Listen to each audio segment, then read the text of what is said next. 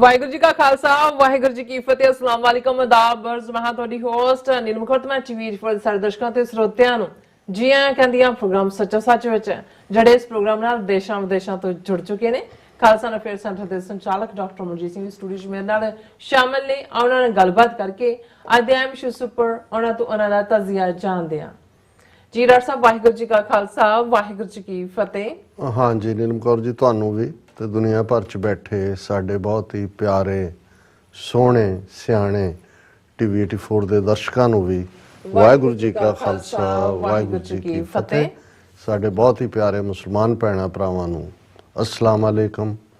ਗੰਗਾ ਜਮਨੀ ਤਹਿਜ਼ੀਬ ਦੇ ਹਿੰਦੂ ਤਵੀਆਂ ਨੂੰ नमो नमे। जी डॉक्टर साहब जी आनू प्रोग्राम सचो सच विच बहुत शुक्रिया जी। डॉक्टर साहब अज 21 मई 2024 7 जेठ नानकशाही संमत 556 ਦਾ ਦਿਨ ਹੈ ਤੇ ਡਾਕਟਰ ਸਾਹਿਬ ਪ੍ਰੋਗਰਾਮ ਸ਼ੁਰੂ ਕਰਨ ਤੋਂ ਪਹਿਲਾਂ ਸਿਰਫ ਦਰਸ਼ਕਾਂ ਤੇ ਸਰੋਤਿਆਂ ਨੂੰ ਹਮੇਸ਼ਾ ਤਰ੍ਹਾਂ ਦੱਸ ਦਿਓ ਵਿਊਅਰਸ, ਜੇ ਤੁਸੀਂ ਹੱਕ ਸੱਚ ਇਨਸਾਫ ਤੇ ਪੈਰਾ ਦਿੰਦਾ ਇੱਕੋ ਇੱਕ ਚੈਨਲ ਟੀਵੀ 84 ਨੂੰ ਦੇਖਣਾ ਚਾਹੁੰਦੇ ਹੋ ਤਾਂ ਤੁਸੀਂ ਦੇਖ ਸਕਦੇ ਸਪੈਕਟਰਮ ਕੇਬਲ, ਆਰਸਨ ਕੇਬਲ, ਬੈਲਫਰਮ ਕੈਨੇਡਾ, roku, ਜਾਦੂ ਬਾਕਸ, ਸ਼ਾਵਾ, ਫੇਸਬੁੱਕ ਟੀਵੀ 84 ਦੀ ਐਪ ਰਾਹੀਂ online streaming and IP box ਤੇ ਤੁਸੀਂ ਟੀਵੀ 84 ਨੂੰ ਦੇਖ ਸਕਦੇ ਹੋ। ਵਿਊਅਰਸ, ਜੇ ਤੁਸੀਂ ਟੀਵੀ 84 ਨਾਲ ਜਾਂ ਪ੍ਰੋਗਰਾਮ ਸੱਚੋ ਸੱਚ ਨਾਲ ਫੇਸਬੁੱਕ ਰਾਹੀਂ ਜੁੜੇ ਹੋ ਤਾਂ ਇਸ ਨੂੰ ਵੱਧ ਤੋਂ ਵੱਧ ਲਾਈਕ ਕਰੋ ਤੇ ਸ਼ੇਅਰ ਕਰੋ ਅਤੇ ਨਾਲ ਹੀ YouTube ਤੇ ਸਬਸਕ੍ਰਾਈਬ ਵੀ ਕਰੋ। ਇਹ ਵੀ ਦੱਸ ਦਿਓ ਕਿ ਤੁਸੀਂ ਟੀਵੀ 84 ਦੀ ਐਪ ਨੂੰ ਐਂਡਰੋਇਡ ਐਂਡ ਐਪ ਸਟੋਰ ਤੇ ਡਾਊਨਲੋਡ ਕਰਕੇ ਜੋ ਟੀਵੀ 84 ਦੀ ਲਾਈਵ ਸਟ੍ਰੀਮ ਹੈ ਇਸ ਨੂੰ ਤੁਸੀਂ 24 ਆਵਰਸ ਦੇਖ ਸਕਦੇ ਹੋ। ਸੋ ਵਿਊਅਰਸ, ਪ੍ਰੋਗਰਾਮ ਦੀ ਸ਼ੁਰੂਆਤ ਕਰਨ ਜਾ ਰਹੇ ਹਾਂ ਦੀ ਸਪਾਂਸਰਸ਼ਿਪ ਦੇ ਵਾਲੇ ਨਾ ਕਿ ਅੱਜ ਦੇ ਪ੍ਰੋਗਰਾਮ ਸੱਚੋ ਸੱਚ ਨੂੰ ਸਪਾਂਸਰ ਕੀਤਾ ਗਿਆ ਹੈ ਟੋਰਾਂਟੋ ਤੋਂ ਵੀਰ ਸਚਪ੍ਰੀਤ ਸਿੰਘ ਜਰਾਂ ਵੱਲੋਂ। ਸੋ ਇਹਨਾਂ ਨੇ ਚੋਣਾਂ ਦੇ ਹਵਾਲੇ ਨਾਲ ਸਵਾਲ ਕੀਤਾ ਹੈ ਕਿ ਤੁਸੀਂ ਕਿਵੇਂ ਦੇਖ ਰਹੇ ਹੋ ਕਿ 5 ਗੇੜ ਦੀਆਂ ਜਿਹੜੀਆਂ ਵੋਟਾਂ ਜਿਹੜੀਆਂ ਪੈ ਚੁੱਕੀਆਂ ਨੇ ਔਰ ਨੀਵੇਂ ਪੱਧਰ ਦੀ ਜਿਹੜੀ ਬਿਆਨਬਾਜ਼ੀ ਹੈ ਉਹ ਵੀ ਸ਼ੁਰੂ ਹੋ ਰਹੀ ਹੈ ਔਰ ਕਿਦਾਰਕੁਸ਼ੀ ਅਤੇ ਧਰੁਵੀਕਰਨ ਭਾਰੂ ਹੈ ਕਿ ਮੋਦੀ ਕੇ ਵਾਪਸ ਸੱਤਾ ਵਿੱਚ ਆਉਣਗੇ। ਸੋ ਅੱਜ ਦੀ ਸਪਾਂਸਰਸ਼ਿਪ ਲਈ ਅਸੀਂ ਵੀਰ ਸਚਪ੍ਰੀਤ ਸਿੰਘ ਜਰਾਂ ਦਾ ਤਹਿ ਦਿਲ ਤੋਂ ਧੰਨਵਾਦ ਕਰਦੇ ਹਾਂ ਔਰ ਤੁਹਾਨੂੰ ਵੀ ਅਪੀਲ ਤੇ ਬੇਨਤੀ ਕਰਦੇ ਹਾਂ ਕਿ ਤੁਸੀਂ ਪ੍ਰੋਗਰਾਮ ਸੱਚੋ ਸੱਚ ਨੂੰ ਵੱਧ ਤੋਂ ਵੱਧ ਸਪਾਂਸਰ ਕਰੋ। ਸਪਾਂਸਰਸ਼ਿਪ ਲਈ ਤੁਸੀਂ ਸਾਨੂੰ ਕਾਲ ਕਰ ਸਕਦੇ ਹੋ ਸਾਡੇ ਫੋਨ ਨੰਬਰ ਤੇ 5166191984, ਸੇਮ ਨੰਬਰ ਤੇ WhatsApp ਕਰ ਸਕਦੇ ਹੋ। ਤੁਸੀਂ ਸਾਨੂੰ ਈਮੇਲ ਵੀ ਕਰ ਸਕਦੇ ਹੋ info@tv84.tv ਤੇ। ਸੋ ਵਿਊਅਰਸ, ਪਹਿਲੇ ਸੈਗਮੈਂਟ ਦੇ ਵਿੱਚ ਆਪਾਂ ਚੋਣਾਂ ਦੇ ਹਵਾਲੇ ਨਾਲ ਗੱਲਬਾਤ ਕਰਨ ਜਾ ਰਹੇ ਹਾਂ ਕਿ ਭਾਰਤ ਦੀਆਂ ਲੋਕ ਸਭਾ ਚੋਣਾਂ ਲਈ 5 ਫੇਜ਼ ਜਿਹੜੇ ਮੁਕੰਮਲ ਹੋ ਚੁੱਕੇ ਨੇ ਔਰ ਪੰਜਾਬ ਵਿੱਚ ਅਖੀਰਲੇ ਫੇਜ਼ ਦੀਆਂ ਜਿਹੜੀਆਂ ਵੋਟਾਂ ਨੇ 1 ਜੂਨ ਨੂੰ ਪੈਣੀਆਂ ਨੇ। ਸੋ ਭਾਰਤ ਦੀਆਂ ਜਿਹੜੀਆਂ ਹਿੰਦੂਤਵੀ ਤਾਕਤਾਂ ਨੇ ਪੰਜਾਬ ਦੀਆਂ ਚੋਣਾਂ ਤੋਂ ਪਹਿਲਾਂ ਸਿੱਖ ਵਿਰੋਧੀ ਅਤੇ ਖਾਲਿਸਤਾਨ ਵਿਰੋਧੀ ਜਿਹੜਾ ਮਾਹੌਲ ਸਿਰਜਣ ਦਾ ਜਿਹੜਾ ਅਮਲ ਹੈ ਉਹ ਸ਼ੁਰੂ ਕਰ ਦਿੱਤਾ ਹੈ ਔਰ ਇਸ ਲਈ NIA ਦੀ ਜਿਹੜੀ ਕੁਵਰਤੋਂ ਸ਼ੁਰੂ ਹੋ ਗਈ ਹੈ। ਸੋ ਇਸ ਬਾਰੇ ਆਪਾਂ ਗੱਲਬਾਤ ਕਰਨ ਜਾ ਰਹੇ ਹਾਂ। ਸੋ ਅਸੀਂ ਚਾਹਾਂਗੇ ਕਿ ਤੁਸੀਂ ਇਸ ਤਰ੍ਹਾਂ ਬਣੇ ਰਹਿਣਾ ਦੇਖਣ ਸੁਣਨ ਲਈ। ਤੁਹਾਡਾ ਸਭ ਦਾ ਬਹੁਤ ਬਹੁਤ ਸ਼ੁਕਰੀਆ ਜੀ। ਡਾਕਟਰ ਸਾਹਿਬ ਕੀ ਕਹਿਣਾ ਚਾਹੋਗੇ?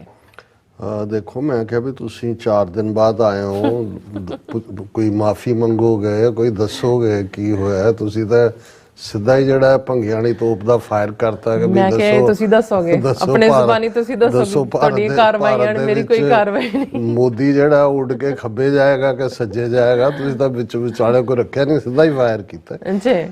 ਸਭ ਤੋਂ ਪਹਿਲਾਂ ਤਾਂ ਅਸੀਂ ਆਪਣੇ ਵਿਊਅਰਸ ਨੂੰ ਅਸੀਂ ਥਰਸਡੇ ਦਾ ਜਿਹੜਾ ਸਾਡਾ ਲਾਸਟ ਪ੍ਰੋਗਰਾਮ ਸੀ ਬਿਲਕੁਲ ਉਸ ਦੇ ਵਿੱਚ ਅਸੀਂ ਦੱਸਿਆ ਸੀ ਕਿ ਫਰਾਈਡੇ ਇੱਕ ਪੰਥਕ ਪਰਿਵਾਰ ਵੀਰ ਦਲਜੀਤ ਸਿੰਘ ਉਹਨਾਂ ਦੀ ਸਿੰਘਣੀ ਸਾਹਿਬਾ ਪਰਮਜੀਤ ਕੌਰ ਔਰ ਜਿਨ੍ਹਾਂ ਦੇ ਨਾਲ ਸਾਡਾ ਸੰਬੰਧ 1980s ਦੇ ਅਖੀਰ ਤੋਂ ਹੀ ਹੈ ਉਹ ਸਟੈਡਫਾਸਟ ਖੜੇ ਰਹੇ ਨੇ। ਉਹਨਾਂ ਦੇ ਬੇਟੇ ਦਲਜੋਤ ਸਿੰਘ ਦਾ ਆਨੰਦ ਕਾਰਜ ਸੀ ਜਸਪੀਨ ਕੌਰ ਨਾਲ।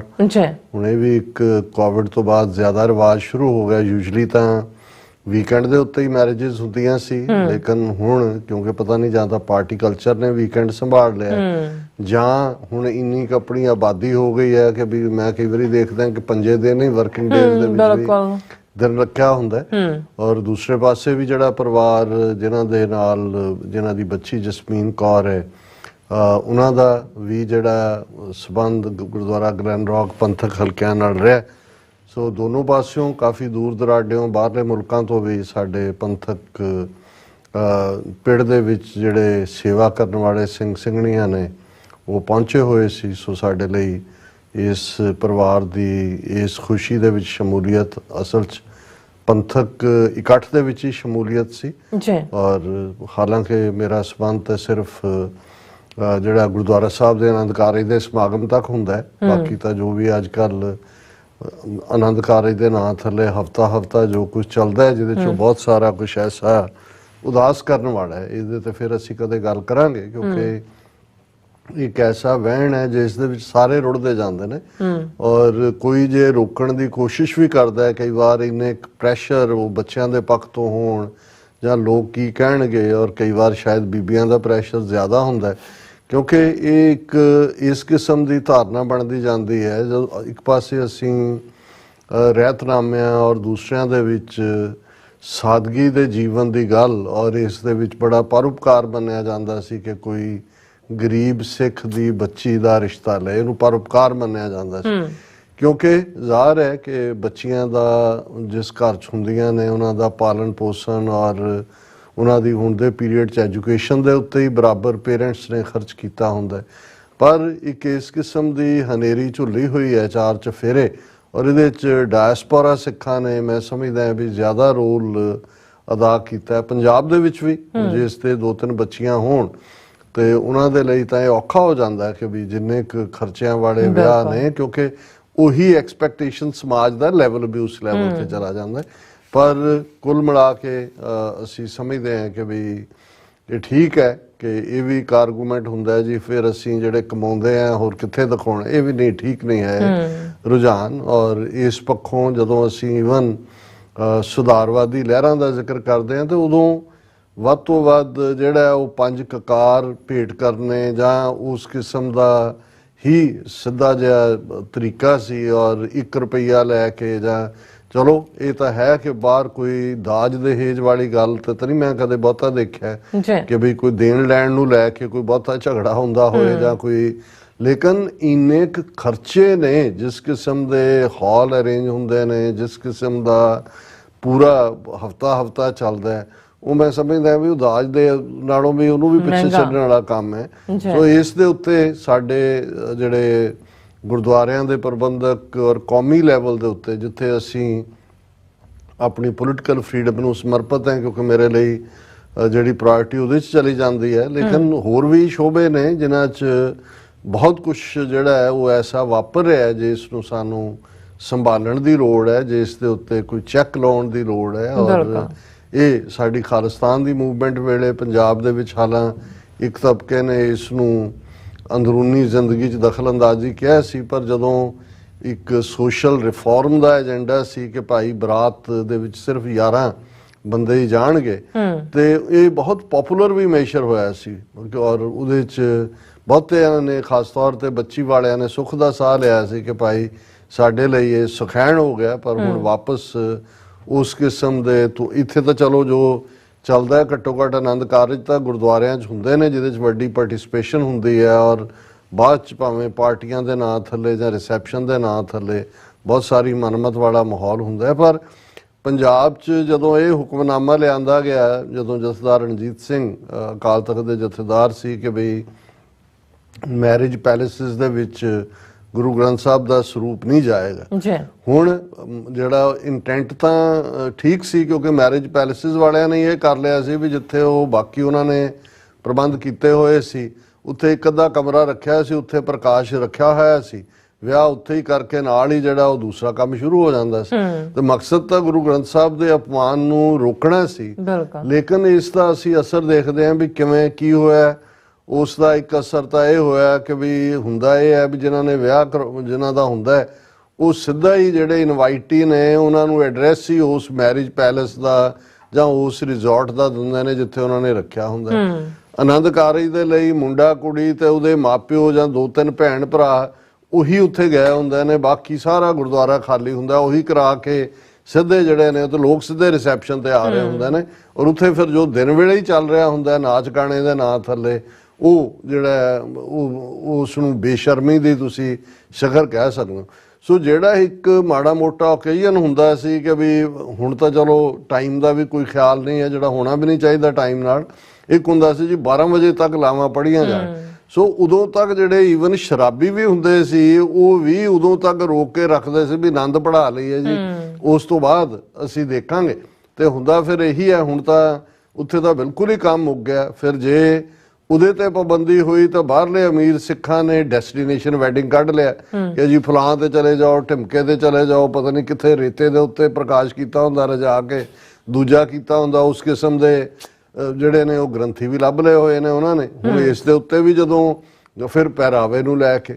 ਹੁਣ ਇਹ ਵੀ ਠੀਕ ਹੈ ਕਿ ਵੀ ਇਹ ਜਿਹੜੀ ਡੇ ਟੂ ਡੇ ਲਾਈਫ ਦੇ ਵਿੱਚ ਪੰਥ ਦੇ ਵਿੱਚ ਜਿੰਨੀ ਘੱਟ ਇੰਟਰਫੀਅਰੈਂਸ ਦੀ ਲਾਈਨ ਹੋਏ ਉੱਪਰਲੇ ਲੈਵਲ ਤੇ ਬਿਹਤਰ ਹੈ, ਪਰ ਜਦੋਂ ਇਸ ਕਿਸਮ ਦੀ ਫਰੀडम ਦੇ ਨਾਂ ਥੱਲੇ ਸਾਰਾ ਹੀ ਮਲੀਆਮੇਟ ਹੋ ਰਿਹਾ, ਸੋ ਕਿਤੇ ਜਾ ਕੇ ਤਾਂ ਸਾਡੇ ਸੂਝਵਾਨ ਔਰ ਹੋਇਆ ਇਹ ਕਿ ਵੀ ਜਿਹੜਾ ਮਕਸਦ ਗੁਰੂ ਗ੍ਰੰਥ ਸਾਹਿਬ ਦਾ ਸਰੂਪ ਬਾਹਰ ਨਾ ਲਿਜਾਣ ਦਾ, ਮੈਰਿਜ ਪੈਲੇਸਿਸ ਨਾ ਲਿਜਾਣ ਦਾ ਸੀ, ਉਸ ਹੁਕਮਨਾਮੇ ਨੂੰ ਇਵੇਂ ਇੰਟਰਪ੍ਰੇਟ ਕੀਤਾ ਗਿਆ ਕਿ ਬਾਹਰਲੀਆਂ ਥਾਵਾਂ ਤੇ ਜਿੱਥੇ ਤੁਸੀਂ ਵੱਡੇ ਵੱਡੇ ਹਾਲ ਰੈਂਟ ਕਰਦੇ ਹੋ, ਜਿੱਥੇ ਲੋਕ ਇਕੱਠੇ ਹੋ ਸਕਦੇ ਨੇ ਔਰ ਉਹ ਮਲਟੀਪਰਪਸ ਯੂਜ਼ ਲਈ ਹੁੰਦੇ ਨੇ, ਉਹਨੂੰ ਲੈ ਕੇ ਫਿਰ ਜਿਹਨਾਂ ਦਾ ਉੱਥੇ ਦਾ ਹੁਕਮਨਾਮੇ ਲਾਗੂ ਨਹੀਂ ਹੋਏਗੇ ਵੀ ਉੱਥੇ ਤੁਸੀਂ ਲੋਕਾਂ ਨੂੰ ਕਹੋ ਵੀ ਇਹ ਜਿਹੜਾ ਆਫਟਰ ਦਾ ਆਨੰਦ ਕਾਰਜ ਜੋ ਵੀ ਕੋਈ ਪ੍ਰੋਗਰਾਮ ਹੈ, ਪਰ ਇੱਥੇ ਉਹ ਪੂਰਾ ਖੜਾ ਕਰ ਦਿੰਦੇ ਨੇ ਆਪਣਾ ਇਸ ਮੁੱਦੇ ਦੇ ਉੱਤੇ ਕਿ ਨਹੀਂ ਜੀ ਮਹਾਰਾਜ ਦਾ ਤਾਂ ਜਾ ਹੀ ਨਹੀਂ ਸਕਦਾ ਸਰੂਪ ਕਿਤੇ, ਉੱਥੇ ਤਾਂ ਫਲਾਂ ਚੀਜ਼ ਹੈ ਜਾਂ ਢਿਮਕਾ ਹੈ।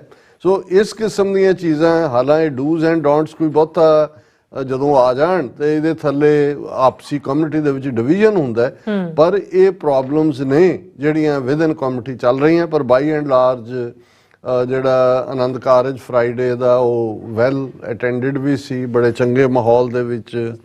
Gurdwara Glen rock new jersey ਜਿਹੜਾ ਪੁਰਾਣੇ 1960 ਜਿਹੜਾ ਪਹਿਲਾ ਬੈਚ ਇੰਜੀਨੀਅਰਸ ਔਰ ਦੂਸਰਿਆਂ ਦਾ ਆਇਆ, ਉਹਨਾਂ ਨੇ ਉਸ ਨੂੰ ਬਿਲਡ ਕੀਤਾ ਔਰ ਬੜੇ ਚੰਗੇ ਮਾਹੌਲ 'ਚ ਹੋਇਆ। ਔਰ ਇਸੇ ਤਰ੍ਹਾਂ ਸੈਚਰਡੇ ਜਿਸ ਬਾਰੇ ਅਸੀਂ ਵੀ ਅਨਾਉਂਸ ਕੀਤਾ ਸੀ ਕਿ ਸਿੱਖ ਡੇ ਪੈਰੇਡ ਨਗਰ ਕੀਰਤਨ ਜਿਹਦੇ ਲਈ ਲਫ਼ਜ਼ ਜ਼ਿਆਦਾ ਹੁਣ ਕਾਮਨ ਹੈ, ਉਹ 18ਵਾਂ ਜਿਹੜਾ ਫਲੈਗ ਹੋਇਸਟਿੰਗ ਸਿਵਿਕ ਸੈਂਟਰ ਕਾਰਟਰੇਟ ਦੇ ਬਾਹਰ 18ਵਾਂ ਫਲੈਗ ਹੋਇਸਟਿੰਗ ਸੀ, ਪਰ ਜਿਹੜਾ ਪੈਰੇਡ ਸੀ ਉਹ 16ਵੀਂ ਸੀ, ਕਿਉਂਕਿ ਪਹਿਲੇ 2 ਸਾਲ ਜਸਟ ਫਲੈਗ ਹੀ ਜਿਹੜਾ ਅਮਰੀਕਨ ਔਰ ਨਿਊ ਜਰਸੀ ਦੇ ਝੰਡੇ ਦੇ ਨਾਲ ਲਹਿਰਾਇਆ ਜਾਂਦਾ ਸੀ। ਔਰ ਇਹ ਪੈਰੇਡ ਫਿਰ 16 ਸਾਲ ਪਹਿਲਾਂ ਸ਼ੁਰੂ ਹੋਈ, ਜਿਹੜੀ ਕਿਉਂਕਿ ਪਹਿਲਾ ਫੰਕਸ਼ਨ ਸਿਟੀ ਸੈਂਟਰ ਦੇ ਬਾਹਰ ਹੁੰਦਾ ਹੈ, ਜਿਹਦੇ 'ਚ ਮੇਅਰ ਕੌਂਸਲਮੈਨ ਸਾਰੀ ਉਹਨਾਂ ਦੀ ਪੂਰੀ ਕੈਬਨਿਟ ਹੁੰਦੀ ਹੈ। ਔਰ ਇਸ ਵਾਰ ਸੀਨੀਅਰ ਸੈਨੇਟਰ ਕਾਂਗਰਸਮੈਨ ਔਰ ਦੂਸਰੇ ਵੀ ਸੀ, ਦਰਸ਼ਕ ਦੇਖ ਵੀ ਸਕਦੇ ਨੇ, ਉਸ ਦਿਨ ਵੀ ਲਾਈਵ ਟੈਲੀਕਾਸਟ ਹੋਇਆ। ਅਸੀਂ ਮਾਫੀ ਚਾਹੁੰਦੇ ਹਾਂ ਕਿ ਜਿੱਥੇ ਪਾਰਕ ਦੇ ਵਿੱਚ ਜਾ ਕੇ ਐਂਡ ਹੋਇਆ ਉੱਥੇ ਜਿਹੜੀ ਇੰਟਰਨੈਟ ਡਿਵਾਈਸ ਨੇ ਕੰਮ ਨਹੀਂ ਕੀਤਾ, ਉਹਦੇ 'ਚ ਇੰਟਰਪਸ਼ਨ ਸੀ। ਇਹੀ ਕਾਰਨ ਸੀ ਕਿ ਕੱਲ੍ਹ ਦਾ ਪ੍ਰੋਗਰਾਮ ਅਸੀਂ ਜਿਹੜਾ ਹੈ ਉਸ ਨੂੰ ਰਿਪੀਟ ਦਿੱਤਾ ਹੈ, ਕਿਉਂਕਿ ਬਹੁਤ ਸਾਰਿਆਂ ਨੇ ਖਾਸ ਤੌਰ ਤੇ ਜਦੋਂ ਤੱਕ ਇੱਥੋਂ ਵਾਲਾ ਪਹਿਲਾ ਪਾਰਟ ਠੀਕ ਚੱਲਿਆ, ਪਰ ਜਦੋਂ ਉੱਥੇ ਜਾ ਕੇ ਹੋਇਆ ਉਹਦੇ 'ਚ ਬਹੁਤ ਜ਼ਿਆਦਾ ਇੰਟਰਪਸ਼ਨ ਸੀ। ਪਰ ਕਿਉਂਕਿ ਉਹਦੀ ਆਲਟਰਨੇਟ ਰਿਕਾਰਡਿੰਗ ਸਾਡੇ ਕੋਲ ਸੀ, ਸੋ ਕੱਲ ਸਾਡੀ ਟੀਮ ਨੇ ਬੜੇ ਸ਼ਾਰਟ ਨੋਟਿਸ ਦੇ ਉੱਤੇ ਉਹਨੂੰ ਐਡਿਟ ਕਰਕੇ ਉਸ ਪ੍ਰੋਗਰਾਮ ਨੂੰ ਚਲਾਇਆ, ਤੁਹਾਡੇ ਵੱਲੋਂ ਪਸੰਦ ਕੀਤਾ ਗਿਆ। ਪਰ ਅਸੀਂ ਮਾਫੀ ਚਾਹੁੰਦੇ ਹਾਂ ਕਿਉਂਕਿ ਇਹ ਸਾਡਾ ਫਾਰਮੈਟ ਜਿਹੜਾ 1 to 1 ਹੁੰਦਾ ਹੈ, ਜਿਹਦੇ 'ਚ ਕਰੰਟ ਟੌਪਿਕ ਹੁੰਦੇ ਨੇ, ਇਸ ਨੂੰ ਸਾਡੇ ਦਰਸ਼ਕ ਮਿਸ ਕਰਦੇ ਨੇ।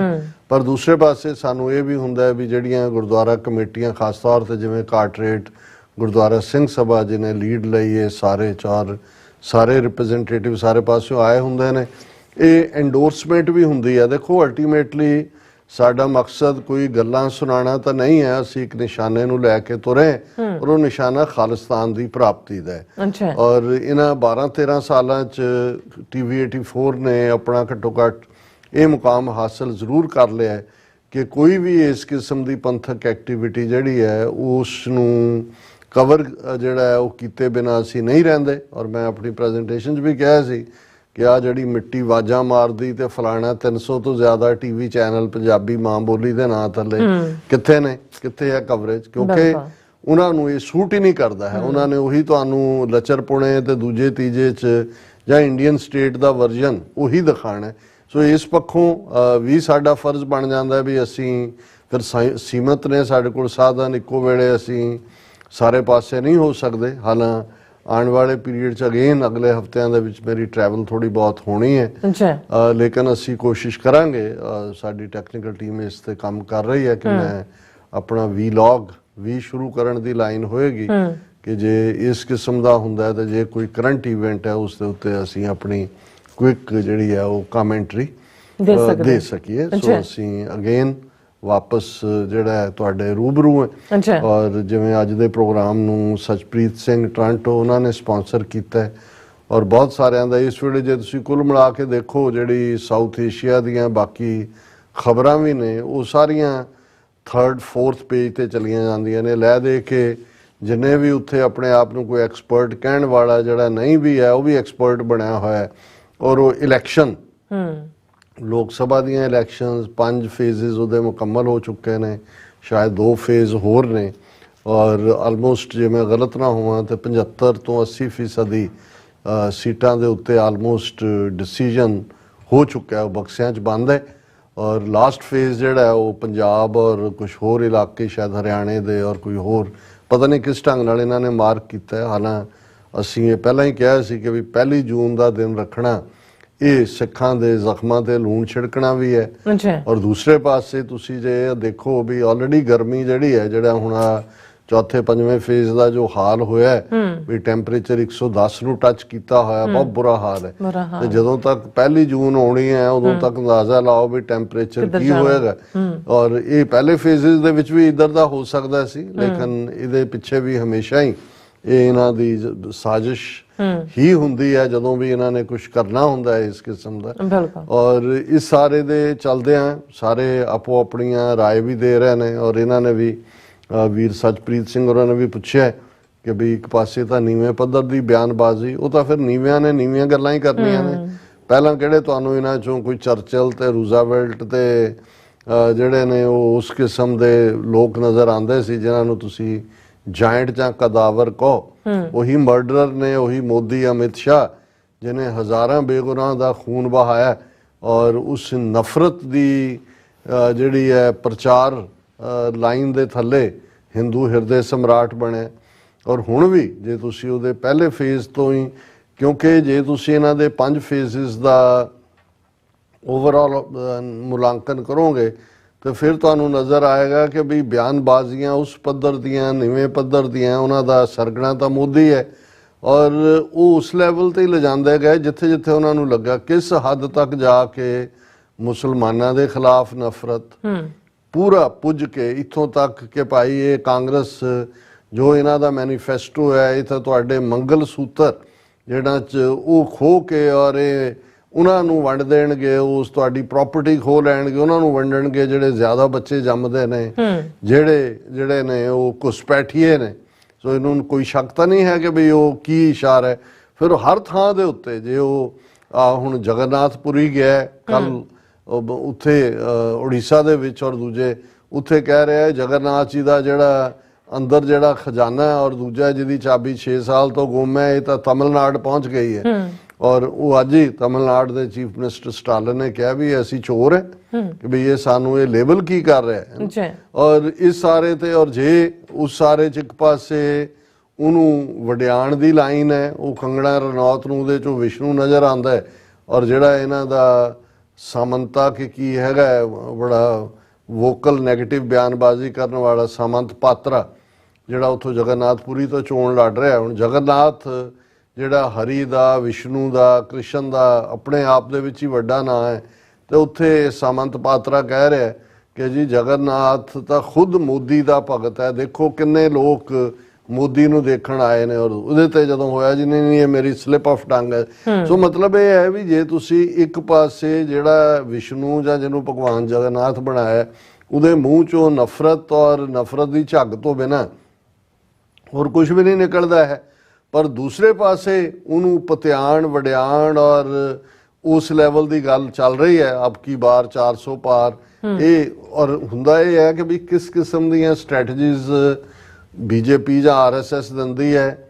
ਇੱਕ ਪਾਸੇ ਆਰਐਸਐਸ ਦੀ ਦਖਲਅੰਦਾਜ਼ੀ ਦੇ ਥੱਲੇ ਹੀ ਬੀਜੇਪੀ ਹਮੇਸ਼ਾ ਜਿੱਤਦੀ ਰਹੀ, ਪਰ ਇਸ ਵਾਰ ਜਿਹੜਾ ਇਹਨਾਂ ਦਾ ਨੱਡਾ ਬੀਜੇਪੀ ਦਾ ਪ੍ਰੈਜ਼ੀਡੈਂਟ ਹੈ ਉਹਨੇ ਬਿਆਨ ਇੱਕ ਦੇ ਦਿੱਤਾ ਕਿ ਜੀ ਆਰਐਸਐਸ ਤਾਂ ਜਿਹੜਾ ਹੈ ਉਹ ਇੱਕ ਐਨਜੀਓ ਹੈ, ਉਹ ਧਾਰਮਿਕ ਔਰ ਸਮਾਜਿਕ ਸੰਗਠਨ ਹੈ, ਬੀਜੇਪੀ ਨੂੰ ਕੋਈ ਲੋੜ ਨਹੀਂ ਹੈ ਆਰਐਸਐਸ ਦੀ, ਅਸੀਂ ਆਪਣੇ ਤੌਰ ਦੇ ਉੱਤੇ ਕਰਨ ਦੇ ਸਮਰੱਥ ਹੈ।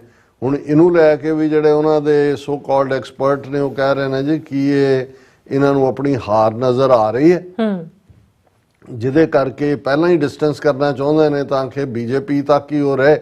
ਦੂਸਰਿਆਂ ਦਾ ਇਹ ਵੀ ਕਹਿਣਾ ਕਿ ਜੀ ਇਹਨਾਂ ਦਾ ਦਿਮਾਗ ਇੰਨਾ ਖਰਾਬ ਹੋ ਗਿਆ ਕਿ ਇਹਨਾਂ ਨੂੰ ਹੁਣ ਨਜ਼ਰ ਆਉਂਦਾ ਹੈ ਕਿ ਜੀ ਆਰਐਸਐਸ ਦੀ ਸਾਨੂੰ ਇਵੇਂ ਨਹੀਂ ਹੈ, ਇਹਨਾਂ ਦਾ ਇਹ ਹੋਰ ਕੁਝ ਹੋਣ ਨਾ ਹੋਣ ਡਿਸਪਲਿਨਡ ਲੋਕ ਨੇ ਕਿਉਂਕਿ ਇਹਨਾਂ ਦੀ ਟ੍ਰੇਨਿੰਗ ਡਿਕਟੇਟਰਸ਼ਿਪ ਦੇ ਥੱਲੇ ਓਬੇ ਕਰਨਾ ਹੁੰਦਾ ਹੈ, ਡਾਈਸੈਂਟ ਨਹੀਂ ਹੁੰਦਾ।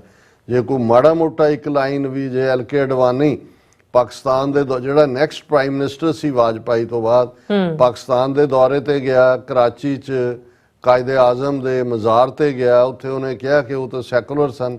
4 ਦਿਨ ਬਾਅਦ ਉਹਨੂੰ ਸੈਕ ਕਰ ਦਿੱਤਾ ਸੀ ਔਰ ਮੁੜ ਕੇ ਹੁਣ 90 ਸਾਲਾਂ ਦਾ ਬੈਠਾ ਝੂਰਦਾ ਹੁੰਦਾ, ਉਹਨੂੰ ਮਾਰਗਦਰਸ਼ਕ ਕਹਿ ਕੇ ਉਹਨੂੰ ਹੋਰ ਚੜਾਉਂਦੇ ਨੇ, ਲੇਕਿਨ ਉਹਦੇ ਪੈਰ ਵਾਪਸ ਨਹੀਂ ਲੱਗਣ ਦੇ। ਇਵੇਂ ਹੀ ਜਸਵੰਤ ਸਿੰਘ ਜਿਹੜਾ ਵਾਜਪਾਈ ਦਾ ਫੋਰਨ ਮਿਨਿਸਟਰ ਸੀ, ਉਹਨੇ ਜਿਨ੍ਹਾਂ ਤੇ ਕਿਤਾਬ ਲਿਖੀ ਔਰ ਉਹਨੇ ਵੀ ਕਿਹਾ ਵੀ ਉਹ ਤਾਂ ਟਰੂਲੀ ਸੈਕੂਲਰ ਸੀ, ਉਹਦਾ ਕੀ ਹਸ਼ਰ ਕੀਤਾ। ਸੋ ਇਹ ਸਾਰਾ ਇਸ ਲਈ ਇਹ ਸੋਚਣਾ ਕਿ ਜੀ ਦੇਖੋ ਇਹ ਨੱਡਾ ਉਹ ਅੱਡ ਹੋ ਗਿਆ, ਮੋਦੀ, ਇਹ ਨਹੀਂ, ਇਹ ਇਹਨਾਂ ਦੀ ਸਾਰੀ ਉਹ ਇਹਨਾਂ ਦੀ ਖੇਡ ਦਾ ਹਿੱਸਾ ਹੀ ਹੈ, ਇਹਨਾਂ ਦੇ ਟ੍ਰਿਕਸ ਨੇ, ਟ੍ਰਿਕਸ ਆਫ ਦਾ ਗੇਮ, ਕਿਨੇ ਕੀ ਕਹਿਣਾ। ਹਾਂ, ਇਹਨਾਂ 5 ਫੇਜ਼ਸ ਦੇ ਵਿੱਚ ਜਿਵੇਂ ਸਚਪ੍ਰੀਤ ਸਿੰਘ ਹੋਰਾਂ ਨੇ ਪੁੱਛਿਆ ਕਿ ਵੀ ਕੀ ਹੈ, ਮੈਂ ਬਹੁਤ ਸਾਈਡਸ ਆਫ ਦਾ ਆਇਲ ਸੁਣਨ ਦੀ ਕੋਸ਼ਿਸ਼ ਕਰਦਾ। ਹਾਲਾਂਕਿ ਮੇਰਾ ਆਪਣਾ ਇਸ ਦੇ ਉੱਤੇ ਸਿੱਖ ਪਰਸਪੈਕਟਿਵ ਤੋਂ ਤਾਂ ਅਸੀਂ ਗੱਲ ਪਹਿਲਾਂ ਵੀ ਕਰਦੇ ਹਾਂ, ਇਹ ਚੋਂ ਤਾਂ ਸਾਡੇ ਲਈ ਕੋਈ ਨਿਕਲਣ ਪਾਉਣ ਵਾਲਾ ਨਹੀਂ ਹੈ, ਕੋਈ ਕੱਢਣ ਪਾਉਣ ਵਾਲਾ। ਲੇਕਿਨ ਜਸਟ ਜੇ ਤੁਸੀਂ ਈਵਨ ਐਜ਼ ਏ ਵੇਸਾਈਡ ਇੱਕ ਜਿਹਨੂੰ ਕਹਿੰਦੇ ਤਮਾਸ਼ਬੀਨੀ ਦੇ ਤੌਰ ਤੇ ਵੀ ਦੇਖੋ, ਤੇ ਮੈਨੂੰ ਇਹ ਲੱਗਦਾ ਵੀ EVM ਮਸ਼ੀਨਾਂ ਫਾਈਨਲੀ ਇਹਨਾਂ ਦੇ ਕੋਲ ਨੇ, ਉਹਦੇ ਚ ਉਹਨੇ ਨਤੀਜੇ ਡਿਸਾਈਡ ਕਰਨੇ ਨੇ। ਹਾਂ, ਇਹ ਜ਼ਰੂਰ 5 ਫੇਜ਼ਸ ਚੋਂ 2 ਸਾਈਡਸ ਆਫ ਦਾ ਆਇਲ ਜਿਹੜੇ ਇਸ ਦੇ ਉੱਤੇ ਐਨਾਲਿਸਿਸ ਕਰ ਰਹੇ ਨੇ। ਇੱਕ ਪਾਸੇ ਜਿਨ੍ਹਾਂ ਨੂੰ ਬਹੁਤ ਲੱਗਦਾ ਸੀ ਜੀ ਪ੍ਰਸ਼ਾਂਤ ਭੂਸ਼ਣ ਬੜਾ ਐਕਸਪਰਟ ਔਰ ਫਲਾਣਾ, ਔਰ ਉਹਨੇ ਮਮਤਾ ਬੈਨਰਜੀ ਨੂੰ ਵੀ ਜਿਤਾਇਆ ਸੀ 2014 ਵੇਲੇ, ਮੋਦੀ ਦੇ ਨਾਲ ਸੀ, ਫਿਰ ਪੰਜਾਬ ਜਦੋਂ ਅਮਰਿੰਦਰ ਸਿੰਘ ਦੀ ਸਰਕਾਰ ਜਿਹੜੀ ਹੈ ਉਸ ਦਾ ਲਈ ਵੀ ਉਹਨੇ ਕੰਮ ਕੀਤਾ। ਹੁਣ ਤੁਸੀਂ ਦੇਖੋਗੇ ਵੀ ਕਿਸ ਕਿਸਮ ਦਾ ਵਿਕਾਊ ਮਾਲ ਹੈ, ਉਹ ਬੈਠਾ, ਉਹਦੇ ਇੰਨੇ ਇੱਕ ਤੋਂ ਬਾਅਦ ਇੱਕ ਟੀਵੀ ਚੈਨਲ ਦੇ ਉੱਤੇ ਉਸ ਦੇ ਇੰਟਰਵਿਊ ਚੱਲ ਰਹੇ ਨੇ। ਉਹ ਕਹਿ ਰਿਹਾ ਕਿ ਕੋਈ ਮੋਦੀ ਵਿਰੋਧੀ ਵੇਵ ਨਹੀਂ ਹੈ, ਕੋਈ ਮੋਦੀ ਦੇ ਖਿਲਾਫ ਕੁਛ ਨਹੀਂ ਹੈ, ਔਰ ਮੋਦੀ ਅੱਗੇ ਨਾਲੋਂ ਵੀ 300 ਪਲੱਸ ਉਹਨਾਂ ਦੀਆਂ ਪਹਿਲੀਆਂ ਸੀਟਾਂ ਨੇ, ਅੱਗੇ ਨਾਲੋਂ ਵੀ ਇੰਪਰੂਵ ਕਰਿਆ। ਸੋ ਇਸ ਤੋਂ ਜਿਹੜੇ ਦੂਜੇ ਨੇ ਜਿਨ੍ਹਾਂ ਨੇ ਦੀਆਂ ਟੀਮਾਂ ਉਹਦਾ ਗਰਾਊਂਡ ਨੇ ਹੁੰਦਾ, ਤਾਂ ਤੁਸੀਂ ਲੋਕਾਂ ਤੋਂ ਹੀ ਜਾਣਦੇ ਹੋ ਕੌਣ ਕਿੰਨਾ ਆਪਣਾ ਦਿਲ ਦੱਸਦਾ ਹੈ ਜਾਂ ਕੀ ਹੈ, ਔਰ ਕੌਣ ਜਿਹੜੇ ਨੇ ਉਹ ਚੁੱਪ ਰਹਿੰਦੇ ਨੇ, ਜਿਹਨੂੰ ਸਾਇਲੈਂਟ ਵੋਟਰਸ ਕਹਿੰਦੇ ਨੇ। ਪਰ ਦੂਸਰਾ ਪੱਖ ਯੋਗਿੰਦਰ ਯਾਦਵ ਵਰਗੇ ਜਿਹੜੇ ਆਪਣੇ ਆਪ ਨੂੰ ਜਿਹੜਾ ਇਹ ਫੀਲਡ ਆਫ ਪੋਲ ਐਨਾਲਿਸਟ ਦੱਸਦਾ ਹੈ, ਉਹਨਾਂ ਦਾ ਕਹਿਣਾ ਹੈ ਕਿ ਭਾਈ ਜਿਸ ਕਿਸਮ ਦਾ ਗਰਾਊਂਡ ਦੇ ਉੱਤੇ ਜਿਹੜੇ 5 ਫੇਜ਼ ਹੋਏ ਨੇ, ਉਹਨਾਂ ਨੇ ਸਟੇਟ ਵਾਈਜ਼ ਵੀ ਤਬਸਰੇ ਕੀਤੇ ਨੇ, ਪ੍ਰਿੰਟ ਵਾਲਿਆਂ ਨੇ ਵੀ, ਦੂਜਿਆਂ ਨੇ ਵੀ।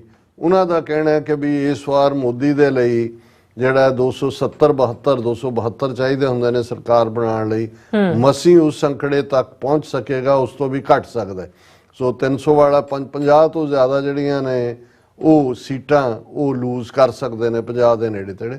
ਸੋ ਕੁੱਲ ਮਿਲਾ ਕੇ ਇਹ 5 ਫੇਜ਼ਸ ਦਾ ਜਿਹੜਾ ਪਾਰਟ ਹੈ, ਉਹਦੇ ਤੇ ਸਾਡੀ ਟੇਕ ਤਾਂ ਇਹ ਹੈ ਵੀ ਕੋਈ ਫਰਕ ਨਹੀਂ ਪੈਂਦਾ ਨਾ ਵੀ ਮੋਦੀ ਆਏ, ਜੇ ਉਹਦਾ ਪੋਪੂਲੈਰਿਟੀ ਦੇ ਵਿੱਚ ਜ਼ਰੂਰ ਡੈਂਟ ਪਿਆ ਹੈ, ਕਿਉਂਕਿ ਐਕਸਪੋਜ਼ ਵੀ ਹੋਇਆ ਹੈ ਲੋਕਾਂ ਦੇ ਵਿੱਚ ਕੁਝ ਇਸ਼ੂ ਜਿਹੜੇ ਕਿ ਆਪੋਜੀਸ਼ਨ ਉਭਾਰਨ ਦੇ ਵਿੱਚ ਕਾਮਯਾਬ ਰਹੀ, ਜਿਨ੍ਹਾਂ ਦੇ ਵਿੱਚ ਬੇਰੁਜ਼ਗਾਰੀ ਹੈ, ਔਰ ਖਾਸ ਤੌਰ ਤੇ ਜਿਹੜਾ RSS ਦੀ ਸਕੀਮ ਅਗਨੀਵੀਰ ਦੇ ਥੱਲੇ, ਕਿੱਥੇ 15 ਸਾਲ ਦੇ ਵਿੱਚ ਫੌਜੀ ਦੀ ਟ੍ਰੇਨਿੰਗ ਹੁੰਦੀ ਸੀ, ਫੌਜੀ ਦਾ ਜਦੋਂ ਫੌਜ ਚਲਾ ਗਿਆ ਤੁਹਾਡਾ ਜੌਬ ਵੀ ਸਿਕਿਉਰ ਹੈ, ਜਦੋਂ ਤੁਸੀਂ ਆਏ ਤੁਹਾਡੀ ਪੈਨਸ਼ਨ ਵੀ ਹੈ, ਉੱਥੇ ਇਹਨਾਂ ਨੇ ਅਗਨੀਵੀਰ ਸਕੀਮ ਦੇ ਥੱਲੇ 4 ਸਾਲ ਦੇ ਵਿੱਚ ਕੰਮ, ਉਹ ਤਾਂ RSS ਦੇ ਗੁੰਡਿਆਂ ਨੂੰ ਹਥਿਆਰ ਚਲਾਉਣ ਦੀ ਟ੍ਰੇਨਿੰਗ ਦੇਣਾ ਸੀ। ਹਾਲਾਂਕਿ ਇਸ ਦਾ ਮੈਂਸ਼ਨ ਮੋਦੀ ਜਾਂ ਕੋਈ ਵੀ ਆਪਣੇ 'ਚ ਨਹੀਂ ਕਰ ਰਿਹਾ, ਪਰ ਇਹਨੇ ਈਵਨ ਹਰਿਆਣਾ ਜਾਂ ਰਾਜਸਥਾਨ ਦੀ ਉਹ ਬੈਲਟ ਜਿੱਥੋਂ ਫੌਜ ਭਰਤੀ ਹੋਣ ਲਈ ਜਾਂਦੇ ਸੀ, ਉਹਨਾਂ ਦੇ ਵਿੱਚ ਇਹਨਾਂ ਦਾ ਕਾਫੀ ਜਿਹੜਾ ਉਹ ਡੈਂਟ ਪਾਇਆ।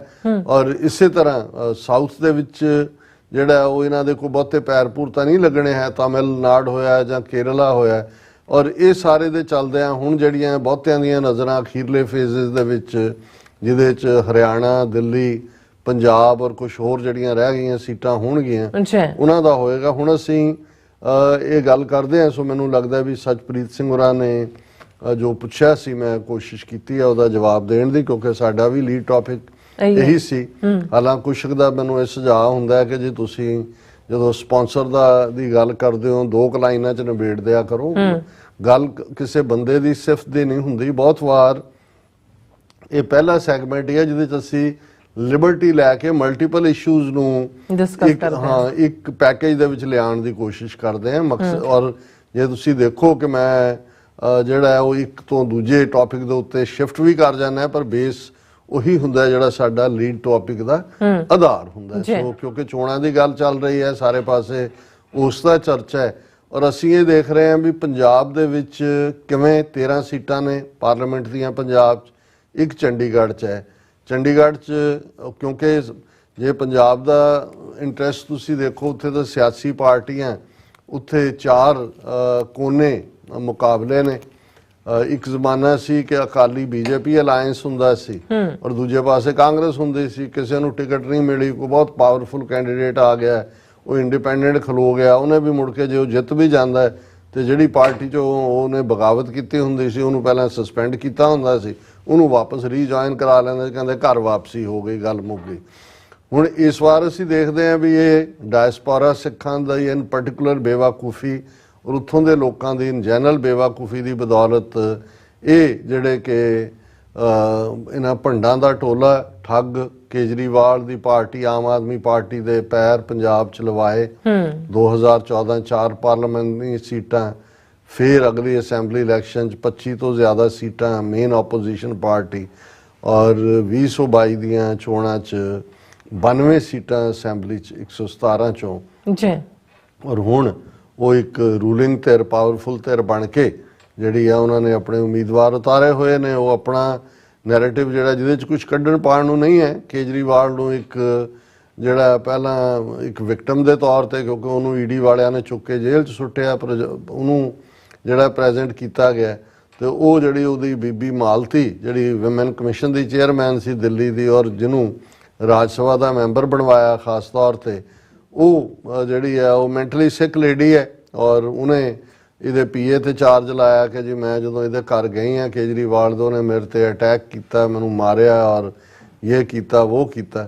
ਉਸ ਸਾਰੇ ਦੇ ਚੱਲਦਿਆਂ ਜਿਹੜਾ ਉਹਦਾ ਪੀਏ ਵੀ ਗ੍ਰਿਫਤਾਰ ਕਰ ਲਿਆ ਕੇਜਰੀਵਾਲ ਦੀ ਕੋਠੀ 'ਚੋਂ ਜਾ ਕੇ। ਫਿਰ ਇਹ ਵੀ ਆਇਆ ਕਿ ਜੀ ਇਹ ਸਾਜ਼ਿਸ਼ ਹੈ, ਸ਼ਾਇਦ ਬੀਜੇਪੀ ਨੇ ਉਹਨੂੰ ਹੋਕਨ ਕਰ ਲਿਆ। ਸੋ ਇਹ ਤਾਂ ਚੱਲ ਹੀ ਰਿਹਾ। ਸੋ ਜਿਹੜਾ ਪੰਜਾਬ ਦੇ ਵਿੱਚ ਇੱਕ ਇਹ ਪਾਰਟ ਸੀ ਕਿ ਵੀ ਜਿਹੜਾ ਕੇਜਰੀਵਾਲ ਦੀ ਜ਼ਮਾਨਤ ਈਡੀ ਵਾਲੇ ਕੇਸ ਜਾ ਕੇ ਸੁਪਰੀਮ ਕੋਰਟ 'ਚ ਹੋਈ, ਪੰਜਾਬ 'ਚ ਇੱਕ ਸਿੰਪਥੀ ਵੋਟ ਉਹਨੂੰ ਮਿਲੇਗਾ। ਸੋ ਉਹ ਪਾਰਟ ਤਾਂ ਪੰਜਾਬ ਦੇ ਇੱਕ ਅੱਧੀ ਥਾਂ ਤੇ ਆਉਂਦਿਆਂ ਉਹ ਵਾਪਸ ਚਲਾ ਗਿਆ, ਕਿਉਂਕਿ ਜਿੱਥੇ ਲੇਡੀ ਦਾ ਮਾਮਲਾ ਆਉਂਦਾ ਜਾਂ ਇਸ ਕਿਸਮ ਦਾ, ਉੱਥੇ ਫਿਰ ਅਜੇ ਤੱਕ ਵੀ ਕੇਜਰੀਵਾਲ ਨੇ ਮੂੰਹ ਤਾਂ ਨਹੀਂ ਖੋਲਿਆ ਬਿਲਕੁਲ ਹੀ। ਉਹ ਆਪਣੀ ਇੱਕ ਨਸਲ ਦਾ ਜਿਹੜਾ ਉਹ ਬੰਦਾ ਹੈ ਔਰ ਇਹਦੇ 'ਚ ਕੋਈ ਸ਼ੱਕ ਨਹੀਂ ਹੈ ਕਿ ਬਾਣੀਆਂ ਔਰ ਪੈਸਾ ਦੇ ਗੋ ਟੂਗੈਦਰ। ਉਹਦੇ 'ਚ ਕੀ ਡੀਲ ਕਿੱਥੇ ਹੋਈ ਜਾਂ ਉਹਦੇ ਕੋਲ ਬੀਬੀ ਦੇ ਕੋਲ ਇਹਨਾਂ ਦੇ ਕੀ ਭੇਤ ਨੇ, ਕਿਉਂਕਿ ਉਹ ਬੀਬੀ ਉਦੋਂ ਤੋਂ ਕੇਜਰੀਵਾਲ ਨਾਲ ਹੈ ਜਦੋਂ ਅਜੇ ਉਹ ਸਿਆਸਤ 'ਚ ਵੀ ਨਹੀਂ ਸੀ ਆਇਆ ਔਰ ਇੱਕ NGO ਰਨ ਕਰਦਾ ਸੀ, ਉਹਦੇ ਲਈ ਉਹ ਕੰਮ ਕਰਦੀ ਸੀ। ਸੋ ਇੱਕ ਪਾਸਾ ਤਾਂ ਇਹ ਇਸ ਲਈ ਅਜੇ ਪੰਜਾਬ ਦੇ ਵਿੱਚ ਵੋਟਾਂ ਤਾਂ ਇੱਕ 1 ਜੂਨ ਨੂੰ ਪੈਣੀਆਂ ਨੇ, ਲੇਕਿਨ ਹਰ ਕੋਈ ਆਪੋ ਆਪਣੇ ਹਲਕੇ ਦੇ ਵਿੱਚ ਇੱਕ ਨੈਰੇਟਿਵ ਸਿਰਜਣ ਦੀ ਕੋਸ਼ਿਸ਼ ਕਰ ਰਿਹਾ, ਕਿਉਂਕਿ ਕਾਂਗਰਸ ਦਾ ਜ਼ਿਆਦਾ ਟੈਸਟ ਹੈ ਪੰਜਾਬ ਦੇ ਵਿੱਚ, ਕਿਉਂਕਿ ਸਿਟਿੰਗ ਜਿਹੜੇ 13 MP ਨੇ ਉਹਨਾਂ, ਜੇ ਮੈਂ ਗਲਤ ਨਾ ਹੋਵਾਂ 8 ਜਾਂ 9 ਕਾਂਗਰਸ ਦੇ ਨੇ। ਅਕਾਲੀਆਂ ਦੇ ਤਾਂ ਘਰ ਵਾਲਾ ਘਰ ਵਾਲੀ ਸੀ, ਉਹਦੇ ਚ ਐਤਕੀ ਘਰ ਵਾਲਾ ਤਾਂ ਪਾਸੇ ਹੋ ਗਿਆ, ਘਰ ਵਾਲੀ ਹਰਸਿਮਰਨ ਕੌਰ ਬਠਿੰਡੇ ਤੋਂ ਉਤਾਰੀ ਹੋਈ ਹੈ। ਔਰ ਬਾਕੀਆਂ 'ਚ ਤਾਂ ਇਹਨਾਂ ਦੇ ਲਈ ਤਾਂ ਸੀਟ ਜਿਹੜੀ ਹੈ ਉਹ ਬਠਿੰਡੇ ਦੀ ਹੀ ਅਹਿਮੀਅਤ ਵਾਲੀ ਬਣ ਗਈ ਹੈ। ਬਾਕੀ ਤਾਂ ਇਹਨਾਂ ਲਈ ਵੀ ਕੋਈ ਬਹੁਤੇ ਲੂਜ਼ਰ ਨਹੀਂ। ਹੁਣ ਬੀਜੇਪੀ ਲਈ ਵੀ ਇਹ ਪਹਿਲਾ ਟੈਸਟ ਹੈ, ਕਿਉਂਕਿ ਅਕਾਲੀਆਂ ਤੋਂ ਬਿਨਾਂ ਪਹਿਲੀ ਵਾਰ ਉਹ ਰਨ ਕਰ ਰਹੇ ਨੇ, ਲੇਕਿਨ ਉਹਨਾਂ ਨੂੰ ਇਸ ਵਾਰ 2 ਸੀਟਾਂ ਵੀ ਮਿਲ ਜਾਣ ਜਿਹੜੀਆਂ ਅੱਗੇ ਉਹਨਾਂ ਕੋਲ ਨੇ ਤਾਂ ਬਹੁਤ ਨੇ। ਉਹ ਇਨਫੈਕਟ ਅਗਲੀਆਂ ਜਿਹੜੀਆਂ 2027 ਦੀਆਂ ਅਸੈਂਬਲੀ ਚੋਣਾਂ ਨੇ ਉਹਦੇ ਲਈ ਤਿਆਰੀ ਕਰ ਰਹੇ ਨੇ, ਔਰ ਉਹਨਾਂ ਨੇ ਇਨਫ ਪੱਗਾਂ ਵਾਲੇ ਆਪਣੇ ਅੱਡ-ਅੱਡ ਹਲਕਿਆਂ ਤੋਂ, ਕੋਈ ਅਕਾਲੀਆਂ ਚੋਂ ਲੈ ਲਿਆ, ਕੋਈ ਆਮ ਆਦਮੀ ਚੋਂ ਲੈ ਲਿਆ, ਕੋਈ ਕਾਂਗਰਸ ਚੋਂ ਲੈ ਲਿਆ।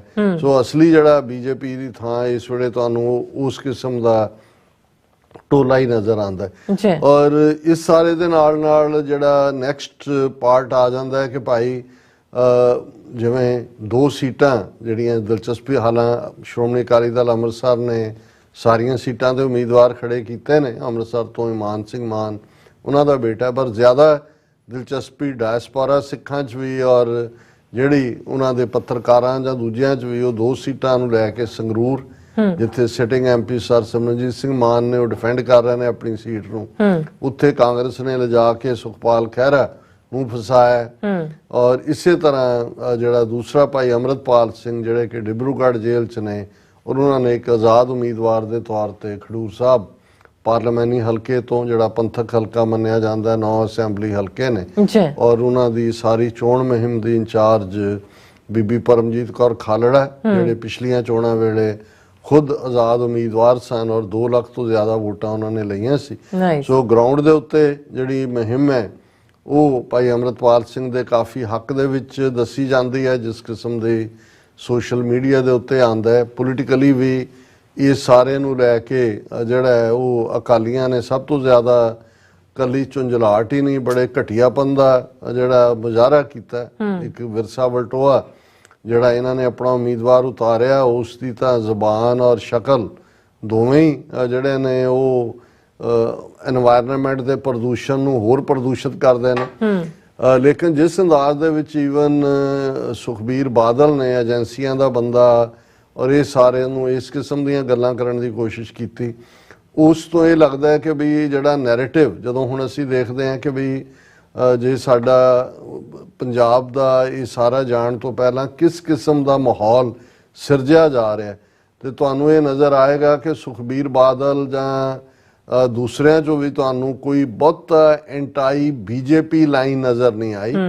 ਉਹਨਾਂ ਨੇ, ਅਸੀਂ ਗੱਲ ਕਰਾਂਗੇ ਜਦੋਂ ਕਿ ਕਿਵੇਂ ਅਕਾਲੀ ਦਲ ਦੀ ਮਜਬੂਰੀ ਹੈ ਕਿ ਪੰਥਕ ਏਜੰਡੇ ਦੀ ਗੱਲ ਕਰਨਾ ਔਰ ਦੂਸਰੇ ਇਧਰਲੀਆਂ ਉਧਰਲੀਆਂ ਬੰਦੀ ਸਿੰਘਾਂ ਦਾ ਜ਼ਿਕਰ ਜਦੋਂ, ਪਰ ਜਿਸ ਨਫ਼ਰਤ ਦੇ ਨਾਲ ਉਹਨਾਂ ਨੇ ਅੰਮ੍ਰਿਤਪਾਲ ਸਿੰਘ ਨੂੰ ਜਾਂ ਉਹ ਸਾਰੀ ਸੋਚ ਨੂੰ ਟਾਰਗੇਟ ਕਰਨ ਦੀ ਕੋਸ਼ਿਸ਼ ਕੀਤੀ, ਉਸ ਤੋਂ ਸਾਨੂੰ ਇਹ ਲੱਗਦਾ ਹੈ ਕਿ ਇਹ ਸਾਰੇ ਹੀ ਜਿਹੜੇ ਨੇ ਅਲਟੀਮੇਟਲੀ ਏਜੰਸੀਆਂ ਦੇ ਜਿਹੜੀ ਹੈ ਏਜੰਸੀਆਂ ਖਡਾਵਾ-ਖਡਾਵੀ ਨੇ, ਦਾਈ ਦਾਇਆ ਨੇ, ਤੇ ਇਹ ਸਾਰੇ ਜਗਤ ਜਿਹੜਾ ਹੈ ਇਹ ਚੋਣ ਵਾਲਿਆਂ ਦਾ ਇਹ ਉਹਦੇ 'ਚ ਹੀ ਖੇਲ ਰਿਹਾ ਜੀ। ਔਰ ਇਸ ਸਾਰੇ ਚੋਂ ਜੇ ਤੁਸੀਂ ਦੇਖੋ ਕਿ ਵੀ ਪੰਜਾਬ ਜਿਵੇਂ ਮੋਦੀ ਨੇ ਇਹਨਾਂ ਸਾਰੇ 5 ਫੇਜ਼ਿਸ ਵੇਲੇ ਹਰ ਥਾਂ ਤੇ ਬਿਆਨਬਾਜ਼ੀ ਦਾ ਟ੍ਰੈਂਡ ਬਦਲਿਆ, ਕਿੱਥੇ ਉਹਨੇ ਤਮਿਲਨਾਡੂ ਦੇ ਖਿਲਾਫ ਕਿਹਾ, ਕਿੱਥੇ ਮੁਸਲਮਾਨਾਂ ਦੇ ਖਿਲਾਫ ਕਿਹਾ, ਕਿੱਥੇ ਜਦੋਂ ਬੰਗਾਲ 'ਚ ਗਿਆ ਤੇ ਉਹ ਦੂਜਿਆਂ ਦੇ ਖਿਲਾਫ ਜਿਹੜਾ ਉਹਨਾਂ ਦੀ ਮਮਤਾ ਬੈਨਰਜੀ ਦੇ ਖਿਲਾਫ ਕਿਸ ਕਿਸਮ ਦਾ ਉਹਦੇ ਪ੍ਰੋ ਮੁਸਲਿਮ ਹੋਣ ਦਾ ਨੈਰੇਟਿਵ ਚੱਕਿਆ। ਅੱਜ 2-3 ਦਿਨ ਪਹਿਲਾਂ ਇਹਨੇ ਸੁਖਪਾਲ ਖਹਿਰੇ ਨੇ ਇੱਕ ਬਿਆਨ ਦੇ ਵਿੱਚ ਇਹ ਕਿਹਾ ਸੀ, ਔਰ ਉਹਨੇ ਕੋਈ ਨਵੀਂ ਗੱਲ ਨਹੀਂ ਕੀਤੀ, ਪੰਜਾਬ ਅਸੈਂਬਲੀ 'ਚ ਵੀ ਉਹਨੇ ਇਹ ਕਿਹਾ ਸੀ ਕਿ ਵੀ ਦੇਖੋ ਦੂਸਰੇ ਸੂਬੇ ਜਿਹੜੇ ਨੇ ਉਹ ਰਾਜਸਥਾਨ ਹੋਏ, ਹਿਮਾਚਲ ਹੋਏ, ਉਹਨਾਂ ਨੇ ਕਾਨੂੰਨ ਬਣਾਏ ਨੇ ਕਿ ਵੀ ਕੋਈ ਗੈਰ ਰਾਜਸਥਾਨੀ ਗੈਰ ਹਿਮਾਚਲੀ ਜ਼ਮੀਨ ਨਹੀਂ ਖਰੀਦ ਸਕਦਾ, ਨੌਕਰੀਆਂ ਵੀ ਤੁਸੀਂ ਜਿਹੜਾ ਉਹਨਾਂ ਨੂੰ ਜਿਹੜਾ ਕਿਸੇ ਹੋਰ ਨੂੰ ਨਹੀਂ ਦੇ ਸਕਦੇ। ਪਰ ਪੰਜਾਬ 'ਚ ਐਸੀ ਖੁੱਲ੍ਹ ਖੇਡ ਹੈ, ਇੱਥੇ ਜੋ ਮਰਜ਼ੀ ਆ ਜਾਏ, ਸਾਡੀ ਡੈਮੋਗ੍ਰਾਫੀ ਤਾਂ ਬਦਲੀ ਜਾ ਰਹੀ ਹੈ ਔਰ ਉਹਦੇ ਨਾਲ ਨਾਲ ਈਵਨ ਨੌਕਰੀਆਂ ਤੁਸੀਂ ਕਿਸੇ ਲੈਵਲ ਦੇ ਉੱਤੇ ਵੀ ਦੇਖੋ ਵੀ ਦੂਸਰਿਆਂ ਨੂੰ ਨੌਕਰੀਆਂ ਦਿੱਤੀਆਂ ਜਾ ਰਹੀਆਂ ਨੇ। ਹੁਣ ਇਸ ਦੇ ਉਹਨੇ ਕਿਹਾ ਜੀ ਜੇ ਅਸੀਂ ਇਹ ਹੋਇਆ ਅਸੀਂ ਕਾਨੂੰਨ ਬਣਾਵਾਂਗੇ ਕਿ ਭਾਈ ਪੰਜਾਬ ਦੇ ਵਿੱਚ ਪੰਜਾਬੀਆਂ ਦੇ ਲਈ ਰਹੇ, ਨੌਕਰੀਆਂ ਵੀ ਉਹਨਾਂ ਲਈ ਰਹਿਣ। ਹੁਣ ਅਜੇ ਕਾਂਗਰਸ ਦਾ ਕੈਂਡੀਡੇਟ ਹੈ ਸੁਖਪਾਲ ਖਹਿਰਾ ਔਰ ਡੈਲੀਬਰੇਟਲੀ ਏਜੰਸੀਆਂ ਨੇ ਉਹਨੂੰ ਸੰਗਰੂਰ 'ਚ ਫਸਾਇਆ, ਉਹ ਆਪ ਵੀ ਇਸ ਕਿਸਮ ਦਾ ਹੀ ਲੂਜ਼ ਕੈਨਨ ਹੈ। ਤੇ ਉਧਰ ਮੋਦੀ ਨੇ ਇੱਕਦਮ ਉਸ ਨੂੰ ਚੁੱਕਿਆ, ਰਾਜੀਵ ਗਾਂਧੀ ਨੂੰ ਐਡਰੈਸ ਕਰਦਿਆਂ ਕਿ ਸ਼ਹਿਜ਼ਾਦੇ ਦੀ ਪਾਰਟੀ ਜਿਹੜੀ ਹੈ ਉਹ ਬਈਆਂ ਨੂੰ ਹੁਣ ਦੌੜਾਏ। ਹੁਣ ਉਹ ਯੂਪੀ ਬਿਹਾਰ ਦੇ ਚੋਣ ਜਲਸਿਆਂ 'ਚ ਜਾ ਕੇ ਇਸ ਬਿਆਨ ਨੂੰ, ਹਾਲਾਂ ਉਹਨੇ ਨਾਂ ਨਹੀਂ ਲਿਆ ਸੁਖਪਾਲ ਖਹਿਰੇ ਦਾ, ਪੰਜਾਬ ਦੇ, ਉਹਨੇ ਕਿਹਾ ਜੀ ਆਹ ਦੇਖ ਲਓ ਕਿ ਬਈ ਇਹ ਤਾਂ ਭਈਏ ਭਜਾਓ ਪੰਜਾਬ ਬਚਾਓ ਦਾ ਨਾਰਾ ਦੇ ਰਹੇ ਨੇ ਔਰ ਇਸ ਲੈਵਲ ਦੇ ਉੱਤੇ ਜਿਹੜਾ ਉਹਨਾਂ ਦਾ ਸੋ ਮਤਲਬ ਇਹ ਹੈ ਵੀ ਉਹਨਾਂ ਨੇ ਆਲਰੇਡੀ ਬੀਜੇਪੀ ਨੇ ਇੱਕ ਪਾਸੇ ਇਹ ਪਾਰਟ ਸਾਹਮਣੇ ਰੱਖ ਲਿਆ ਵੀ ਪੰਜਾਬ ਦੇ ਵਿੱਚ ਜਦੋਂ ਆਏਗਾ ਮੋਦੀ ਜੀ ਦੇ ਲਈ ਪਤਾ ਨਹੀਂ ਕਿੰਨੇ ਹਜ਼ਾਰ ਕਮਾਂਡੋ ਤੇ ਦੂਜੇ ਤੀਜੇ ਉਹਨੇ ਪੰਜਾਬ ਦੇ ਜਲਸਿਆਂ ਨੂੰ, ਔਰ ਉੱਥੇ ਉਹਨਾਂ ਨੇ ਉਹ ਜਿਹੜੇ ਕਾਊਂਟ ਕਰ ਰਹੇ ਨੇ, ਇੱਕ ਤਾਂ ਇਹ ਵਿਖੇ ਹੋਏ ਸਾਰੇ ਮਨਪ੍ਰੀਤ ਬਾਦਲ, ਕੈਪਟਨ ਅਮਰਿੰਦਰ ਔਰ ਦੂਜੇ ਤੀਜੇ ਜਿਹੜੇ ਬੀਜੇਪੀ 'ਚ ਆਏ ਨੇ। ਦੂਸਰੇ ਪਾਸੇ ਕਿਉਂਕਿ ਇੱਕ ਵੱਡੀ ਪਰਸੈਂਟੇਜ ਇਸ ਵੇਲੇ ਯੂਪੀ ਬਿਹਾਰ ਦੇ ਭਈਆਂ ਦੀ ਹੈ, ਉਹਨਾਂ ਨੂੰ ਕੇਟਰ ਕਰਨ ਲਈ ਉਹਨੇ ਯੂਪੀ ਦੇ ਵਿੱਚੋਂ ਤਾਂ ਹੀ ਹੋਏਗਾ। ਦੇਖੋ ਜੀ ਜੇ ਇਹਨਾਂ ਦੇ ਕੋਲ ਪਾਵਰ ਆਈ, ਹੁਣ ਇੱਕ ਪਾਸੇ ਅੰਮ੍ਰਿਤਪਾਲ ਸਿੰਘ ਨੂੰ ਆਧਾਰ ਬਣਾ ਕੇ ਨਫ਼ਰਤ ਦਾ ਮਾਹੌਲ, ਉਹ ਆਲਰੇਡੀ ਜਿਹੜਾ ਰਵਨੀਤ ਬਿੱਟੂ ਕਾਂਗਰਸ ਛੱਡ ਕੇ ਬੀਜੇਪੀ 'ਚ ਗਿਆ ਹੈ, ਉਹਨੇ 2 ਦਿਨ ਪਹਿਲਾਂ ਪ੍ਰੈਸ ਕਾਨਫਰੰਸ ਕਰਕੇ ਉਹਨੇ ਕਿਹਾ ਦੇਖੋ ਜੇ ਇਹ ਅੰਮ੍ਰਿਤਪਾਲ ਸਿੰਘ ਦੇ ਹੱਕ 'ਚ ਸਾਰੇ ਲੋਕ ਇਕੱਠੇ ਹੋ ਰਹੇ ਨੇ ਜਿਨ੍ਹਾਂ ਖਿਲਾਫ ਮੇਰਾ ਦਾਦਾ ਹੀ ਨੇ ਬੜੀ ਕੁਰਬਾਨੀ ਦਿੱਤੀ, ਉਹ ਬੁੱਚੜ ਬੇਨਤੇ ਦੀ ਗੱਲ ਕਰਦਾ, ਔਰ ਜੇ ਇਹ ਜਿੱਤ ਗਏ ਤੇ ਸਾਨੂੰ ਤਾਂ ਪੰਜਾਬ ਛੱਡਣਾ ਪਏਗਾ। ਸਾਡੇ ਮਤਲਬ ਇਹ ਹੈ ਵੀ ਆਲਰੇਡੀ ਪੰਜਾਬ ਦੇ ਹਿੰਦੂਆਂ ਦੇ ਇੱਕ ਪਾਸੇ ਉਹ ਬਈਆਂ ਦਾ ਫੈਕਟਰ ਲਿਆ ਰਿਹਾ ਹੈ, ਇੱਧਰ ਇਹ ਹਿੰਦੂਆਂ ਨੂੰ ਡਰਾ ਰਿਹਾ ਹੈ ਔਰ ਆਪਣੇ ਵਰਗਿਆਂ ਨੂੰ ਕਿ ਜੀ ਸਾਡੇ ਲਈ ਤਾਂ ਫਿਰ ਕੋਈ ਥਾਂ ਨਹੀਂ ਹੈ, ਸਾਨੂੰ ਤਾਂ ਪੰਜਾਬ ਛੱਡਣਾ ਪੈਣਾ। ਸੋ ਇਹ ਵੀ ਇੱਕ ਨੈਰੇਟਿਵ। ਹੁਣ ਥਰਡਲੀ ਅਸੀਂ ਦੇਖਦੇ ਹਾਂ NIA। ਹੁਣ ਇਹਦੇ 'ਚ ਕੋਈ ਸ਼ੱਕ ਨਹੀਂ ਹੈ ਕਿ ਨੈਸ਼ਨਲ ਇਨਵੈਸਟੀਗੇਟਿਵ ਏਜੰਸੀ ਹੋਏ, ਇਹਨਾਂ ਦੀ CBI ਹੋਏ, ਇਨਕਮ ਟੈਕਸ ਹੋਏ, CID ਸਟੇਟ ਦੀ ਹੋਏ, ਵਿਜੀਲੈਂਸ ਬਿਊਰੋ, ਇਹ ਸਾਰੇ ਸਰਕਾਰ ਦੇ ਕੁੱਤੇ ਕੁੱਤੀਆਂ ਨੇ ਕਿ ਉਹਨੂੰ ਹੁਸ਼ ਕਰਕੇ ਕਿਹਦੇ ਮਗਰ ਛੱਡਣਾ ਹੈ। ਇਹ ਸਾਰੀਆਂ ਹੀ ਹਕੂਮਤਾਂ ਕਰਦੀਆਂ ਰਹੀਆਂ, ਇਹ ਜ਼ਿਆਦਾ ਨੰਗੇ ਧੜ ਕਰ ਰਹੇ ਨੇ। ਹੁਣ ਦੋ ਖਬਰਾਂ ਜਦੋਂ ਅਸੀਂ ਹਵਾਲੇ ਨਾਲ ਦੇਖਦੇ ਹਾਂ, ਔਰ ਇਹ ਆਪਣੇ ਆਪ ਦੇ ਵਿੱਚ ਦੱਸਦਾ ਵੀ ਪੰਜਾਬ ਦੇ ਵਿੱਚ ਇਹ ਅਖੀਰਲਾ ਫੇਜ਼ ਆਉਣ ਤੋਂ ਪਹਿਲਾਂ ਜਿਹੜਾ 1 ਜੂਨ ਦਾ ਵੋਟਾਂ ਦਾ ਹੈ, ਕੀ ਮਾਹੌਲ ਹੋਵੇਗਾ। NIA begins probe on alleged Aam Aadmi Party foreign funding by pro-Khalistani groups, sources. Delhi Lieutenant Governor had on May 5th written to Ministry of Home Affairs recommending NIA probe into the allegations.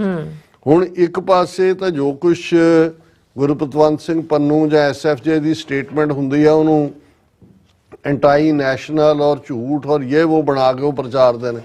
ਹੁਣ ਕੁਛ ਅਰਸਾ ਪਹਿਲਾਂ ਇੱਕ statement ਜਿਹਦੇ 'ਚ ਉਹਨਾਂ ਨੇ ਕਿਹਾ ਕਿ ਭਾਈ $16 ਮਿਲੀਅਨ ਜਿਹੜੇ ਬਾਹਰਲੇ ਸਿੱਖਾਂ ਤੋਂ ਮੋਦੀ ਲੈ ਕੇ ਗਿਆ ਸੀ, ਇਹ ਲੈ ਕੇ ਗਿਆ ਸੀ ਕੇਜਰੀਵਾਲ, ਕਿ ਜੀ ਦਵਿੰਦਰਪਾਲ ਸਿੰਘ ਭੁੱਲਰ ਔਰ ਉਹਨਾਂ ਦੀ ਰਿਹਾਈ ਕਰੇਗਾ। ਔਰ ਉਹਨਾਂ ਦਾ ਬਿਆਨ ਦਾ ਸਟਾਈਲ ਤਾਂ ਡਿਫਰੈਂਟ ਸੀ, ਪਰ ਉਹਨੂੰ ਆਧਾਰ ਬਣਾ ਕੇ ਲੈਫਟੀਨੈਂਟ ਗਵਰਨਰ ਪੰਜਾਬ ਜਿਹੜਾ ਦਿੱਲੀ ਦਾ ਉਹ ਸੈਂਟਰ ਨੂੰ ਕਹਿੰਦਾ ਜੀ ਦੇਖੋ ਇਹ ਇਨਕੁਆਇਰੀ ਕਰਾਓ ਕਿ ਗੁਰਦੁਆਰਾ ਰਿਚਮੰਡ ਹਿਲ 'ਚ ਸੈਪਰੇਟਿਸਟ ਖਾਲਿਸਤਾਨੀ ਲੀਡਰਾਂ ਨੂੰ ਮਿਲਿਆ $16 ਮਿਲੀਅਨ ਇਹਨੇ ਲਿਆਂਦਾ, ਉਹ ਕਿੱਥੇ ਗਿਆ, ਔਰ ਇਹ ਸਾਰੀ ਰਿਕਮੈਂਡੇਸ਼ਨ। ਸੋ ਹੁਣ ਐਨ ਚੋਣਾਂ ਤੋਂ ਪੰਜਾਬ ਵਾਲੇ ਫੇਸ ਤੋਂ ਪਹਿਲਾਂ ਖਾਲਿਸਤਾਨੀਆਂ ਨਾਲ ਕੇਜਰੀਵਾਲ ਨੂੰ ਜੋੜਨਾ।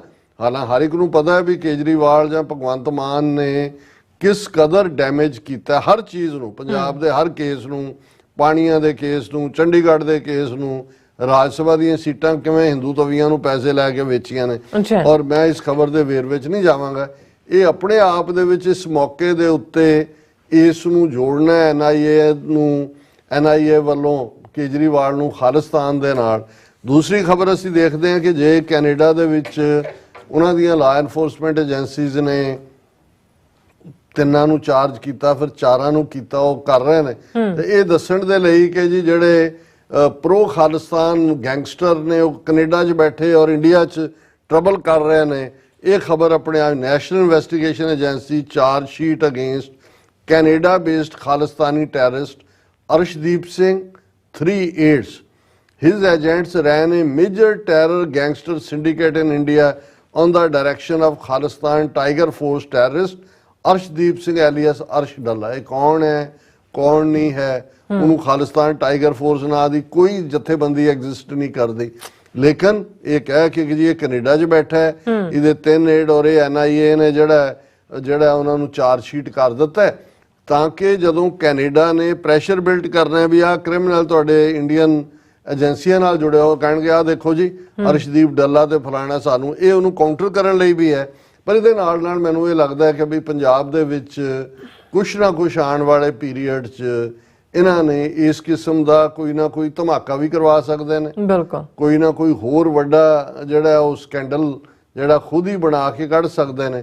ਸੋ ਇਹ ਮਾਹੌਲ ਉਹਨਾਂ ਨੇ 1 ਜੂਨ ਤੋਂ ਪਹਿਲਾਂ ਜਦੋਂ ਉਹਨਾਂ ਨੂੰ ਇਹ ਲੱਗਦਾ ਹੈ ਕਿ ਵੀ ਜੇ ਪੰਜਾਬ ਦੇ ਵਿੱਚ ਜਿਹੜੇ ਇਸ ਵੇਲੇ ਪੰਥਕ ਚਿਹਰਿਆਂ ਵਾਲੇ ਕੈਂਡੀਡੇਟ ਨੇ ਲੋਕ ਉਹਨਾਂ ਵੱਲ ਝੁਕਣ ਤਾਂ ਉਸ ਤੋਂ ਪਹਿਲਾਂ ਉਹਨਾਂ ਨੇ ਐਸਾ ਖੌਫ ਦਾ ਮਾਹੌਲ ਔਰ ਬਿਆਨਬਾਜ਼ੀ ਔਰ ਨੈਰੇਟਿਵ ਉਹ ਸਿਰਜਣਾ ਸ਼ੁਰੂ ਕਰ ਦਿੱਤਾ ਹੈ ਕਿ ਉਹਨਾਂ ਨੂੰ ਬਿਲਕੁਲ ਖੂੰਜੇ ਲਾ ਦਿੱਤਾ ਜਾਏ। ਜੀ ਡਾਕਟਰ ਸਾਹਿਬ ਤੁਹਾਡਾ ਬਹੁਤ ਬਹੁਤ ਸ਼ੁਕਰੀਆ। ਇਸ ਵਾਰ ਲੈਣਾ ਬ੍ਰੇਕ ਔਰ ਬ੍ਰੇਕ ਤੇ ਜਾਣ ਤੋਂ ਪਹਿਲਾਂ ਅਸੀਂ ਪ੍ਰਦਰਸ਼ਕਾਂ ਤੇ ਸਰੋਤਿਆਂ ਨੂੰ ਅਪੀਲ ਤੇ ਬੇਨਤੀ ਕਰਦੀ ਵਿਊਅਰਸ, ਜਿਸ ਤਰ੍ਹਾਂ ਕਿ ਤੁਸੀਂ ਜਾਣਦੇ ਹੋ ਕਿ TV84 ਇੱਕ ਪੰਥਕ ਚੈਨਲ ਹੈ ਔਰ TV84 ਦੀ ਚੜ੍ਹਦੀ ਕਲਾ ਲਈ ਵੱਧ ਤੋਂ ਵੱਧ ਡੋਨੇਟ ਕਰੋ। ਡੋਨੇਟ ਕਰਨ ਲਈ ਸਾਡੀ ਵੈਬਸਾਈਟ TV84.tv ਤੇ ਜਾ ਕੇ ਪੇਪਲ ਦੀ ਵਰਤੋਂ ਕਰਕੇ 1 ਟਾਈਮ ਡੋਨੇਟ ਕਰ ਸਕਦੇ ਹੋ, ਮੰਥਲੀ ਡੋਨੇਟ ਵੀ ਕਰ ਸਕਦੇ ਹੋ। ਤੁਸੀਂ TV84 ਦੇ ਨਾਮ ਤੇ ਚੈੱਕ ਬਣਾ ਕੇ ਸਾਨੂੰ ਮੇਲ ਵੀ ਕਰ ਸਕਦੇ ਹੋ ਸਾਡੇ ਇਸ ਪਤੇ ਤੇ 36-01-37 ਲੌਂਗ ਆਈਲੈਂਡ ਸਿਟੀ, ਨਿਊਯਾਰਕ 11101 USA, ਜਾਂ ਫਿਰ ਤੁਸੀਂ ਸਾਨੂੰ ਫੋਨ ਰਾਹੀਂ ਵੀ ਸੰਪਰਕ ਕਰ ਸਕਦੇ ਹੋ 5166191984 ਸੇਮ ਨੰਬਰ ਤੇ WhatsApp ਕਰ ਸਕਦੇ ਹੋ। ਤੁਸੀਂ ਸਾਨੂੰ ਈਮੇਲ ਵੀ ਕਰ ਸਕਦੇ ਹੋ info@tv84.tv ਤੇ। ਅਸੀਂ ਤੁਹਾਡੇ ਤਹਿ ਦਿਲ ਤੋਂ ਸ਼ੁਕਰਗੁਜ਼ਾਰ ਹੋਵਾਂਗੇ। ਸੋ ਇੱਥੇ ਲੈਣੇ ਬ੍ਰੇਕ ਵਿਊਅਰਸ, ਤੁਸੀਂ ਇਸੇ ਤਰ੍ਹਾਂ ਬਣੇ ਰਹਿਣਾ। ਮਿਲਦੇ ਹਾਂ ਛੋਟੇ ਜਿਹੇ ਬ੍ਰੇਕ ਤੋਂ ਬਾਅਦ।